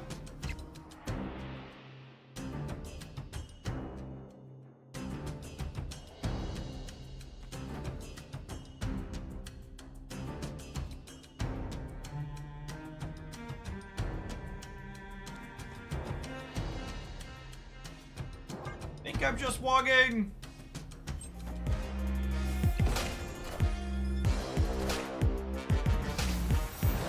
Message me when you hit 13 in advance so I know when you did it.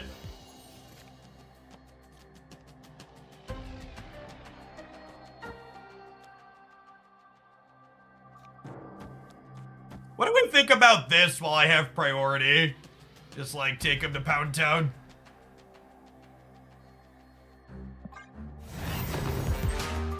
Like, I don't think I'm gonna have priority next turn. I think there's a chance we get Spider-Man, so.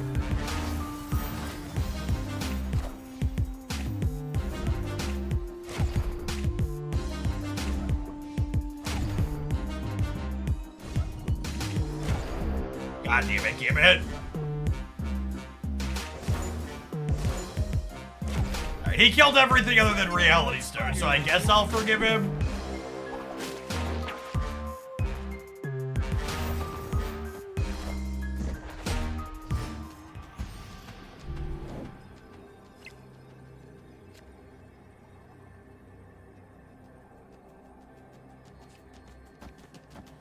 And remember, you have to actually discard cards in order for him to kill stuff, so we gotta leave a swarm in hand. DMC, thank you for the prime, I appreciate it. QP, pew pew pew.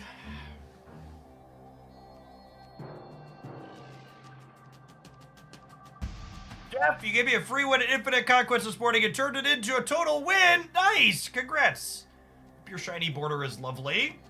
Yeah, I'm taking this season off of doing Infinite Conquest personally, so I've been gifting out wins every time we make it to a season. Or make it to a ticket.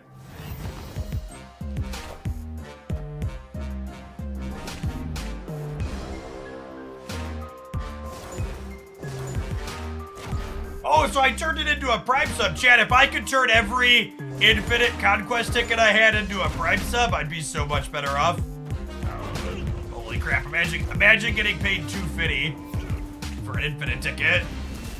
Killer Eevee. Victory. Look at our lovelies murdering their board. Alright, 2 shots at their last 2 cubes here. You know, just like my country, I'm young, scrappy, and hungry.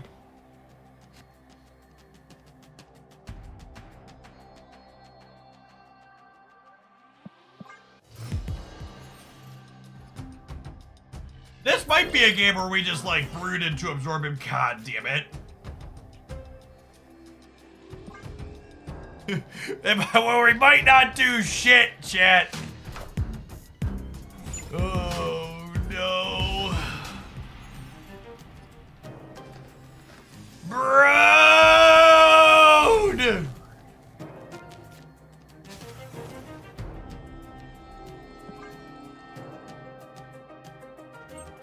I think she's gonna cook, chat. I think we're about to murder something that's really good. We're gonna discard Swarmer herself.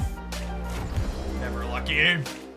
Never lucky. Alright, Absorbing Man the Gambit. Yeah, buddy. Yeah, buddy, she's cooking, chat. She's cooking.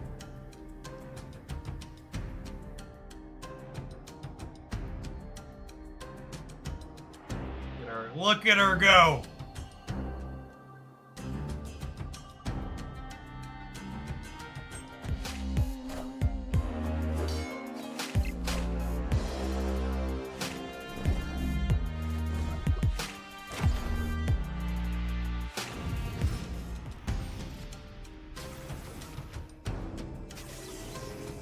Okay, and then remember, Agatha is guaranteed to play herself.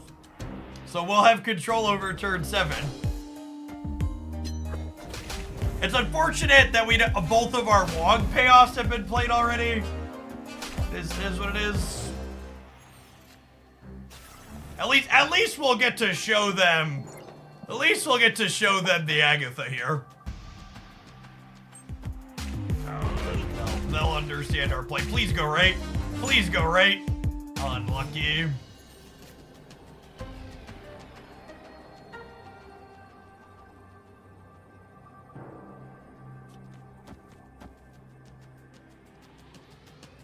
I think I do this so Captain Marvel can't move. Although I guess I lose here then. Do I do this? Then if Captain Marvel moves, we're winning here. We kept them honest. It's probably the line. I assume this last card is Shang and we're about to see it. They just haven't had a reason to play it yet. I'm gonna need some sandcastles in the chat, gamers. I need some sandcastles in the chat. Decimated by Brood into sandcastle destruction.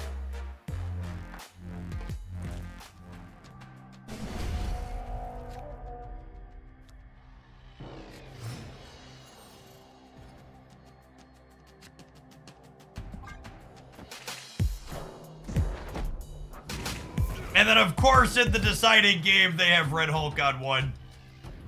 Unlucky. Hey, Rhinova, thank you for the 16 months. Appreciate that. Welcome back.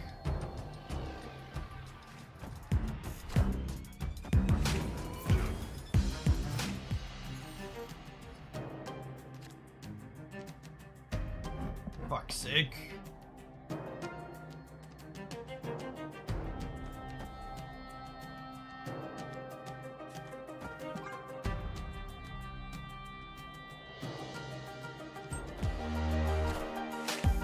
Happening the last queue of an Infinite Conquest 5. Yeah, that's why I'm not playing Infinite Conquest this season, unironically. Such a deeply negative experience.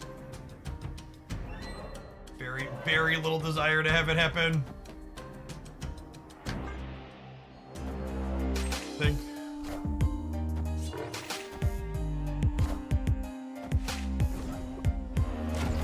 Hate everything.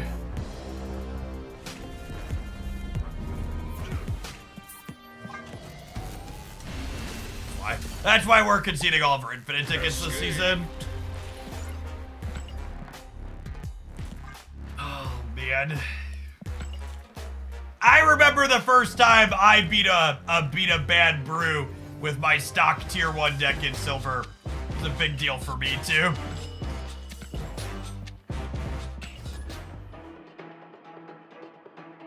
Especially when it took them losing a match to fucking Agatha. Oh my god.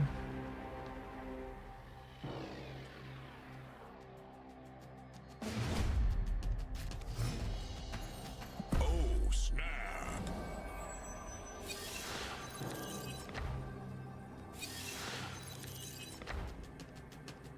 How many decks do we have after this? I have 2 more lined up after this one.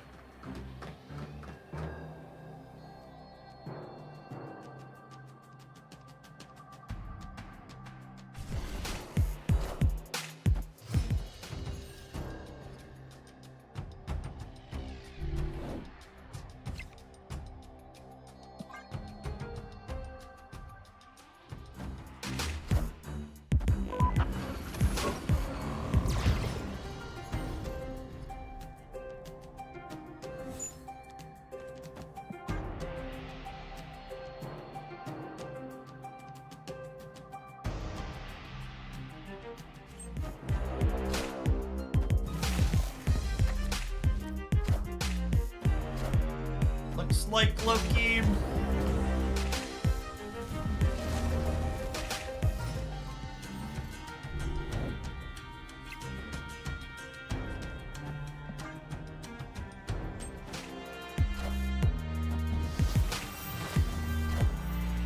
They're walking.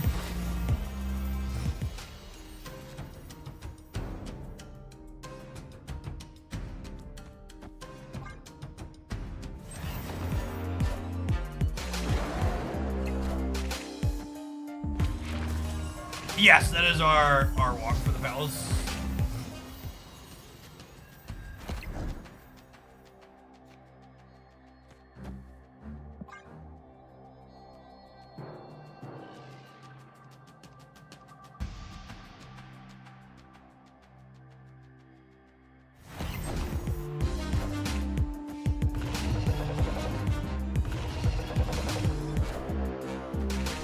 Where are my sandcastle emotes at, gamers? Where are my sandcastle emotes at? Please send help! My sandcastle is dying!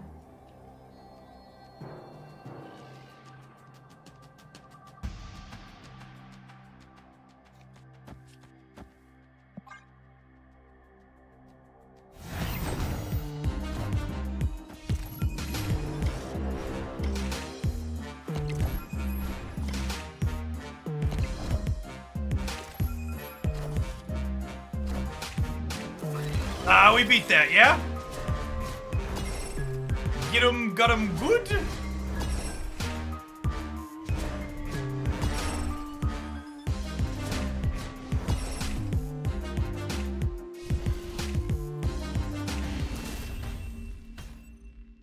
Victory.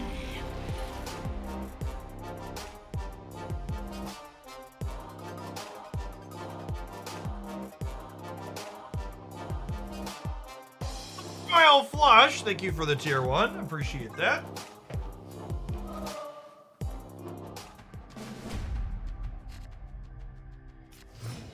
Can you absorbing man your Mystique? Only if Mystique doesn't copy something.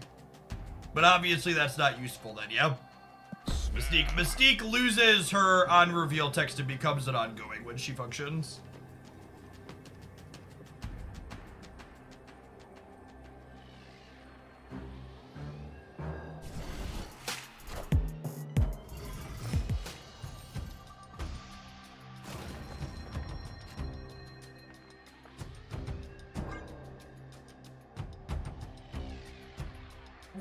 Blob is simultaneously both an on-reveal and ongoing. It is different than Mystique.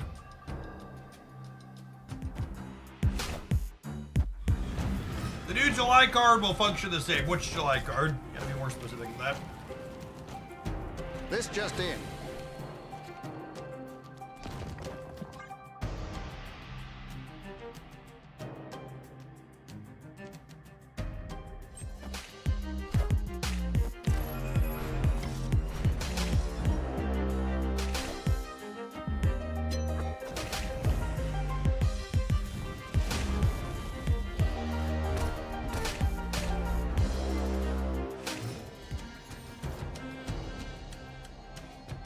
When they play Agent Coulson in the Murder World, seems weird.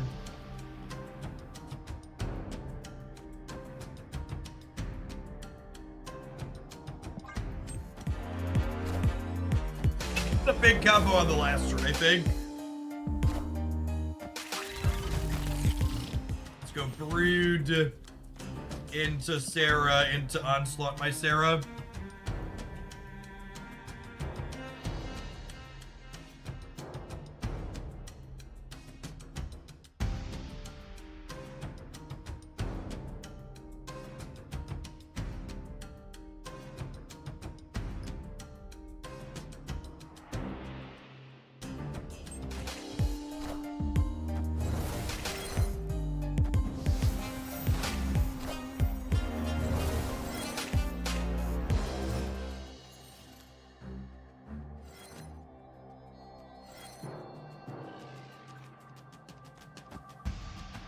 Alright, we need to draw Gambit or Silver Surfer next turn. two-thirds chance to hit one of our payoffs.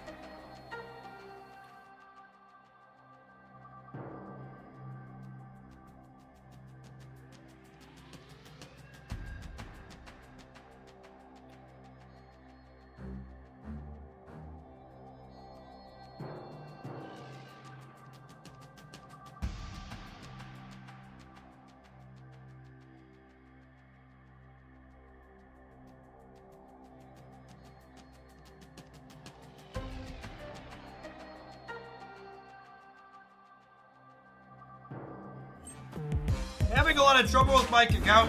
I've lost my collection level of cards. I've contacted support, but all I've got was bots. Was your account linked to a Google account or Apple account or some type of third-party account? Or was it just kind of saved locally on your device?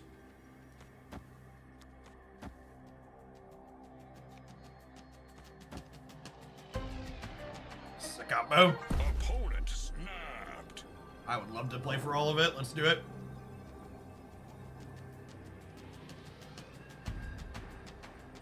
Yeah, you should always link your accounts in any of these games.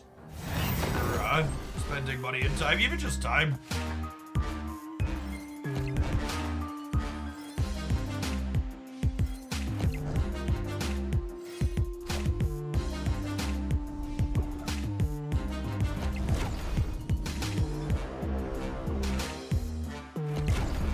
This is adorable.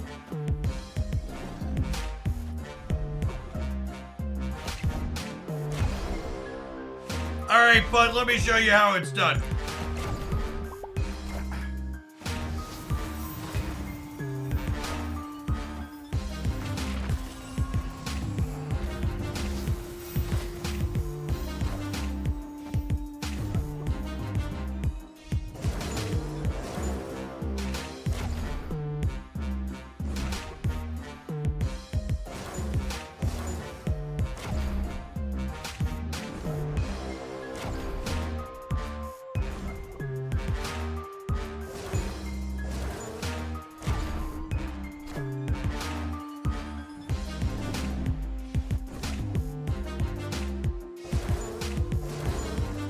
Yeah, unfortunately, I can't really provide any support for you. I'm not a Marvel Snap support channel.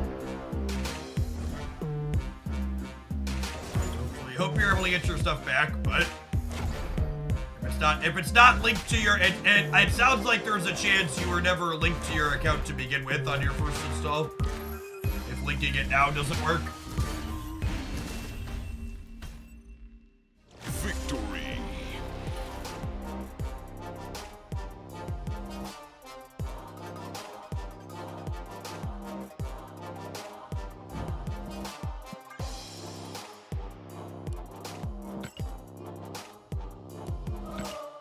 I have to imagine your account still exists though on their server.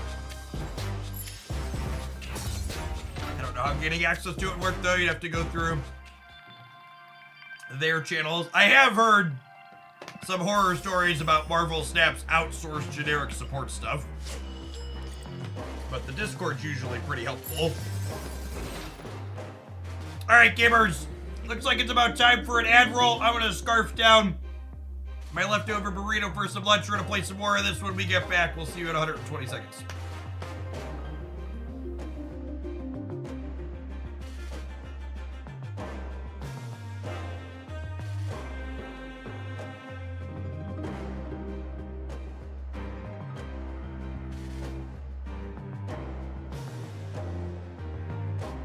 Hey, Kyle, thanks for the 29 months. Welcome back.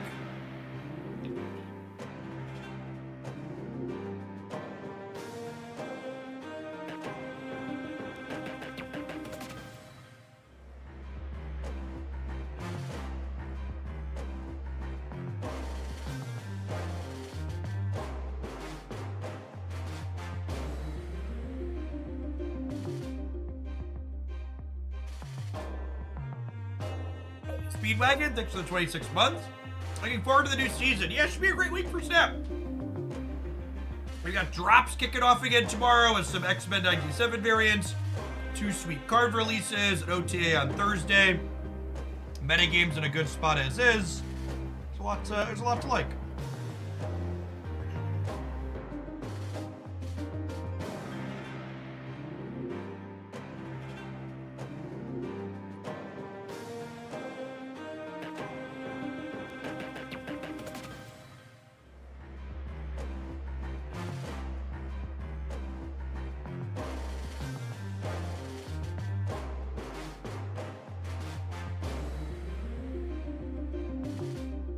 hope the OTA is mostly buffed. I feel like the only cards I would expect nerfs to at the moment would be Professor X or Hela. I'd be kind of surprised if they touched either of those. So yeah, I'm expecting mostly buffs on Thursday.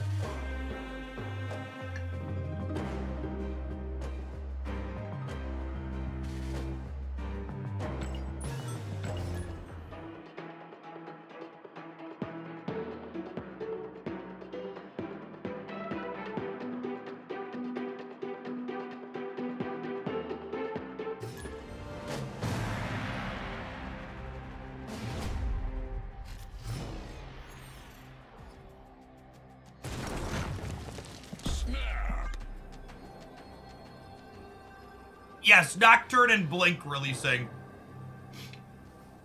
this week. Tomorrow, specifically. To set a low bar, this deck is the best Wong Onslaught combo deck I've played in a long time in Marvel Snap. But I should also emphasize how much of an incredibly low bar that is to clear.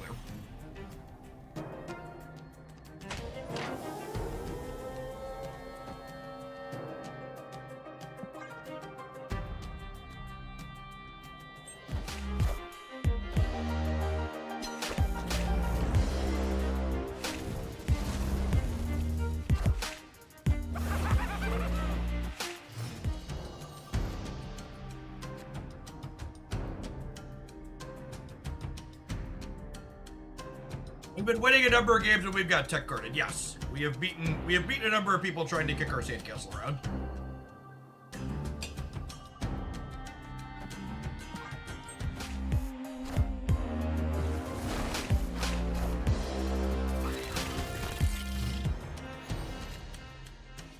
As the part where the Galactus deck snaps me, yo.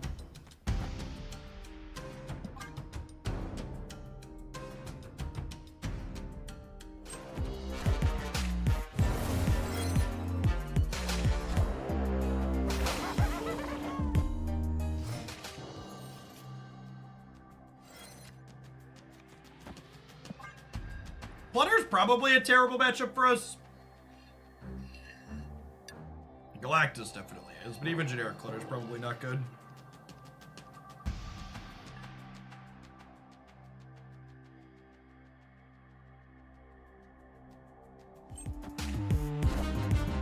Kneel before Galactus.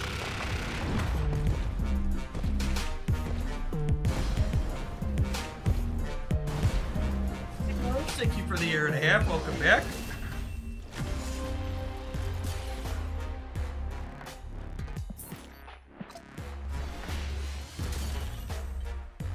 Sandcastle obliterated.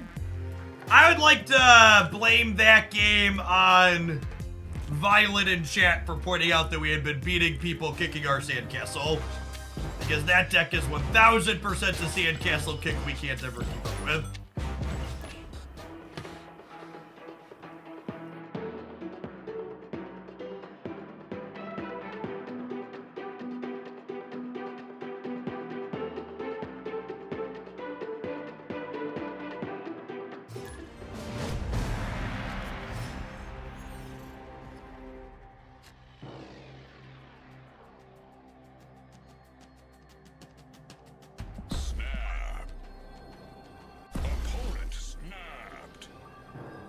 When people put F's in chat because of something that happened in the game, it always gives me a mini panic attack because of people putting F's in chat when the stream disconnects.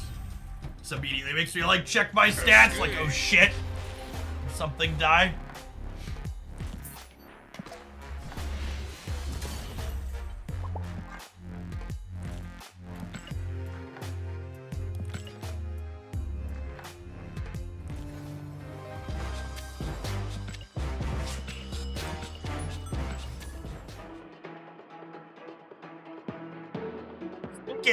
Speaking of connections, at the risk of bearing the wrath of saying something positive about an Elon Musk related product, Christy and I picked up a Starlink satellite internet for our camper, because there aren't any other wired internet options available there. And I was actually kind of impressed with that. It's set up and connected way easier and cleaner than I was expecting, and was a lot more functional than I was anticipating.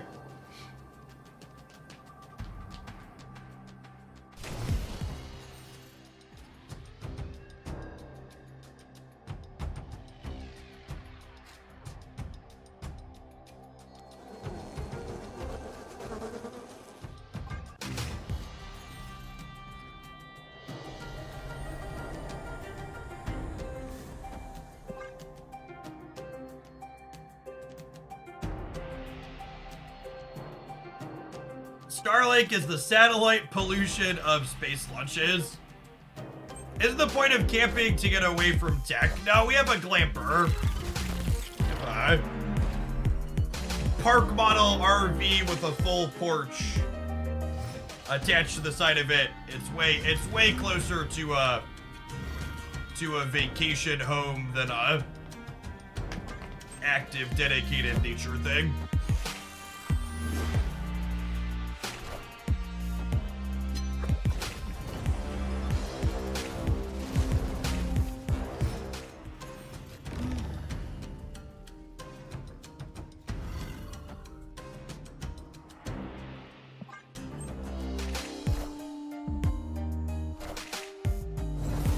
Yeah, I assume, like all Elon Musk related things, that Elon's not actually responsible for any of the actual tech in SpaceX, and he just bought it after the fact to put his name on it.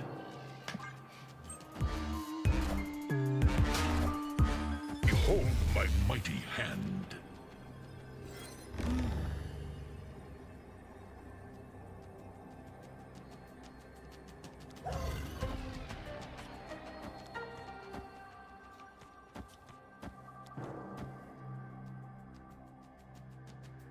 I would believe he's personally responsible for the Cybertruck, though. Mood. I buy that one.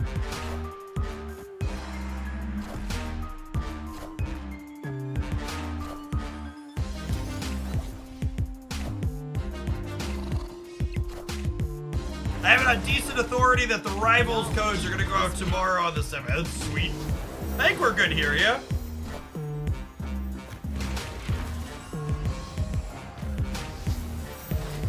Adding a bunch in the middle.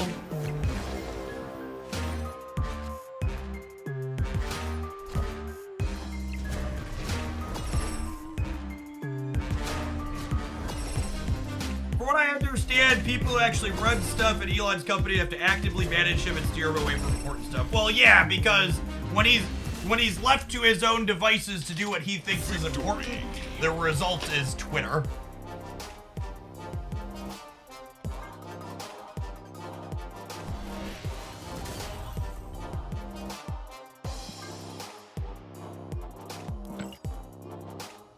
I think a lot of people who maybe started using the site more recently don't fully understand it, but like my Twitter account is gosh, almost 16 years old at this point, and it's hard to fully put into words how much worse the platform is underneath him as opposed to what it was before. Am I gonna try a gold run with this deck? I mean, we're gonna let this deck, we'll probably play till we hit one more loss. Yeah, maybe one or two more, but I don't intend to buy a gold ticket.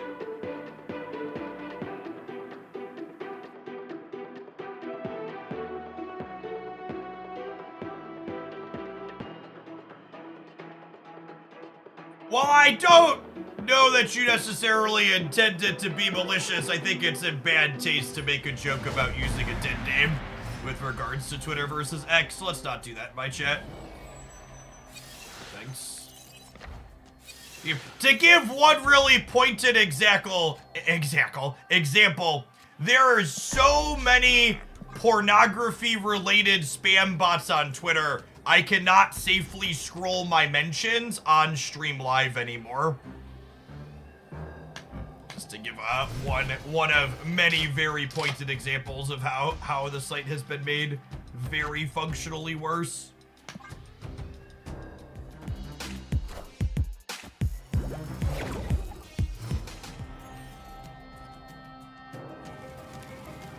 Live from the Daily Bugle.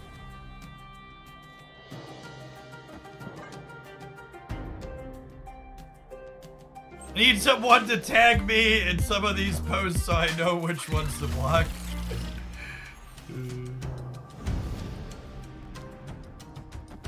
Yes, having people who thought it was a good idea to pay for a blue check having the top response priority is also something that makes the platform experience markedly worse.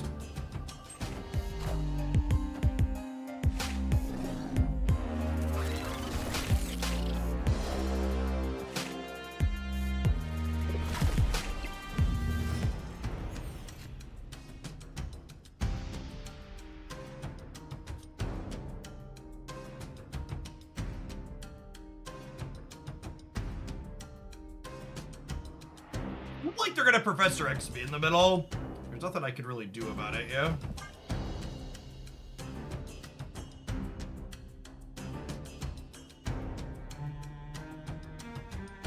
The dead name joke with Twitter actually comes from Elon himself to piss off his trans kid. Yeah, that sounds like that asshole. Want a magic mid? No, I think we'll have a decent shot to win here with just Wong into Gambit into Surfer.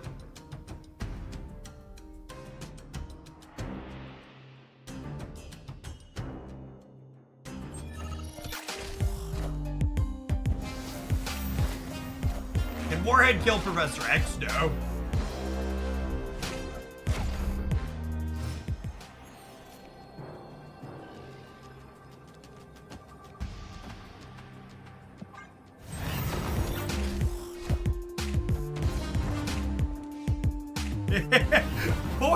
poor fucking Wong, chat. His sandcastle just does not have a good day. Alright, I guess we got there. But like, man, this guy.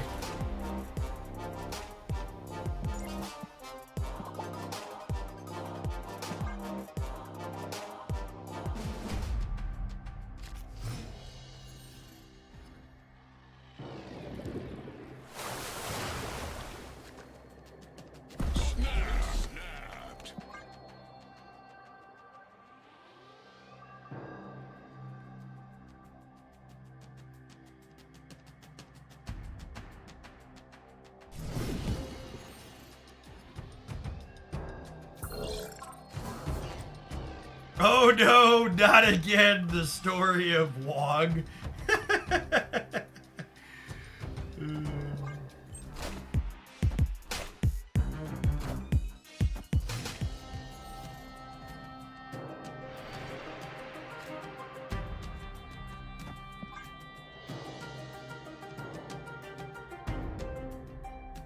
Doubly punished for playing Dagger on the right side.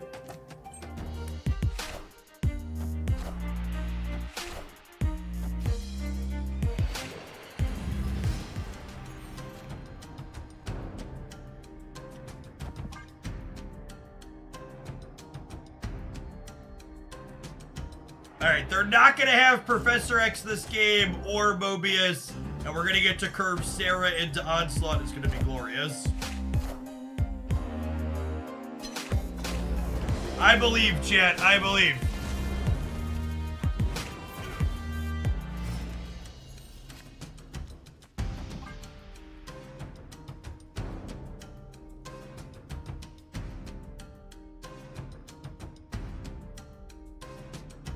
Wong was the original skill test of content creators. It shifted to Loki now, but yes, yeah, that's true. What do people think is busted? Wong was the earliest. Lots of people complaining about this thing. It's very clearly fine.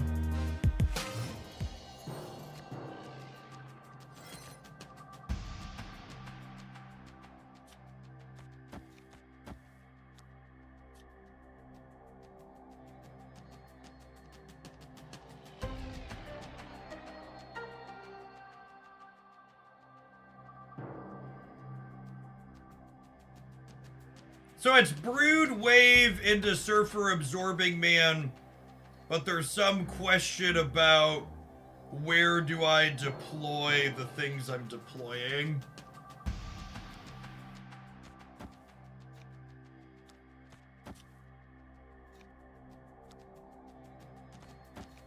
I think it's this.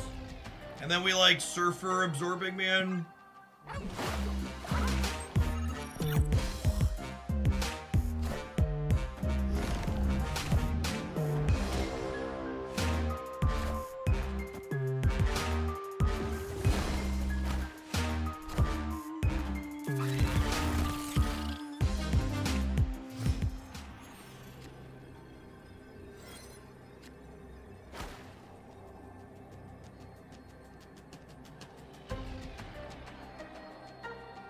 Off topic, not sure if you're a TED watcher, but there was a talk uploaded a few days ago titled How the U.S. is Destroying Young People's Future by Scott Galloway, which my parasocial knowledge of you says you might find interesting.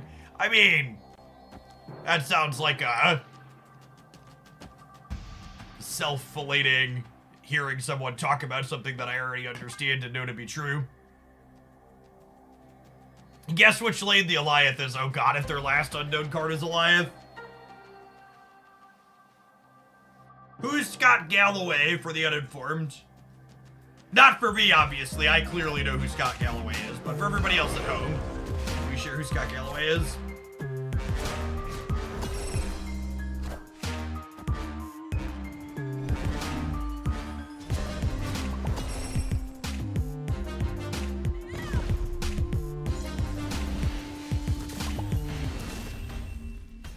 He's a professor and entertainer, works at a professor at NYU Business School. Become a talking head over the last few years.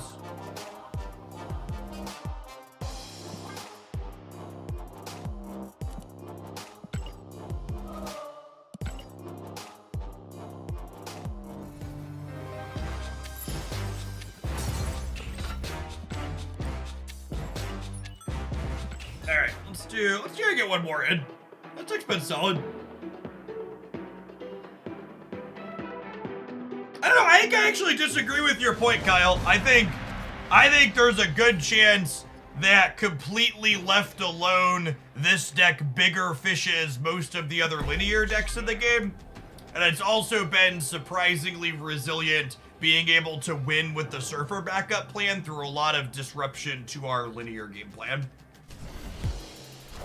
So, like, you're right, that last game we only won because we were a Surfer deck, but, like, explicitly being a Surfer deck is the game plan when our opponent interacts with our linear game plan.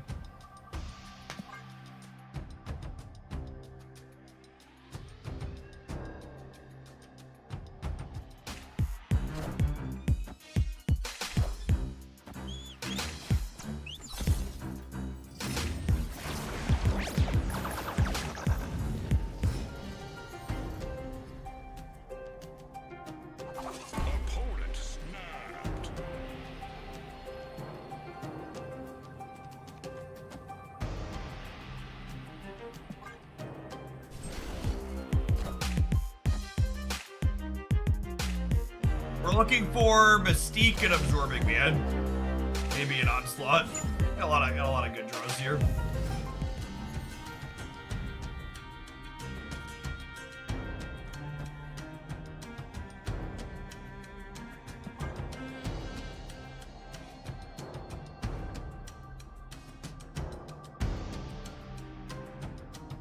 I don't know what exactly the opponent is doing just yet. Could be some kind of weird Cerebro 2 build, but I would assume Bear and Zemo more than anything once we see Yondu.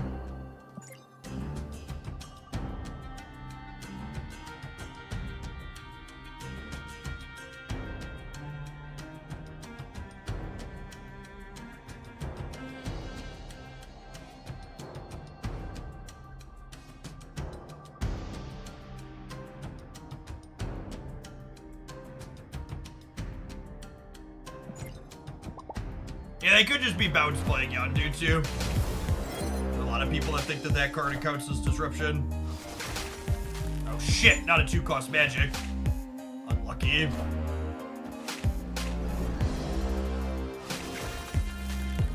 You got me.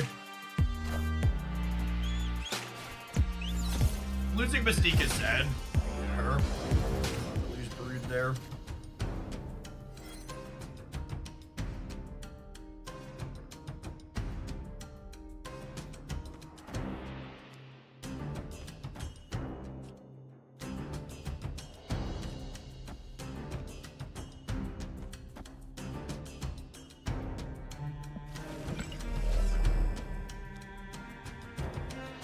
I don't think I can beat a Doc Ock.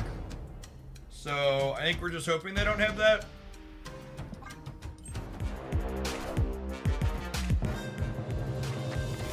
Behold my mighty hand.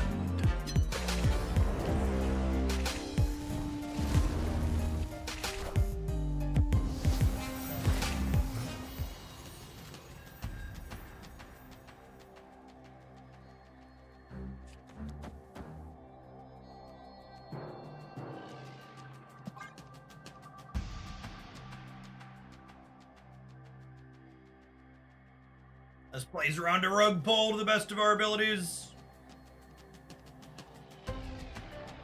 Some 2-power swarms for last turn in case that's enough.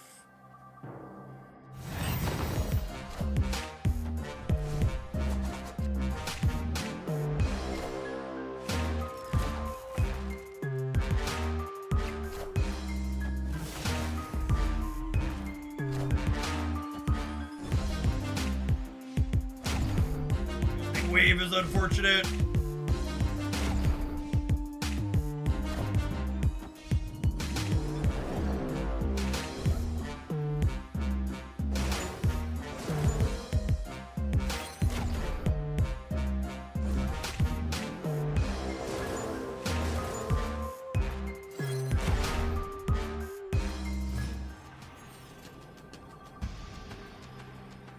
Oh, I super did.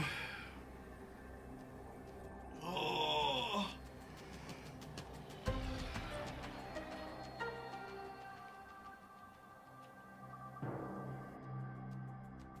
Need to be able to draw our we need our Onslaught or our Mystique so we can kill more of their board. Don't you want 2 swarms right instead of left? I mean, 2 swarms right still loses to a single demon there, so. I think it likely matters.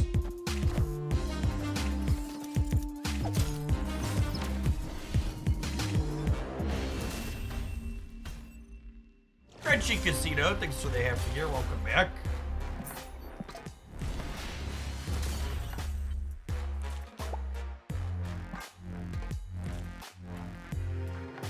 What up, Burger? Thanks for the 4.5 years. Appreciate the 54 months, long time. Your week's off to a good start. You're going pretty swell here. I got a little bit of a low note there, but overall that deck was pretty solid. Neat mix of Ken combo, but also has like a reasonable backup plan that also synergizes with our combo cards. I think the big standout in my mind that gave the deck some resiliency into interaction is Sarah into Onslaught in your 7-turn games lets you deploy Wong, Mystique, Surfer Absorbing Man, or Wong, Mystique, Gambit Absorbing Man all in one fell swoop, which makes you resilient to a lot of disruption that's not like directly clogging you, which is solid.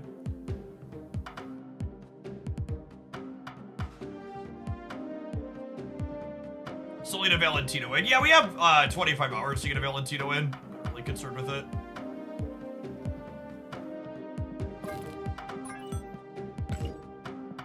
Do it at some point.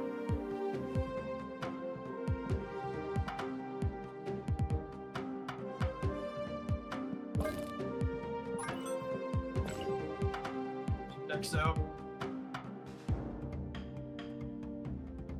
Oh, actually, is this this one? Our next exhibition, I think, is this. It is! We played this the other day and it felt solid. Can we take a Taskmaster spin, chat? Curtis to take a Taskmaster spin.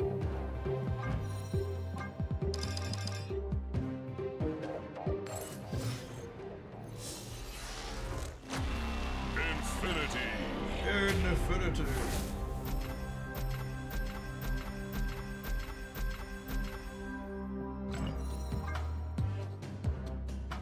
Everybody says.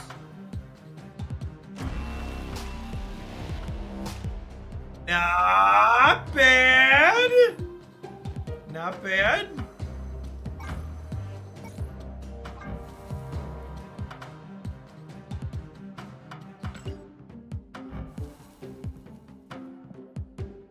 Winner.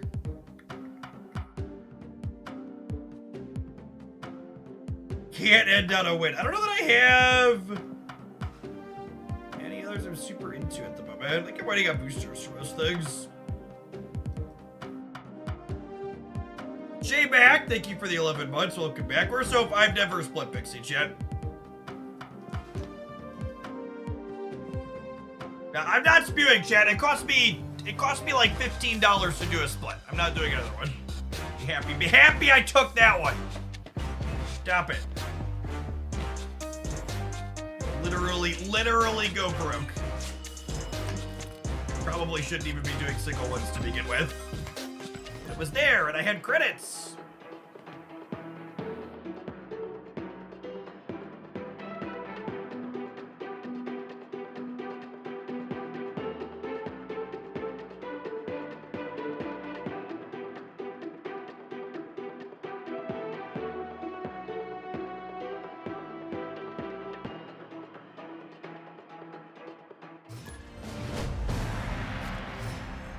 Yes, Nocturne is a card that moves, but she is not a move card, is accurate. It's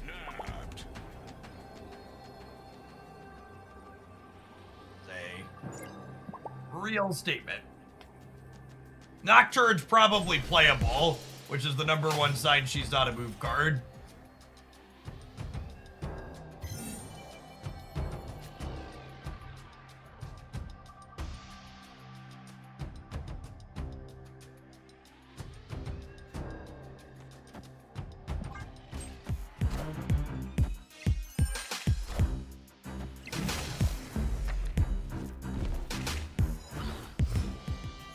Tomorrow is Nocturne with Blink. Terrible gamer. Kind of unlucky that I'm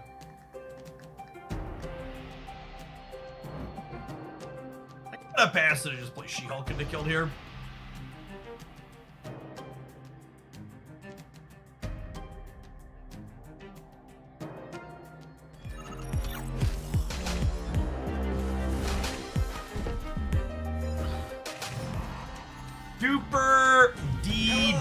Duper rewarded. Hello! Hello! Cable wave. Behold my mighty hand. Hello, so happy. So happy. Feels like I probably need to kick a sandcastle here.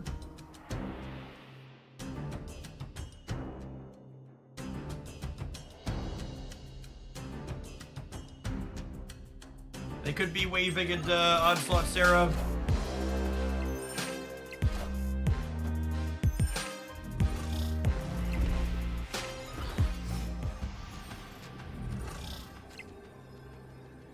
It's not the one I was expecting.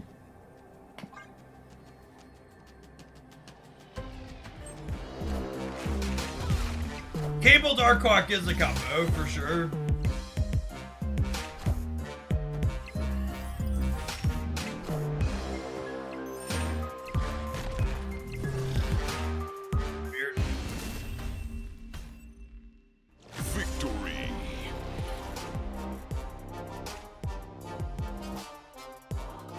Not Corgi first. Yet if they Corged first, they couldn't Taskmaster the Darkhawk.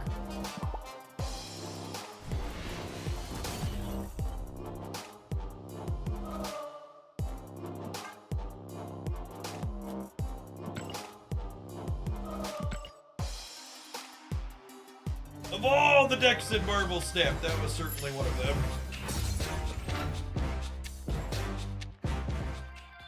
My sarcasm didn't go over properly. Yeah. Gotta use the sarcasm emote.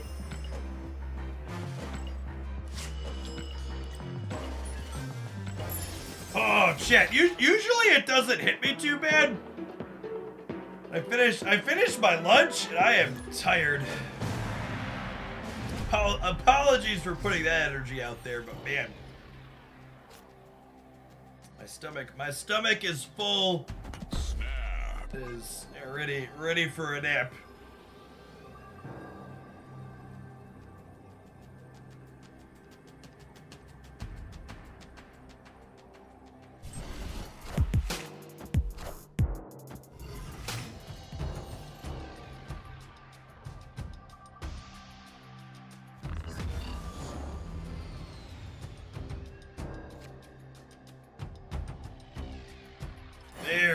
piece of candy if I ever saw one. Holy. But you only ate half a burrito? How is that possible, Mr. American? I've got to say, after being more mindful of my consumption for going on 3 months now, that's definitely the largest market change. As I definitely feel full significantly faster than I used to.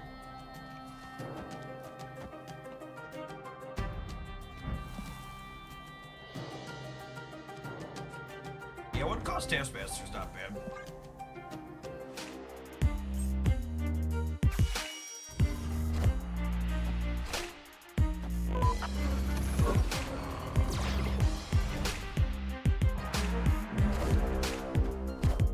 I guess they snow guarded, so magic's not super useful.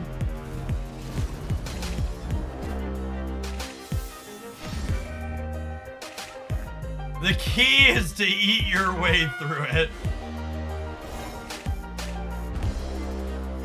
That is definitely something past Jeff would have said.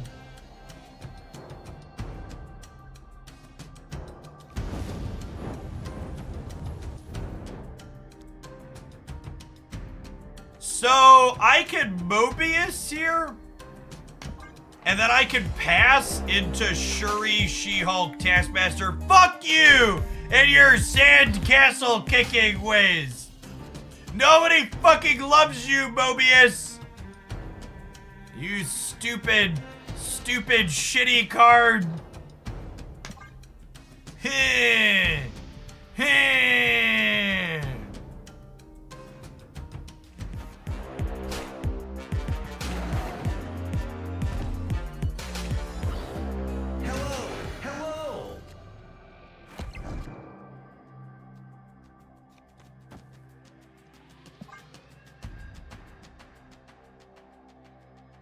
I assume they're about to kick my sandcastle an additional time here. Oh, yeah. Oh, yeah. This deck has an atrocious Loki matchup. Absolutely abysmal.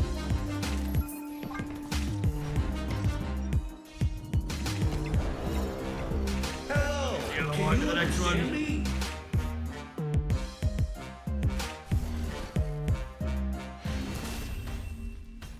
The exact deck you're playing, I ran into an Infinite Conquest 45 less. Yeah, we had a really good set with this deck on Friday. It's super solid. It's awful into Loki, but it's really good most other places. The combination of Snowguard and Mobius is just tough to beat. This deck's backup plan for beating Mobius is Infinite into Taskmaster, but she needs 7 turns to do that. Oh, the old man yelling into the sandcastle emote is Ed, S tier 1-2 gamers. Good find.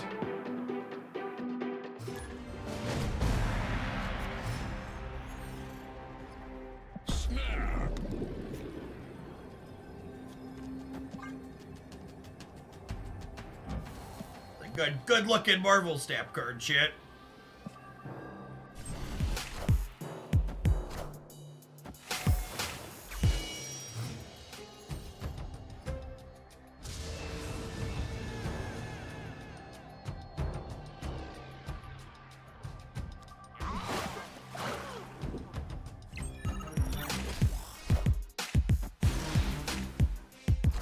We just need to animate that one so it shakes its fist. Honestly, that could be a fun one.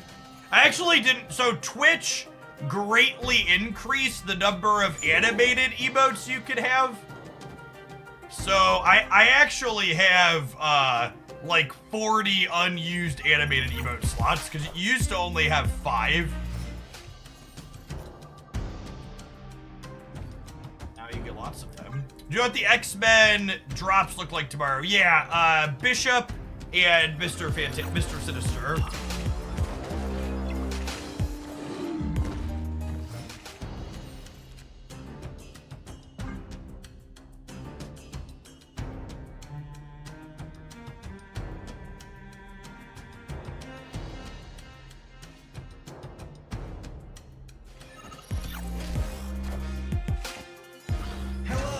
much does commissioning an animated emote cost?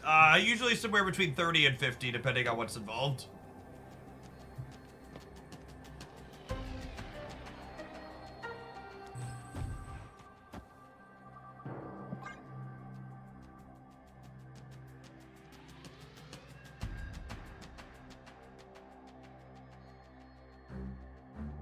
The good news is, because they took priority, we beat Shang on the right. Victory. Oh my god, we're sweating in the proving grounds.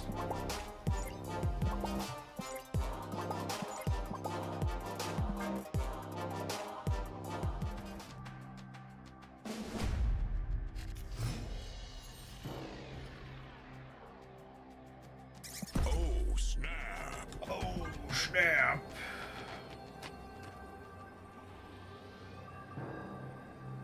Have we always been able to get variants in season caches? Or do I never get that lucky? Yeah, always, Adam. Always a 5% chance. It was a solid sequence of emotes that did a great job of conveying your emotion. I thought so too. I was definitely on the... Why are we still here? Why are you here?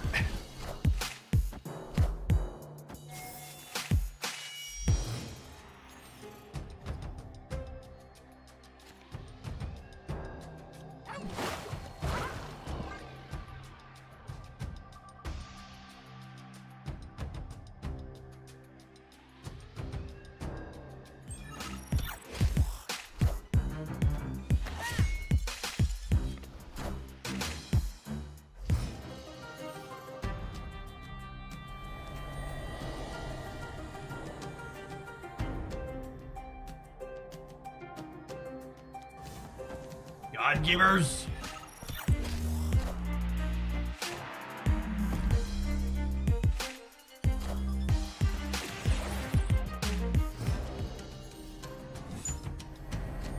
Is the inclusion of more emotes made them less toxic? Yeah, I think so.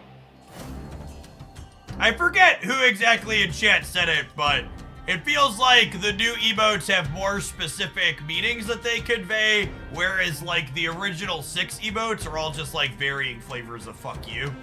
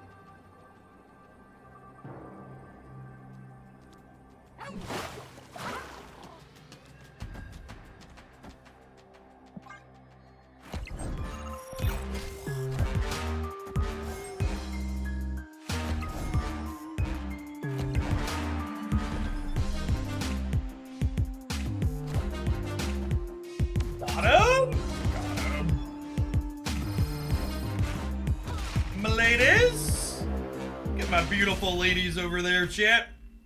Victory. Yeah, I was really impressed with this deck on Friday. I think it's the highlight. I have a highlight with it scheduled to go up, I think, tonight on the YouTube side. Obviously, we're having a solid set with it again today. Loki, your Loki matchup will not be happy. You're playing into a lot of that, I can't recommend it. But outside of Loki, it feels great.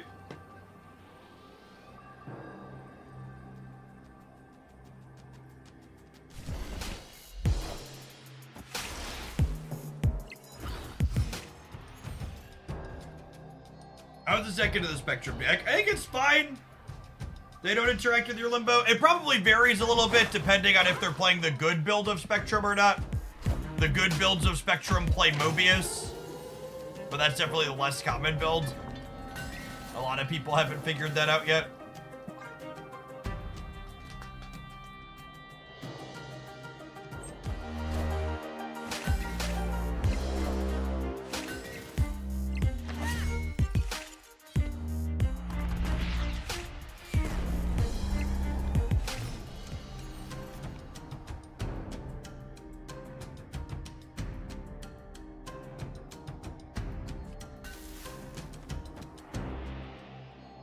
What does a bill drop for Mobius?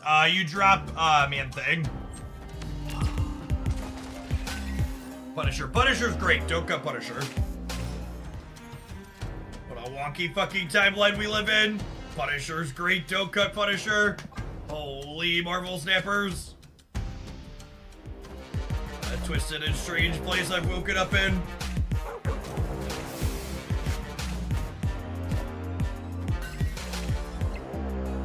Oh no! They took my bucket and beat me over the head with it, gamers. I was trying to destroy them and they came and took it away from us. Alright, this card doesn't really have text in this matchup anyway, so I'll just refrain from playing it moving forward.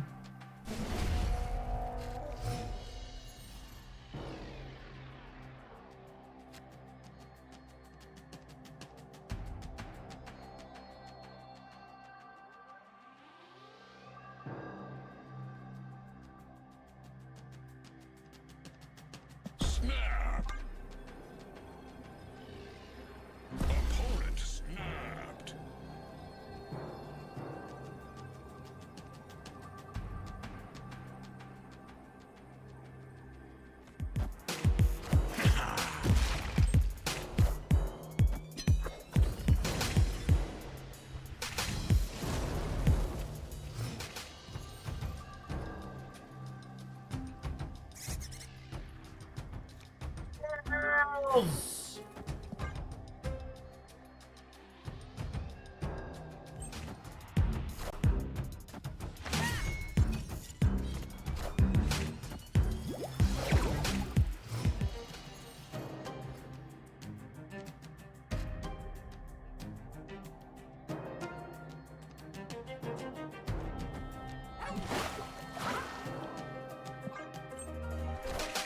Yeah, I was seeing Mockingbird. Maybe I Mobius into the kill this turn.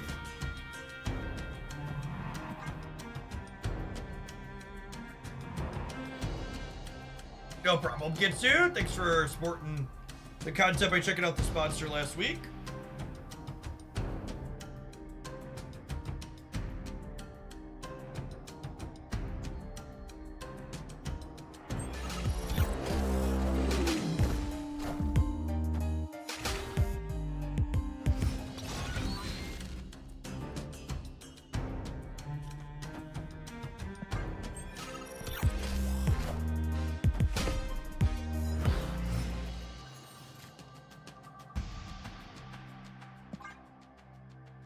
I was gonna pass here in case we draw like a 1 or 2 cost Shuri or Infinite.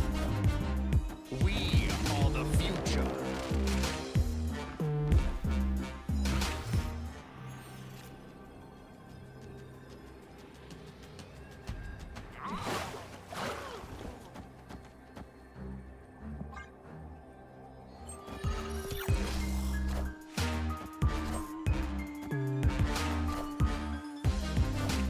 Short, didn't we? Unlucky. He did. Either of the 2 cards left in our deck. Oh! We gonna lose to a sweaty gamer chat? That's bad, man. Slip it away.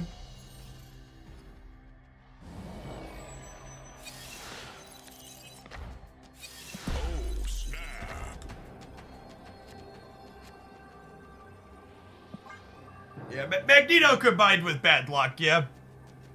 If we'd have drawn Infinite, or sure we would have won that game anyways.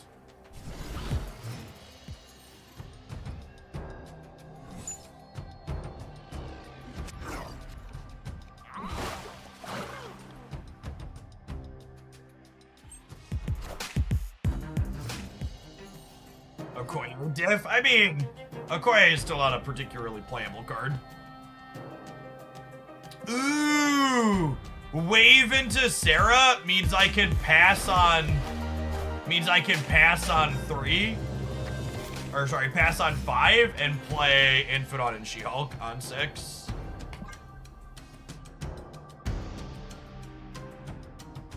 Yeah, we have wave Sarah skip.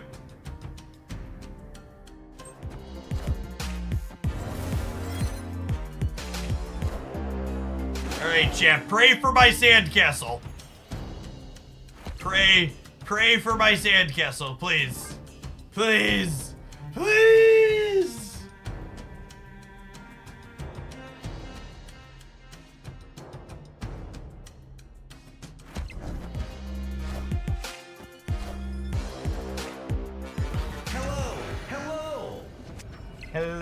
Hello. Place called Vertigo. Do do do do do do do do do do do do.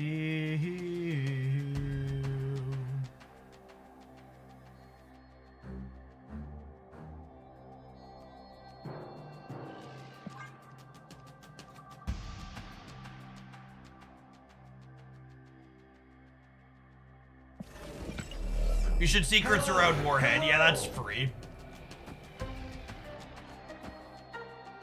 Do I move Jeff? 17's gotta be enough on the right, yeah? I think I might want 3 here.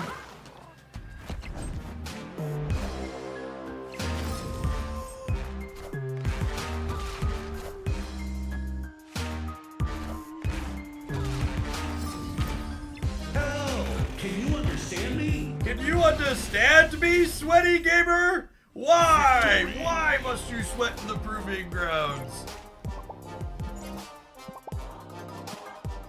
Why?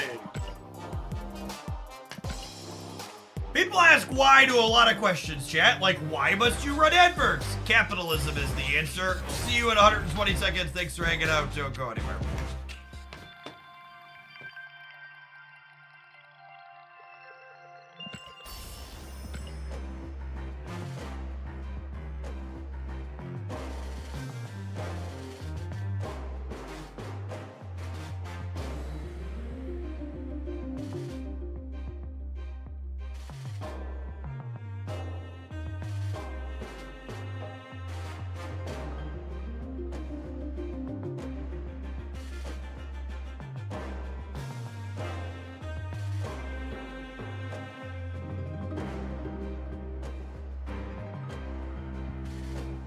Jimmy the Bass, thank you for the 14 bucks. Welcome back.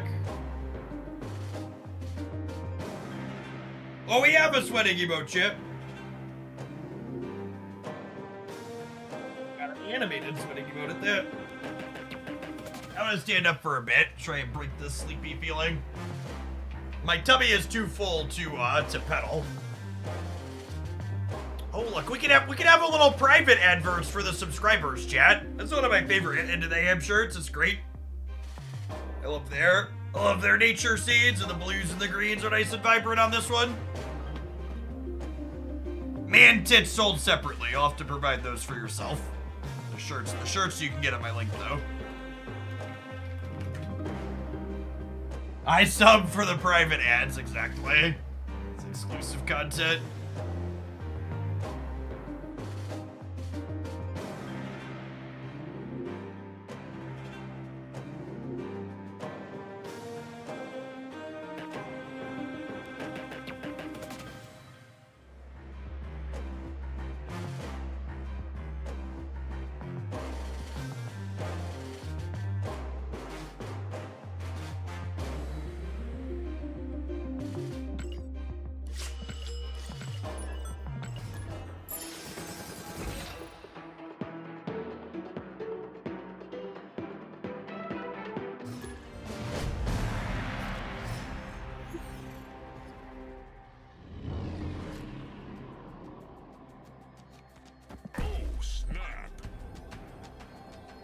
Oh, gamers!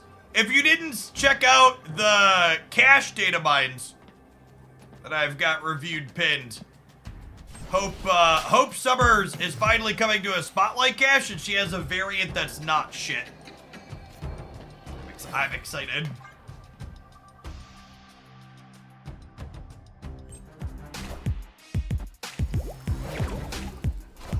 It's gonna be a little while, but we'll get there eventually.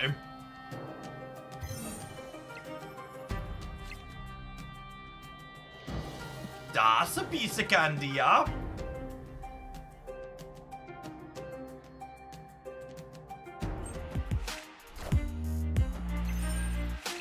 Oh, unlucky.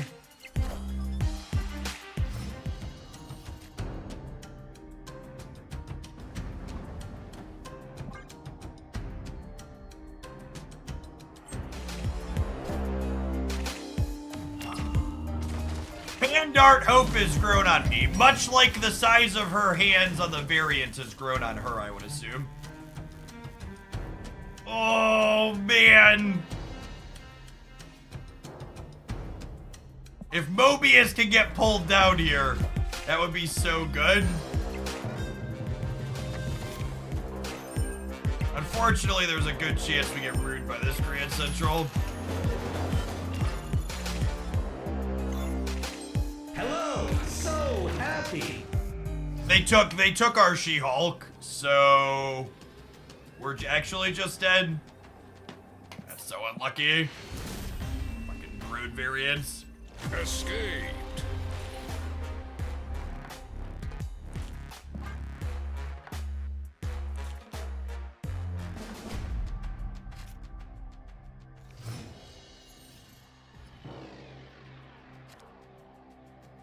No, we were talking about the OTA coming on Thursday this week, and I mistakenly said I don't think we need any nerfs. I would like to correct that statement. They should definitely nerf US Agent to base 2 power. And I definitely think that because he's too strong and not because he belongs in Cerebro 2 where they took him away from.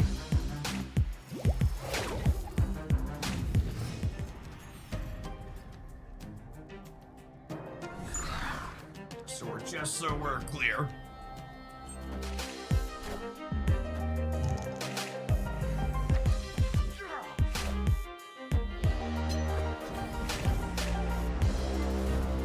Database. For what it's worth, he actually does have a really good win rate right now.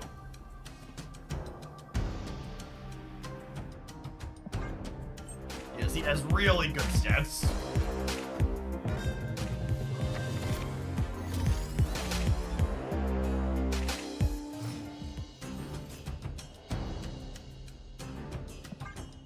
Opponent snapped.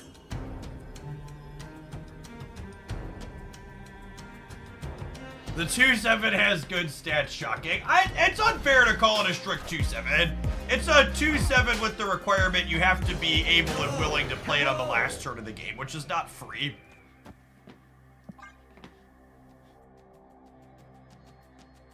Requirement that's arbitrary to me. You just sand me, NB Gamer? Jeff! Well, I was guaranteed to be Jeff at that, yeah? Get to play for all 3 through Sand Daddy.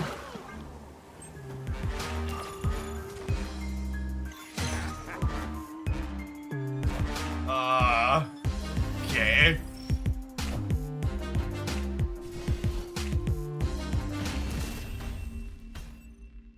Victory. Ah, cubes! Got all the cubes, gamer! They were not on a heater. You certainly took them to class. I am the wiener.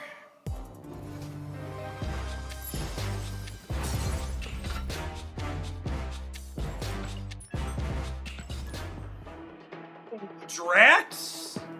Gifting a sub to God of Roar. That's a good username.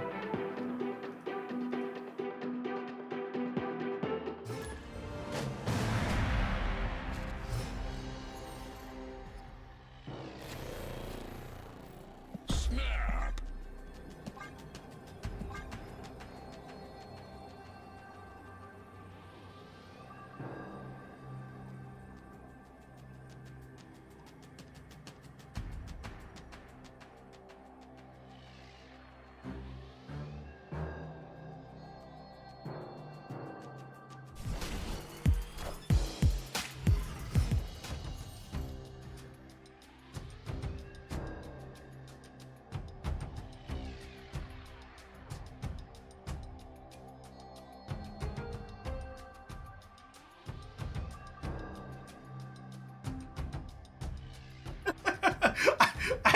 I really just shouldn't look at YouTube comments while I'm live. It's so hard not to get distracted by fucking dumb people.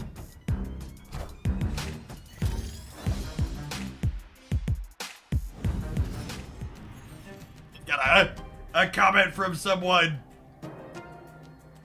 that the audio bug makes a random deck video unwatchable.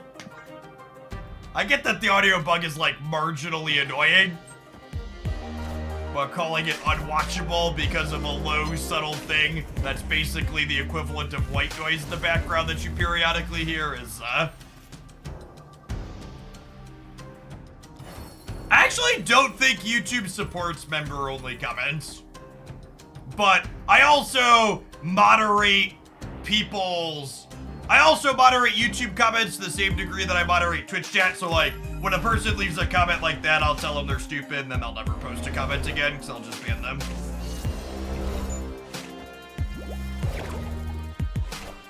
Honestly, I wouldn't be surprised if part of the reason why my YouTube stuff doesn't perform well is because I remove so many people's ability to post further comments. Just have zero desire to interface with those folks further.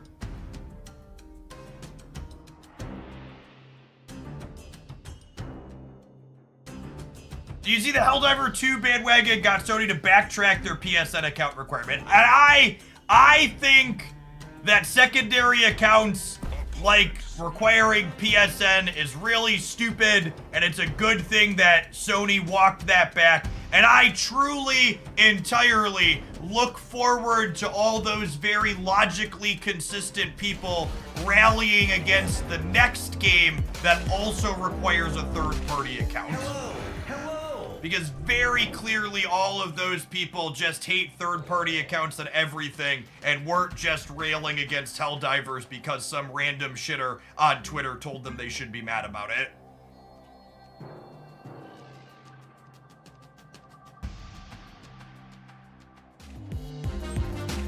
Is the audio bug a Twitch thing? No, it's an actual game client bug.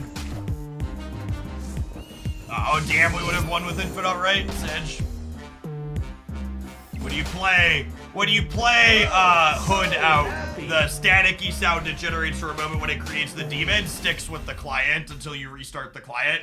So if you're playing a deck that has Hood in it, it's just gonna happen every match and there's no way around it. I played for 8 cubes on this split, mostly because I don't really want to play this deck into Loki.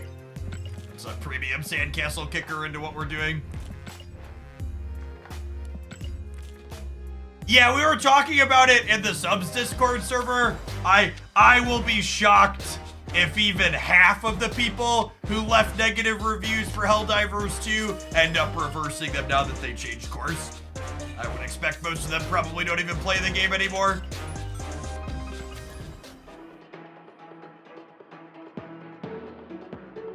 Yeah, but like, here's the thing, Silent Aki. This is the other thing. Whenever I talk about how people aren't logically consistent about third-party accounts, people are like, well, it's not just about the third-party account, Jeff. It's about being geo-restricted out of playing the game. There are lots of other games that have geo-restricted locations too, that also don't have people constantly railing against them because there wasn't some rage mob on Twitter directing them to do it.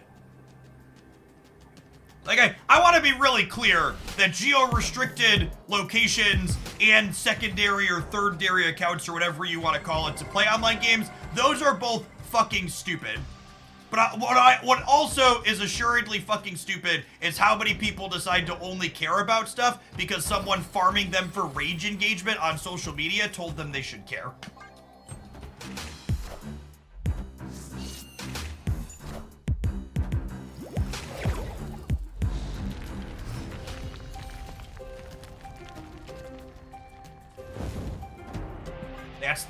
That's the thing. And you can keep moving the goalpost, and every time I bring up another point, people are like, the goal changes, and it's some other thing that people are upset about. But like, if you actually care about the issues in the industry, you should be pointing out, you should not just stop at Helldivers 2. You should point out all these other things that require me to have a Microsoft account and others to be able to functionally play them.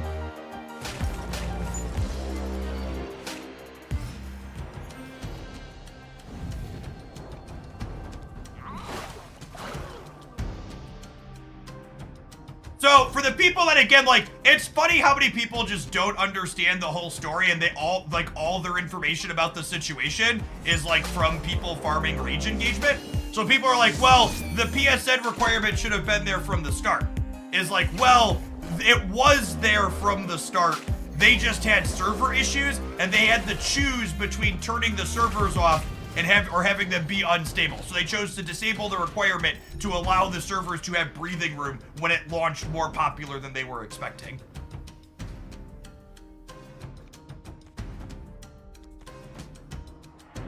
Yeah, it was literally temporarily removed because of issues the servers were having. The game was way more popular than was expected on launch. Is the TLDR. And again, the removal of nuance and everybody boils things down is every time I point these things out on Twitter, people are like, oh, stop defending Sony. These accounts suck. And these accounts suck. And they shouldn't do this. Like, yeah, they do suck. But you also suck for farming rage engagement, so fuck you. That's my point in all of it. Is like, yes, you're right. They suck. Big corpo making arbitrary requirements so they can farm your data sucks. But also you getting mad because someone told you to get mad. Also shitty.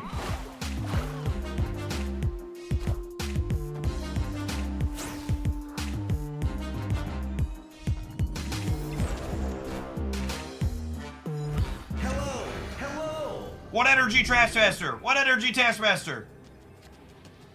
Unlucky. And they took my Mobius. Alright. I'm gonna give this deck one more shot. Actually, I'm gonna let this deck play games until we run into another Loki or a half hour to 45 minutes goes by. But this deck's Loki matchup is just so atrocious. I really don't want to continue playing into it. There's just been so much Loki in these queues so far today.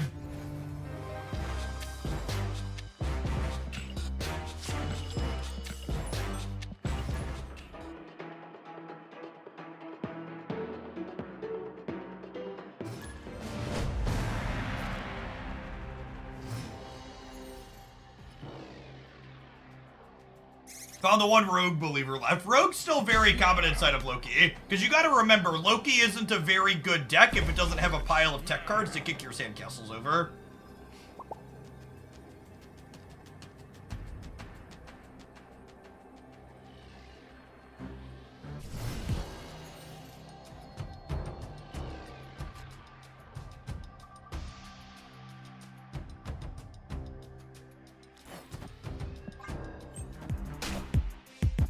What do Loki's stats look like? Incredibly, let me put it to you this way.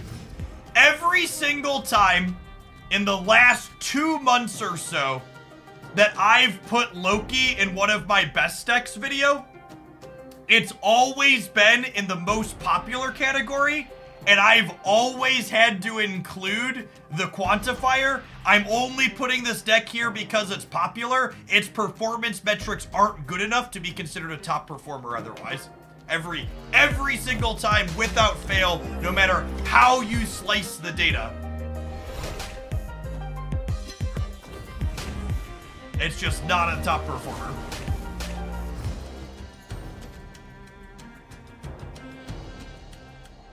This is another Loki deck, by the way. We have a District X game, so I guess we'll play it out.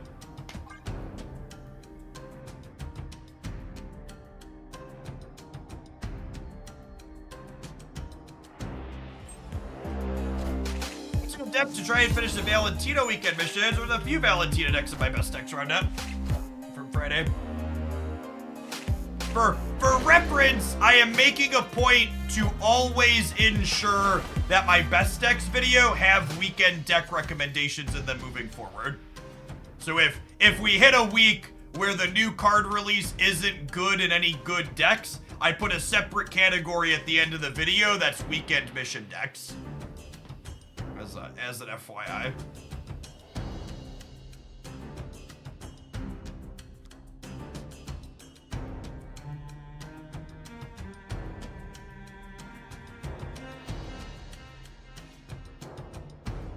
It could be the no Loki deck. KM Best did a video on it. It's so, like, that comment there highlights the true and entire idiocy of trying to assign deck credit.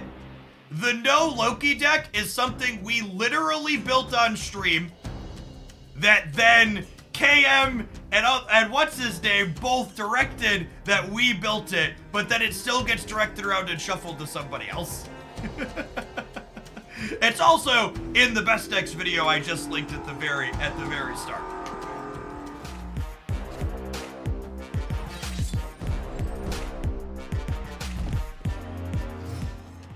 It's one of those things I forget what the. Maybe someone in chat can help me out because I forget what this phenomenon is referred to. It was described as imagine you're reading a newspaper and a topic that you know a lot about has a journalist write something about it, and you're like, man, that's super wrong and doesn't get any of the important stuff correct. But then you go on reading the newspaper and read all the other topics at face value as though they're probably correct. And that's the kind of crux of the deck credit thing, right? Like there's all these examples of like, oh, this is awful and doesn't make sense. But then you're like, oh, still, by the way, deck credit, deck credit, deck credit.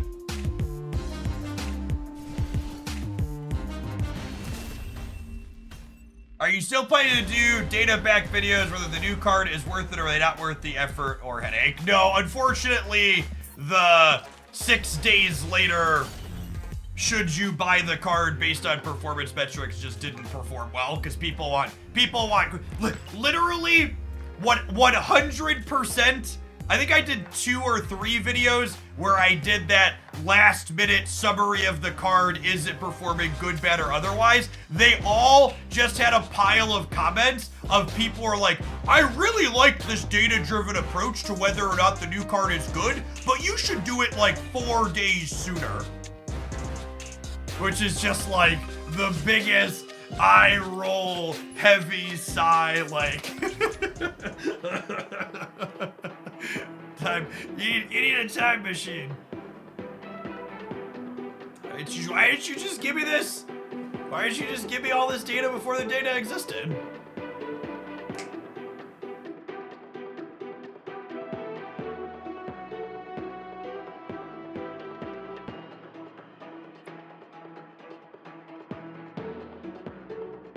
How is Nocturne performing? Should I pull the trigger on these caches?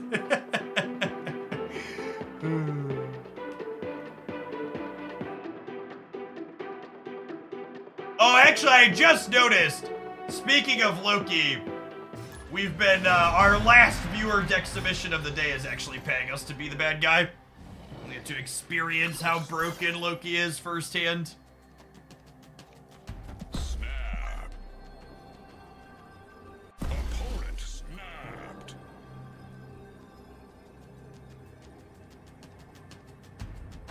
Just look at the data for Nightcrawler and Scarlet Witch and average it out. Ooh. That's a good one.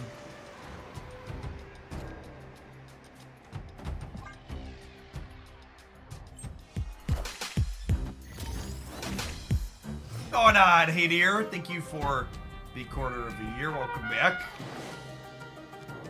Cosno.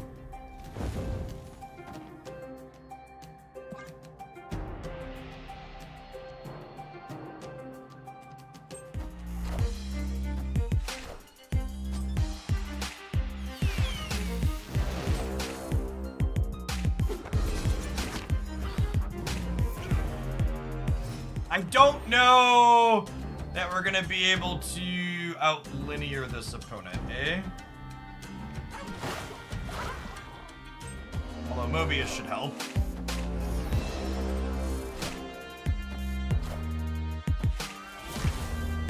Cosmo should help too.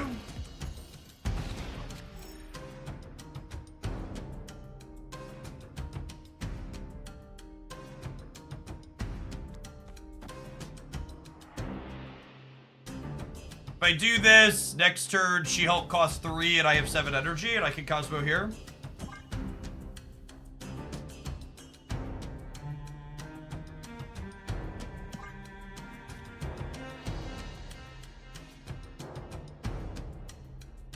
Maybe I'm actually just supposed to full soak. I don't actually need the extra points from Shuri, I don't think.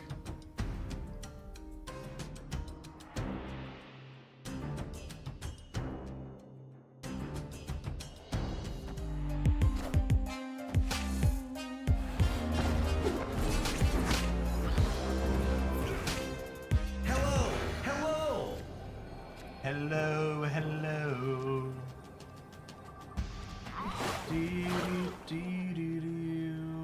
This gives us 17 and 16.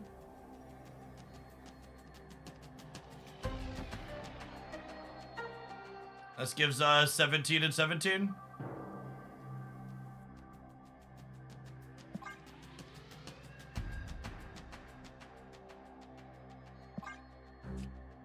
Hello, hello.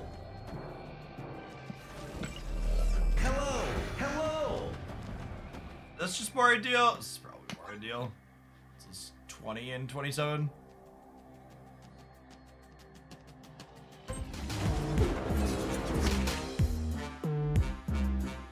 Eating Red Hulk. Hello. Can you understand me? Gento.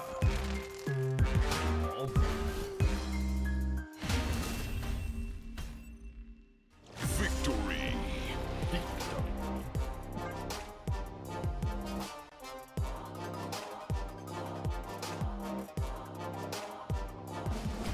Oh, snap.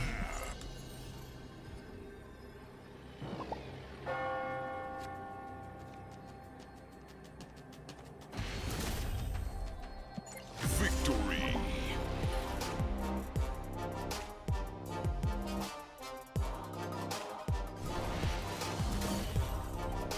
All right, looks like it's time for some ads. I'm gonna tap that. And we'll check our shop when we get back to see if we're giving Broad some money today. Thanks for hanging out. Don't go anywhere.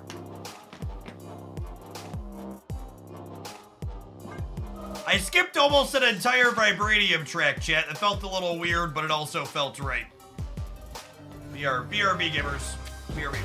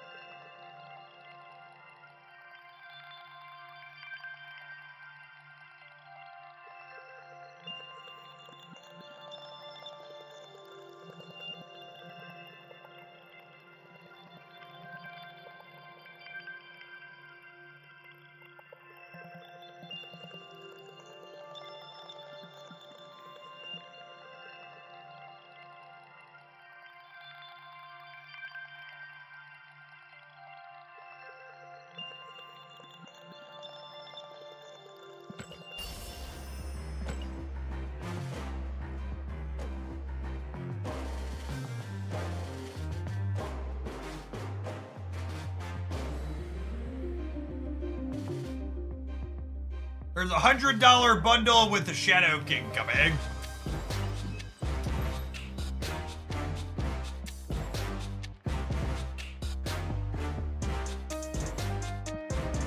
It's a nice Zemo.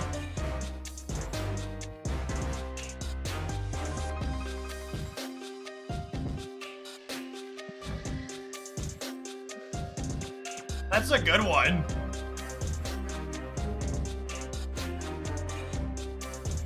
That's a good one, Chip. Patriot split. Speaking of good ones. Infinity. That's unfortunate. I'm almost out of tokens.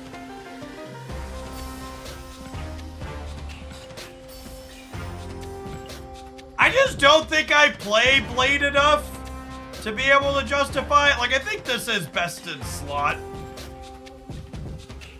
5,000 tokens is just so many tokens, chat.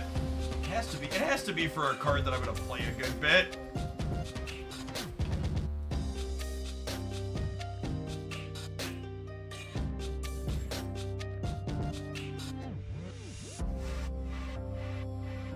Yeah, there was a good Blade coming in June, too, on the season pass. I don't hate this one either. This one I have, it's pretty good. I was like, this one's good too. It has a lot of good pieces of art. Just don't think it's best in slot by a significant margin.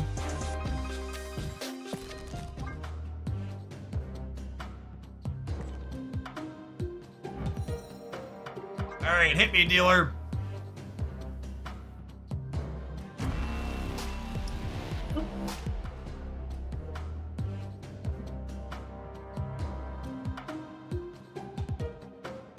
The free boosters in the shop chat is just such a fantastic. Our last split was gold too, wasn't it? Is that 2 golds in a row? Now am I going to spew? Am I gonna spew we're 2 golds in a row?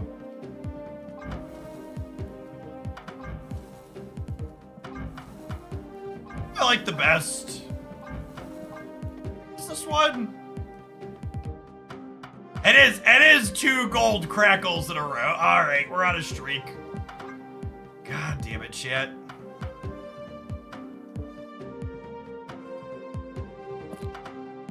Can't stop now! Can't stop, won't stop. Scissor, any preferences?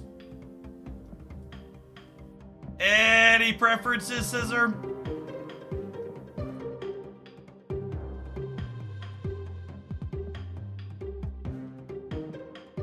I have Gold Collector already.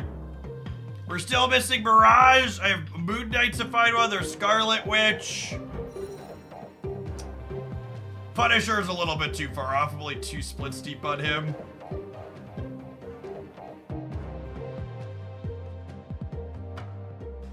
Any of the inky friends we could roll again on. Lockjaw, Khazar, Nick Fury, Black Cat, Hellcow. Pixie has no splits and not enough boosters yet. So the problem with Jean Grey is that this variant looks like ass when you put a background on her. That's the problem. It gets just completely, even in the 3D, it gets completely washed out. It just looks atrocious. It takes a glorious piece of art and just like puts it in a trash can. I've got a ton of Gene boosters, just not worth. It looks similarly washed out in gold. It looks similarly washed out in gold.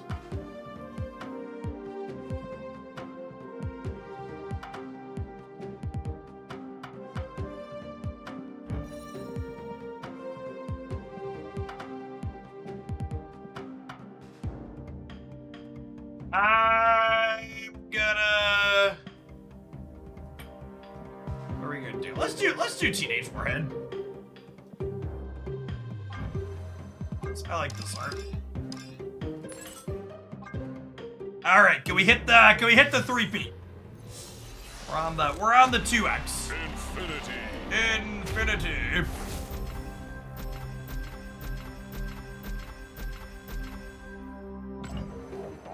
If we hit here, I'm gonna have to go again.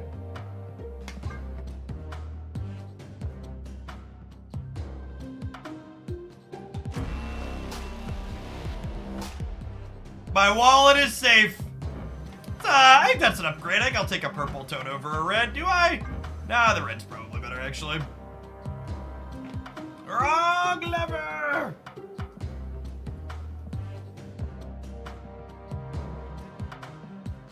Alright, I got one more viewer pile of cards. This one's not really a pile, it is a relatively stock looking.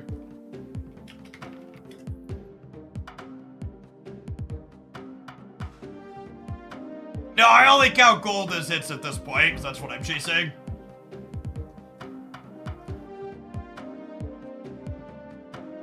This deck is mostly gold. This is technically fool's gold. That's a pretty good fool's gold.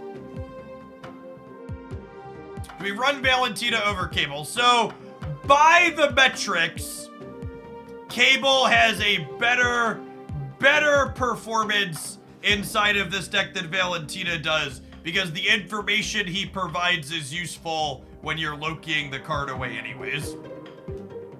So by the numbers, Cable is better than Valentina in that slot. Which is an eternal reminder of be weary of release week overhype when someone's simply slotting a new card into an existing fine deck. I think Mockingbird's solid in here, Harkudo. Happy to play with her.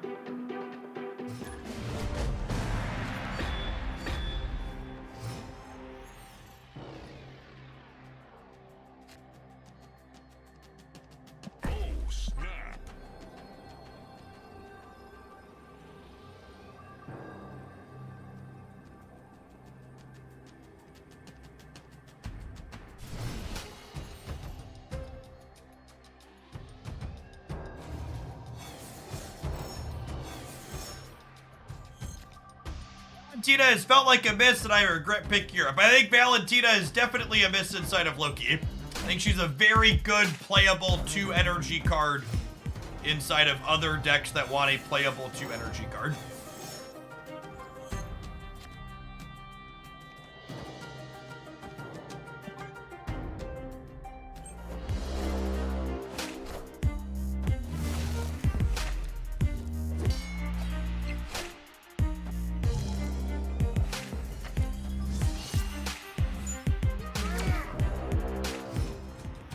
Gladiator.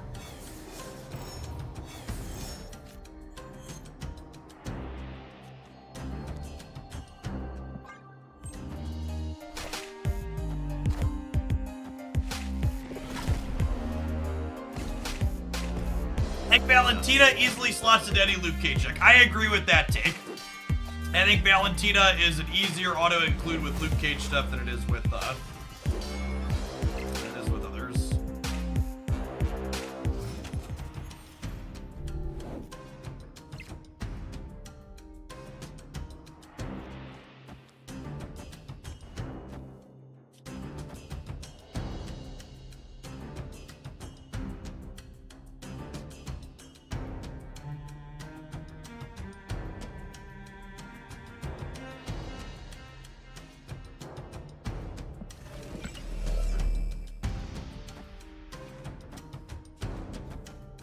I don't think I need the extra energy, right? Because I'm blowing up at least 2 things here. So then this is 2, and then this is 5 plus 2 next turn. Kitty Pride to Stark Tower. No, I think I want extra points in the Super Flow rather than extra points in the Kitty Pride.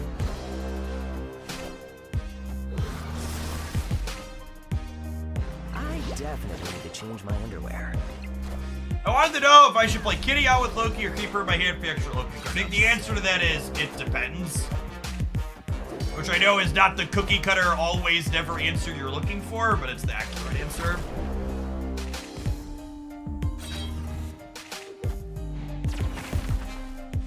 Enough said,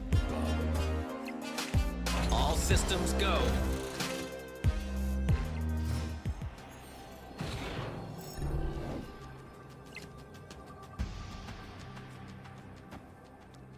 Well, they can't shang me everywhere, gamers. Victory.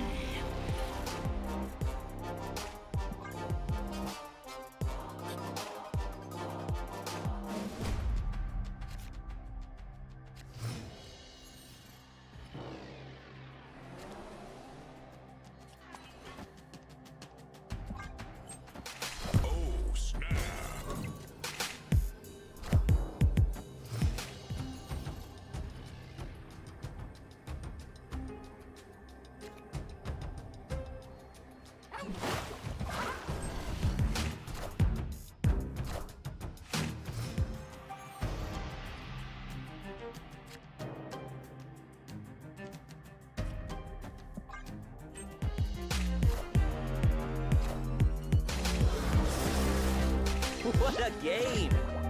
1, 2, 3 for them here. Needs to go middle. Wolverine not going right, at least is good for us.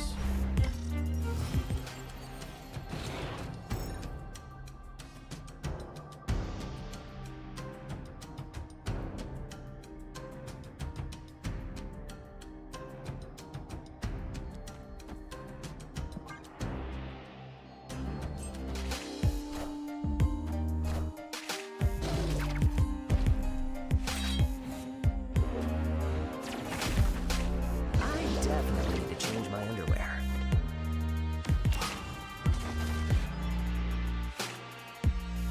What do you think about Hobgoblin middle gamers?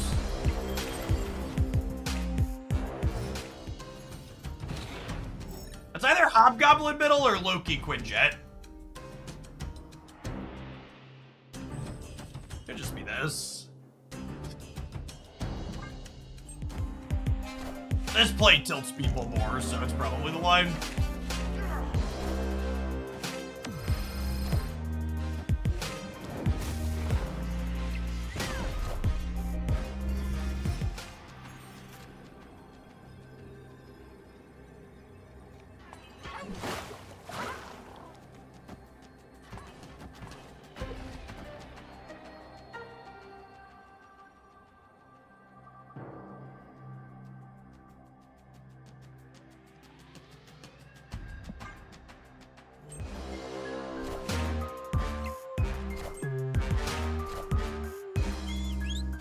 Oh, I forgot I'd already triggered their warhead. I should have played Angel in the middle.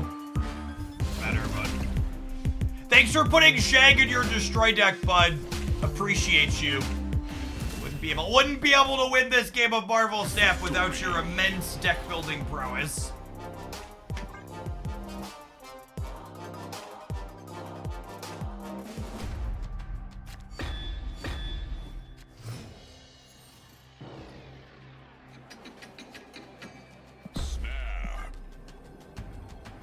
This is why people hate Loki. Yep.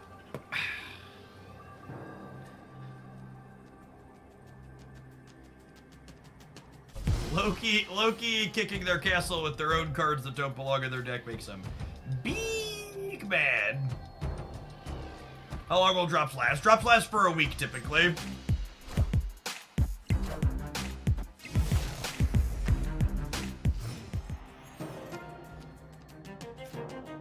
The man in the mirror keeps punching me in the face.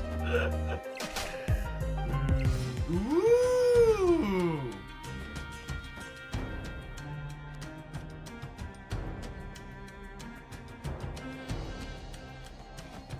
Look at this. I think I'm into it. Hey, Spitty, thanks for the prime. Appreciate it. Unlucky. Big rip.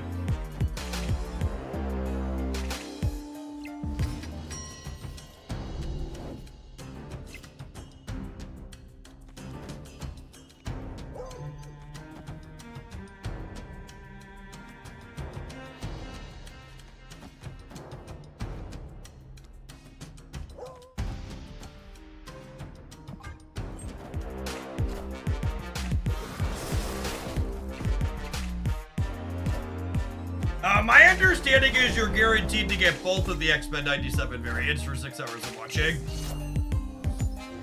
Also, something I'm gonna have to remember to say a lot, I think, is it's gonna be important, chat, that if you want there to be more exclusive variants,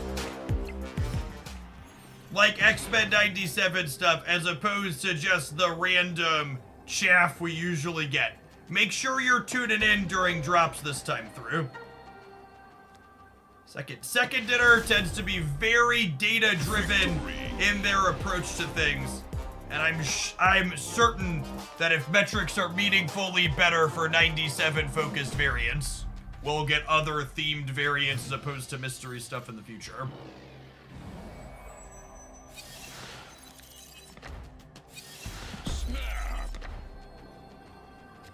They have my Shen. We have their death. Fair trade.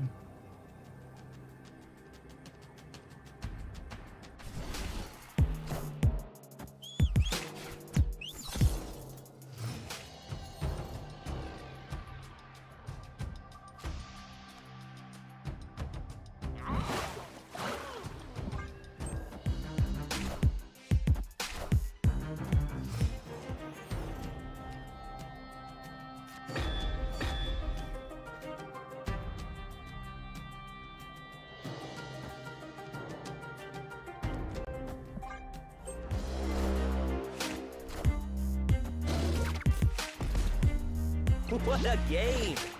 What a game! Kitty Pryde is dead here, unfortunately.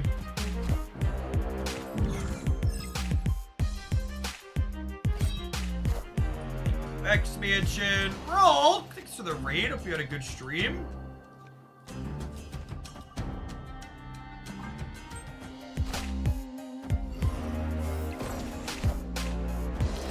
Gamers, if you're looking for another excellent staff creator making content on the regular, I'm sure you've got Rolk on your follow list. Remember, they also have a death, and their death costs one more than ours because we have Quinn Jedi now.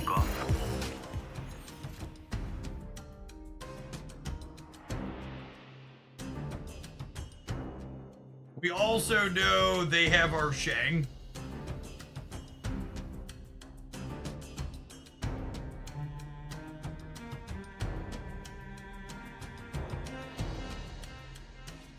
On Death Cosmo. Yeah, maybe. That seems fine. That cuts them off from blowing stuff up this turn too and protects from Shang next turn.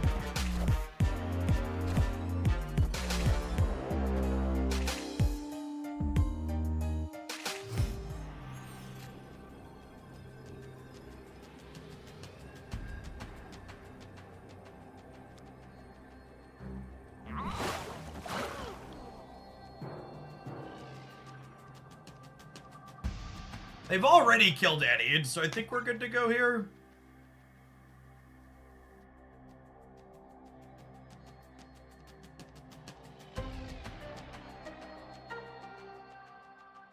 This is +1 over here, which ties death. This ties death, and then we're +7 over here.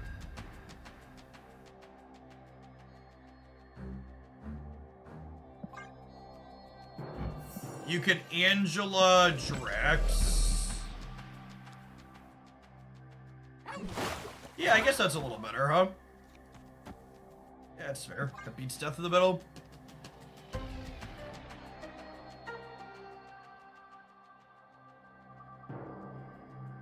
Let's us, Elsa Bloodstone here, too. Or Elsa Bloodstone here, I mean.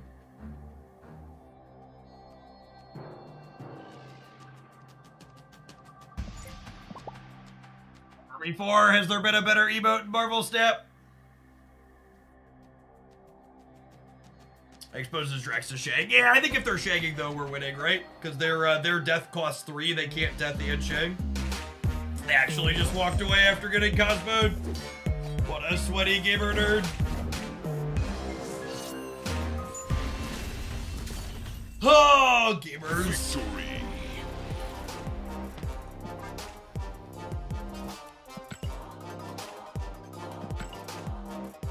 I'd like to dedicate that immense win to our opponent's deck building choices. Thank you for putting Shang-Chi in your destroy deck. Our victory would not have been possible without you and your choices.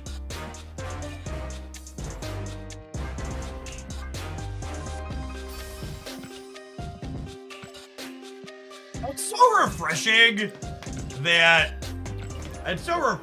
Shang's in a worse spot than it has been in some time. Its play rate hasn't gone down by the metrics, but its performance is down significantly compared to what it was.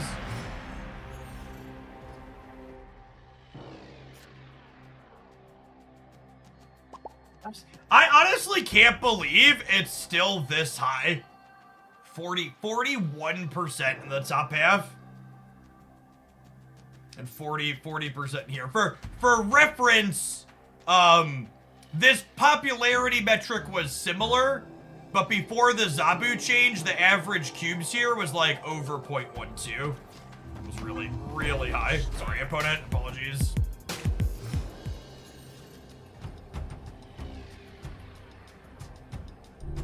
Look, we may be stubborn, but we're also stupid. Mood. Yes, my video doing some roundups on the current Marvel Snap endgame economy and my thoughts about it are definitely going up tomorrow morning.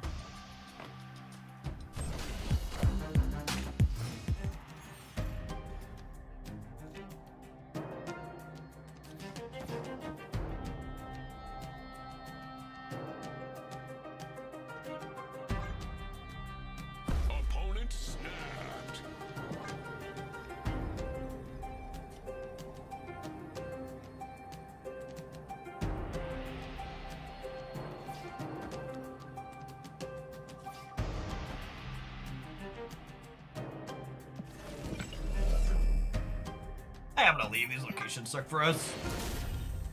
I just don't have a good way to deploy or place. Like, I could use Snow Guard to get rid of this, but I just don't have a way to, like, get the Snow Hawk down anywhere useful and then still play out. Anecdotally, people seem to be playing out Shang less at 4 costs rather than 3.5. People are finding better things to spend their energy on more often. Yeah, I think that's accurate. I think even though Shang has a high popularity, they're playing it less frequently. That's been my anecdotal experience as well.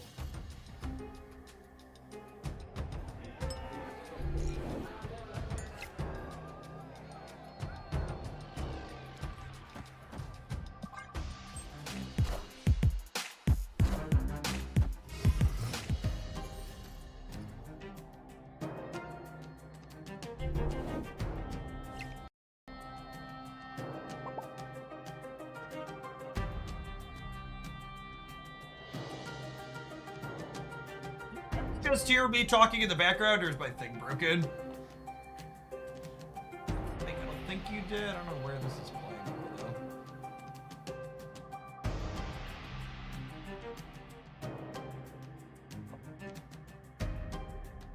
Tsar, of all the locations in Marvel Snap, these are certainly some of them.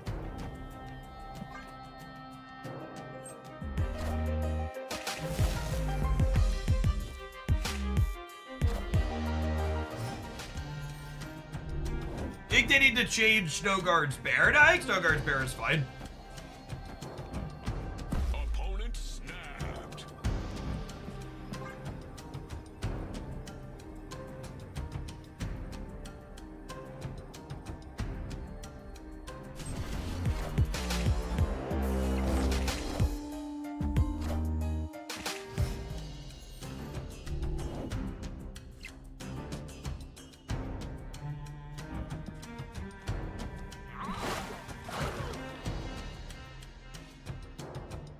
Angularity, thank you for the 7 months. Legion Gamer, maybe?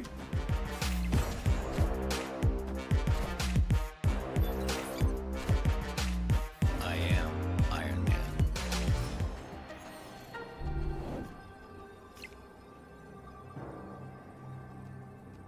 They could just have Onslaught here, yeah?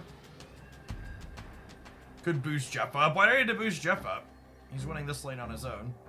If they Onslaught here, it's 11:44.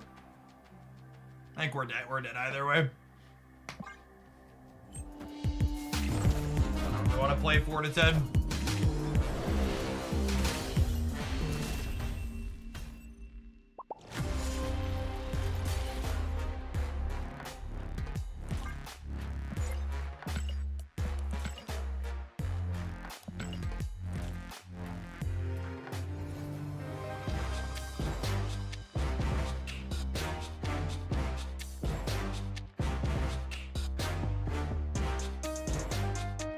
Oh, chat! I have a little teaser. Here's an excerpt from tomorrow's video. We're not pulling any punches. Finally, I like to close this video out with a couple of objective truths about the Marvel Snap economy. The first is that the Marvel Snap economy is carefully designed and crafted to be deeply predatory. There you go. There you go. Watch. Make sure you turn it on YouTube tomorrow to hear the rest of that.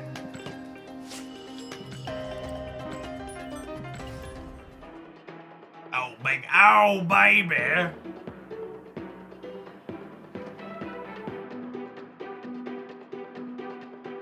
That should be the whole video.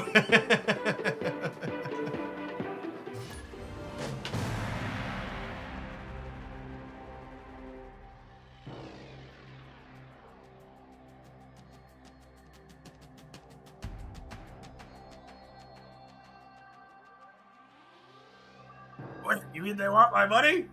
No, chat. They don't just want your money. They want all of your money. Has there been any news regarding Pokemon Pockets release date? There is not. We did get news on Marvel Rivals though. Marvel Rivals, the Marvel Overwatch game, is supposed to have a closed test at the end of the week.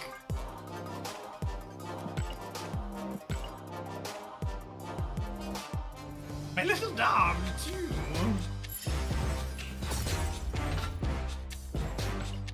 Joke's on them, I'm broke. Fair, can't get blood from a turnip.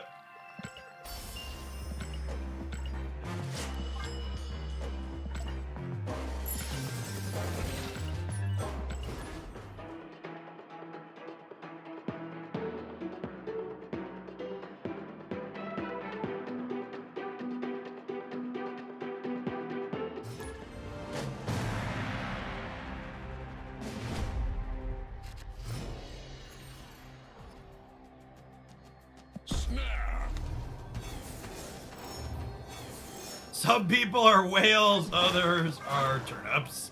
It's Trino. Just the facts.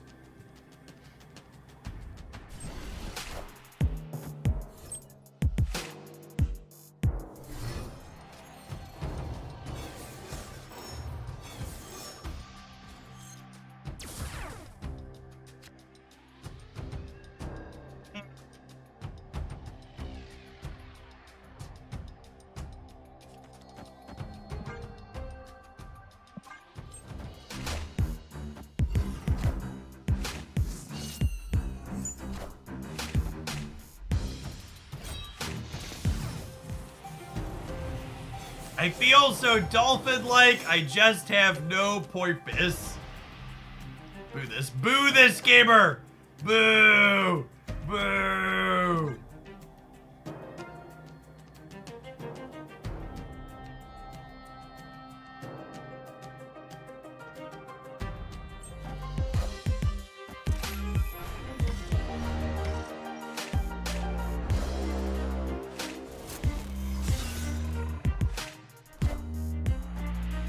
Their hand is empty!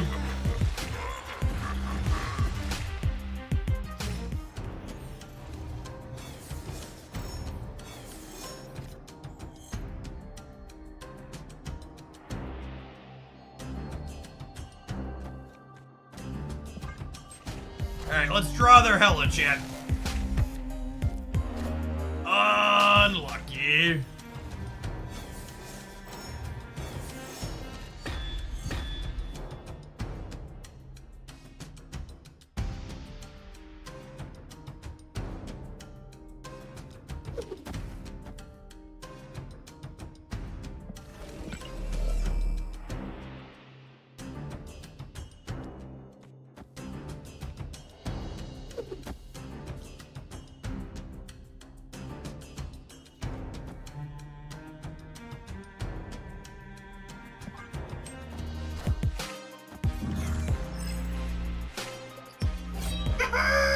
Goal!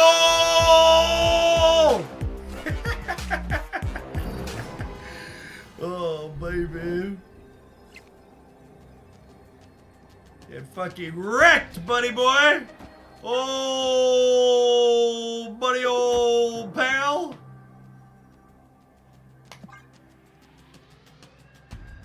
Buddy boy. Boy.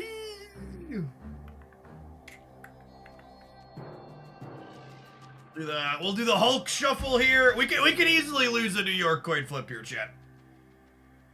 It was like losing a New York coin flip is definitely in our output range.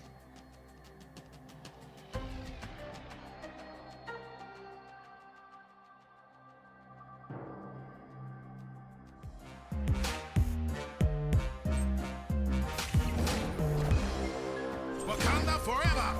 Wakanda forever!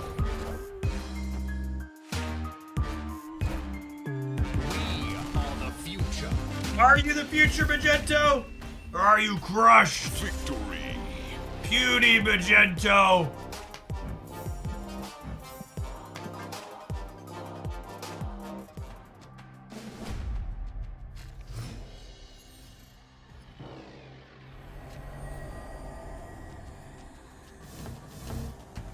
Oh, snap!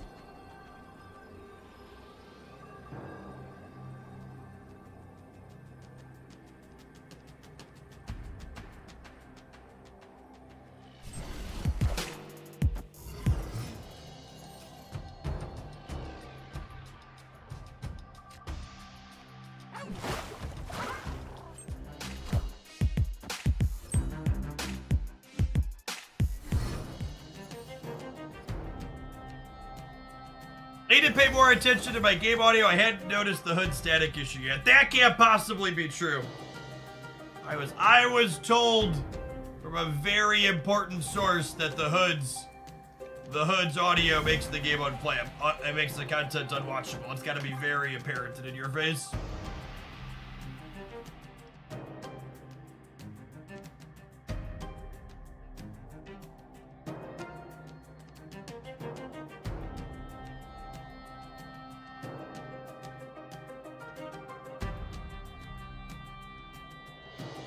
I've never heard anybody. It's so super low. It's basically white noise. It's basically like a small amount of white noise underneath the actual game. It's not noticeable, like, at all.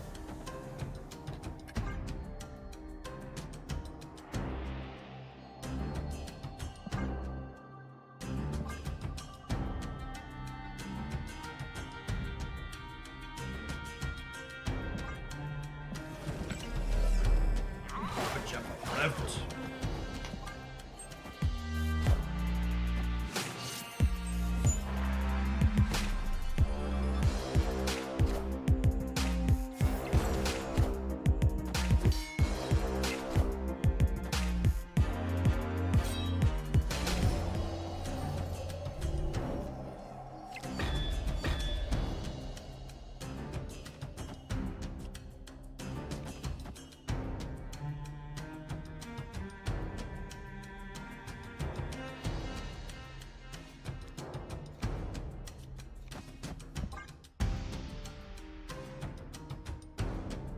Landscape stuff is for the birds, chat.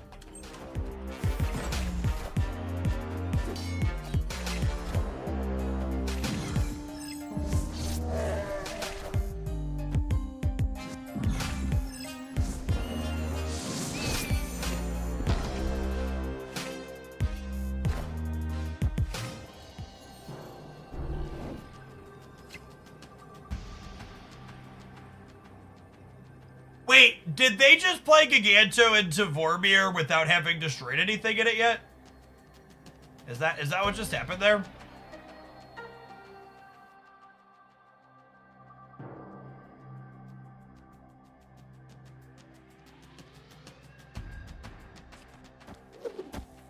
Okay, it's fine. We beat Hella every time. Victory.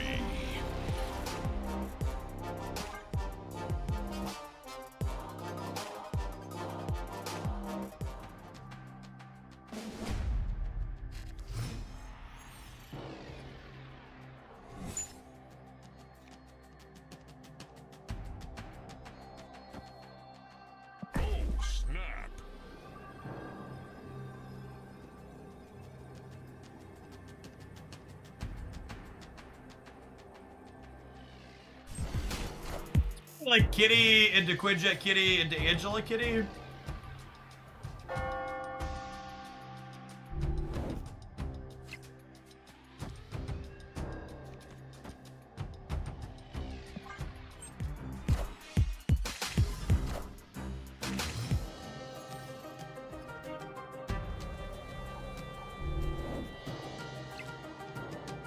Or Cosmo Carmartage.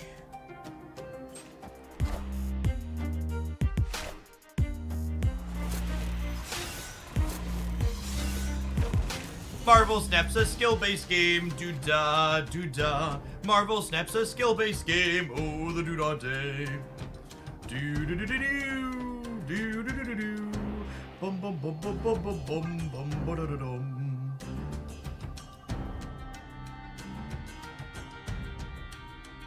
They didn't want to risk discarding the hell out of the Corvus by triggering him twice. But he got her anyways.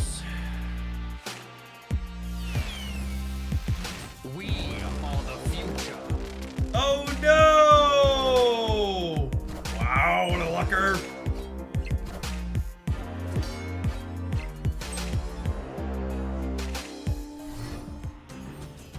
Can't shag him over there now either. Rip.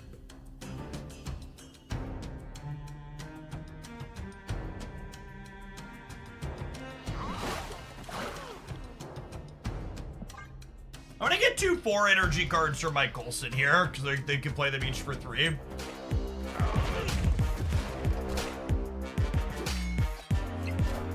Wow, look at this immense Red Hulk buff preventing me from Shang-Chiing this card. Absolutely massive buff to this Red Hulk here.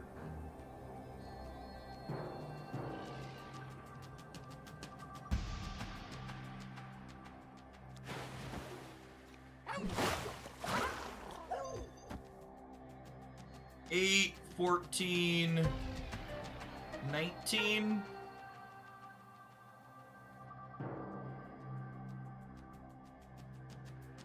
Tied 10. So that puts me up 10. It puts me up 11. I lose to Giganto.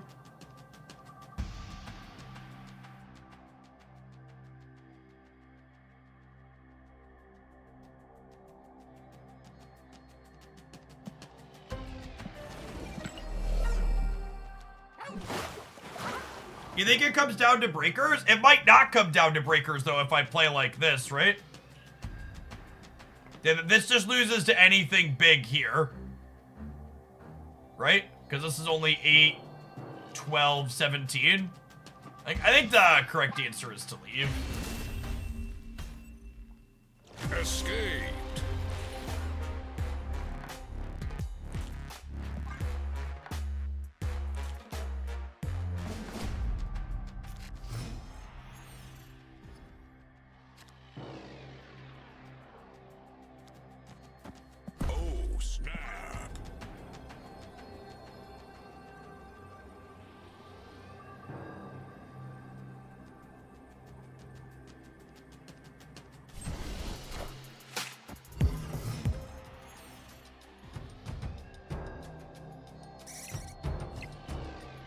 Malagar, thank you for the 14 months. Welcome back.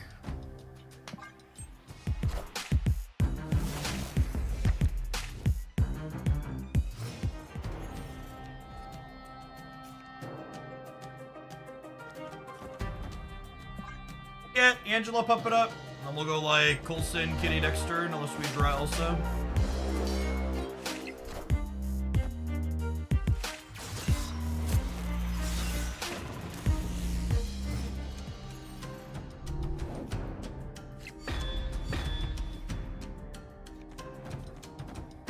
Good one.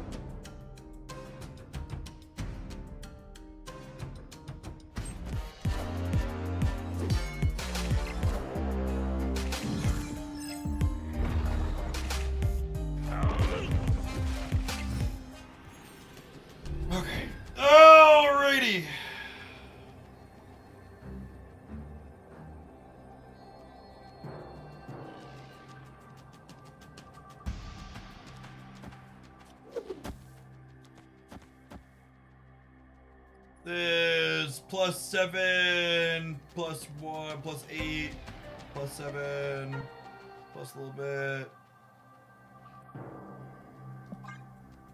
I don't know if my body is ready for them to have top decked the hell of here.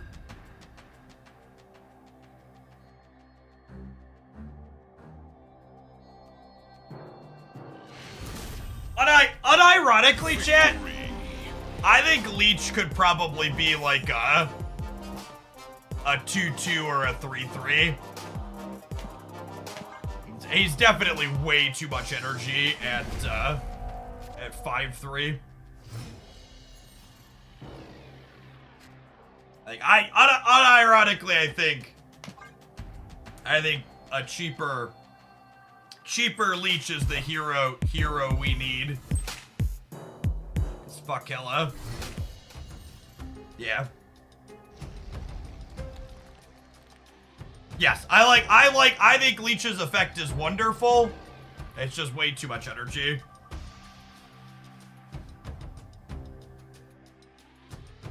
They could also, if they really wanted him to be 5, they could give him like the Sandman treatment and make him like a 5/7. I think I'd rather see him be cheaper.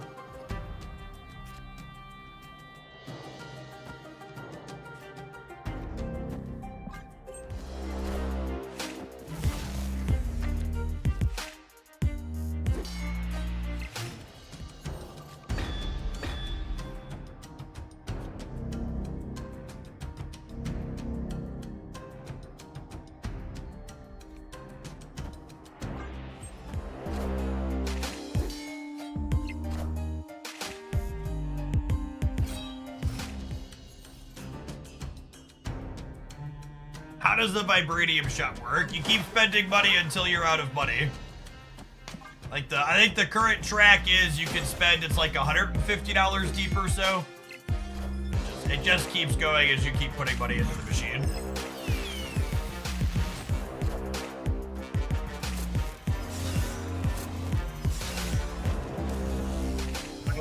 Couldn't have happened to a nicer gamer.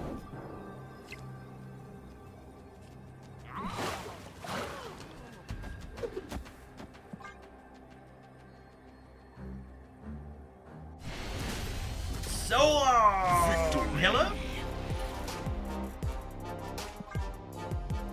So long, farewell, I'll see you and good day.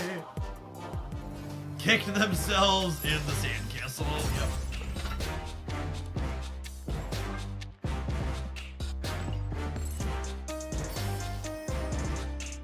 Is this the best Loki deck? I believe by the numbers something close to this is the best performing, but it's also worth noting that despite there being lots of complaining in lots of parts of Marvel staff, the stats on Loki are not that good. When you look at top 10%, it's C tier. You look at top 50%, bottom of B tier. It's better in Infinite Conquest, but it's still at the bottom of B tier, I believe. Yeah. It's the most popular deck here by a lot, but still underperforming compared to a bunch of them. There is Cerebra 3 towards the top. Super small sample here. But yeah, it's like a fine pile of kick your sandcastles. Ongoing Gene deck is very good. Very good stats basically everywhere. I think you should be playing Mobius, though.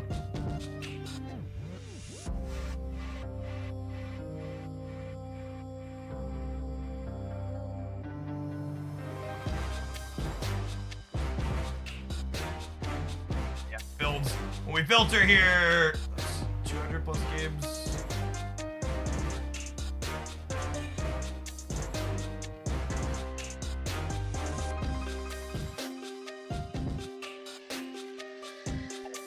The top performing lists have Mobius in them when we look here. They also have smaller samples than these ones without, but I'm pretty confident that Mobius makes the deck a good bit better.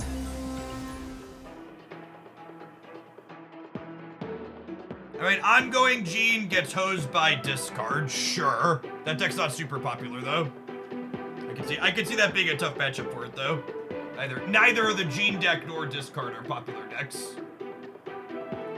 Is US Agent that good? US Agent is potentially one of the better 2-drops in Marvel staff at the moment. It's very strong.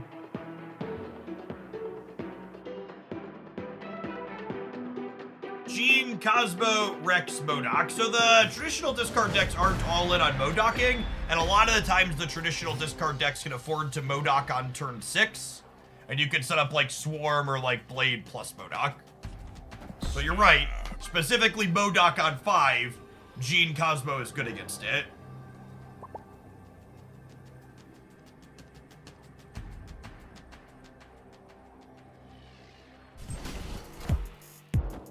This be the first of many Baker's dozens, or however that works. Thanks for the 13 months, Hollywood. Good afternoon.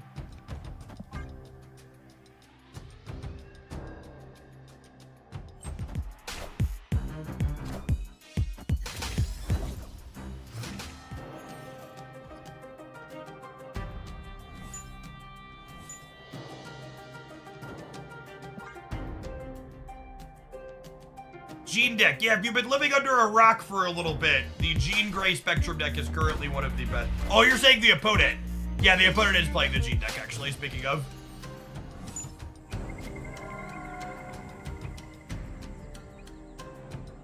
Accurate.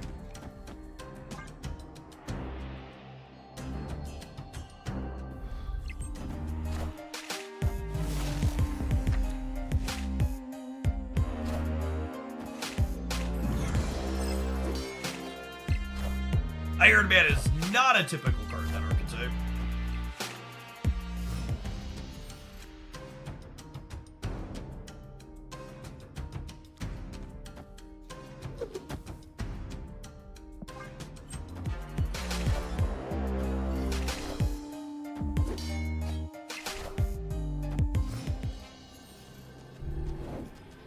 Opponent snapped.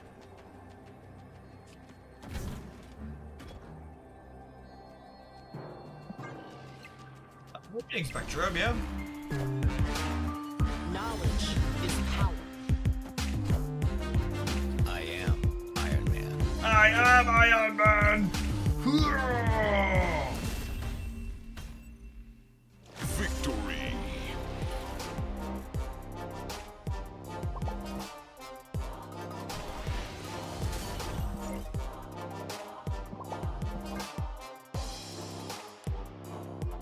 All right, gamers, since we've got drops kicking off tomorrow, I'm gonna go ahead and call it a short day after 6.5 hours. If you want more from me, be sure to check out my Spotlight Cash review video on the YouTube side. I'm also gonna hit publish on a Pixie Shuri deck up on the Jeff Hoagland YouTube channel. I'll be back tomorrow morning. Drops kick off approximately 20 hours from now at 11 a.m. Central tomorrow. Instead of a mystery variant at the top end, there's going to be an X-Men 97 Bishop and an X-Men 97 Mr. Sinister. And there'll be credits and boosters before that, as always. Thanks for hanging out, and everybody enjoy the rest of your Monday wherever you're at. So I'll find someone to raid here that's snapping today, huh?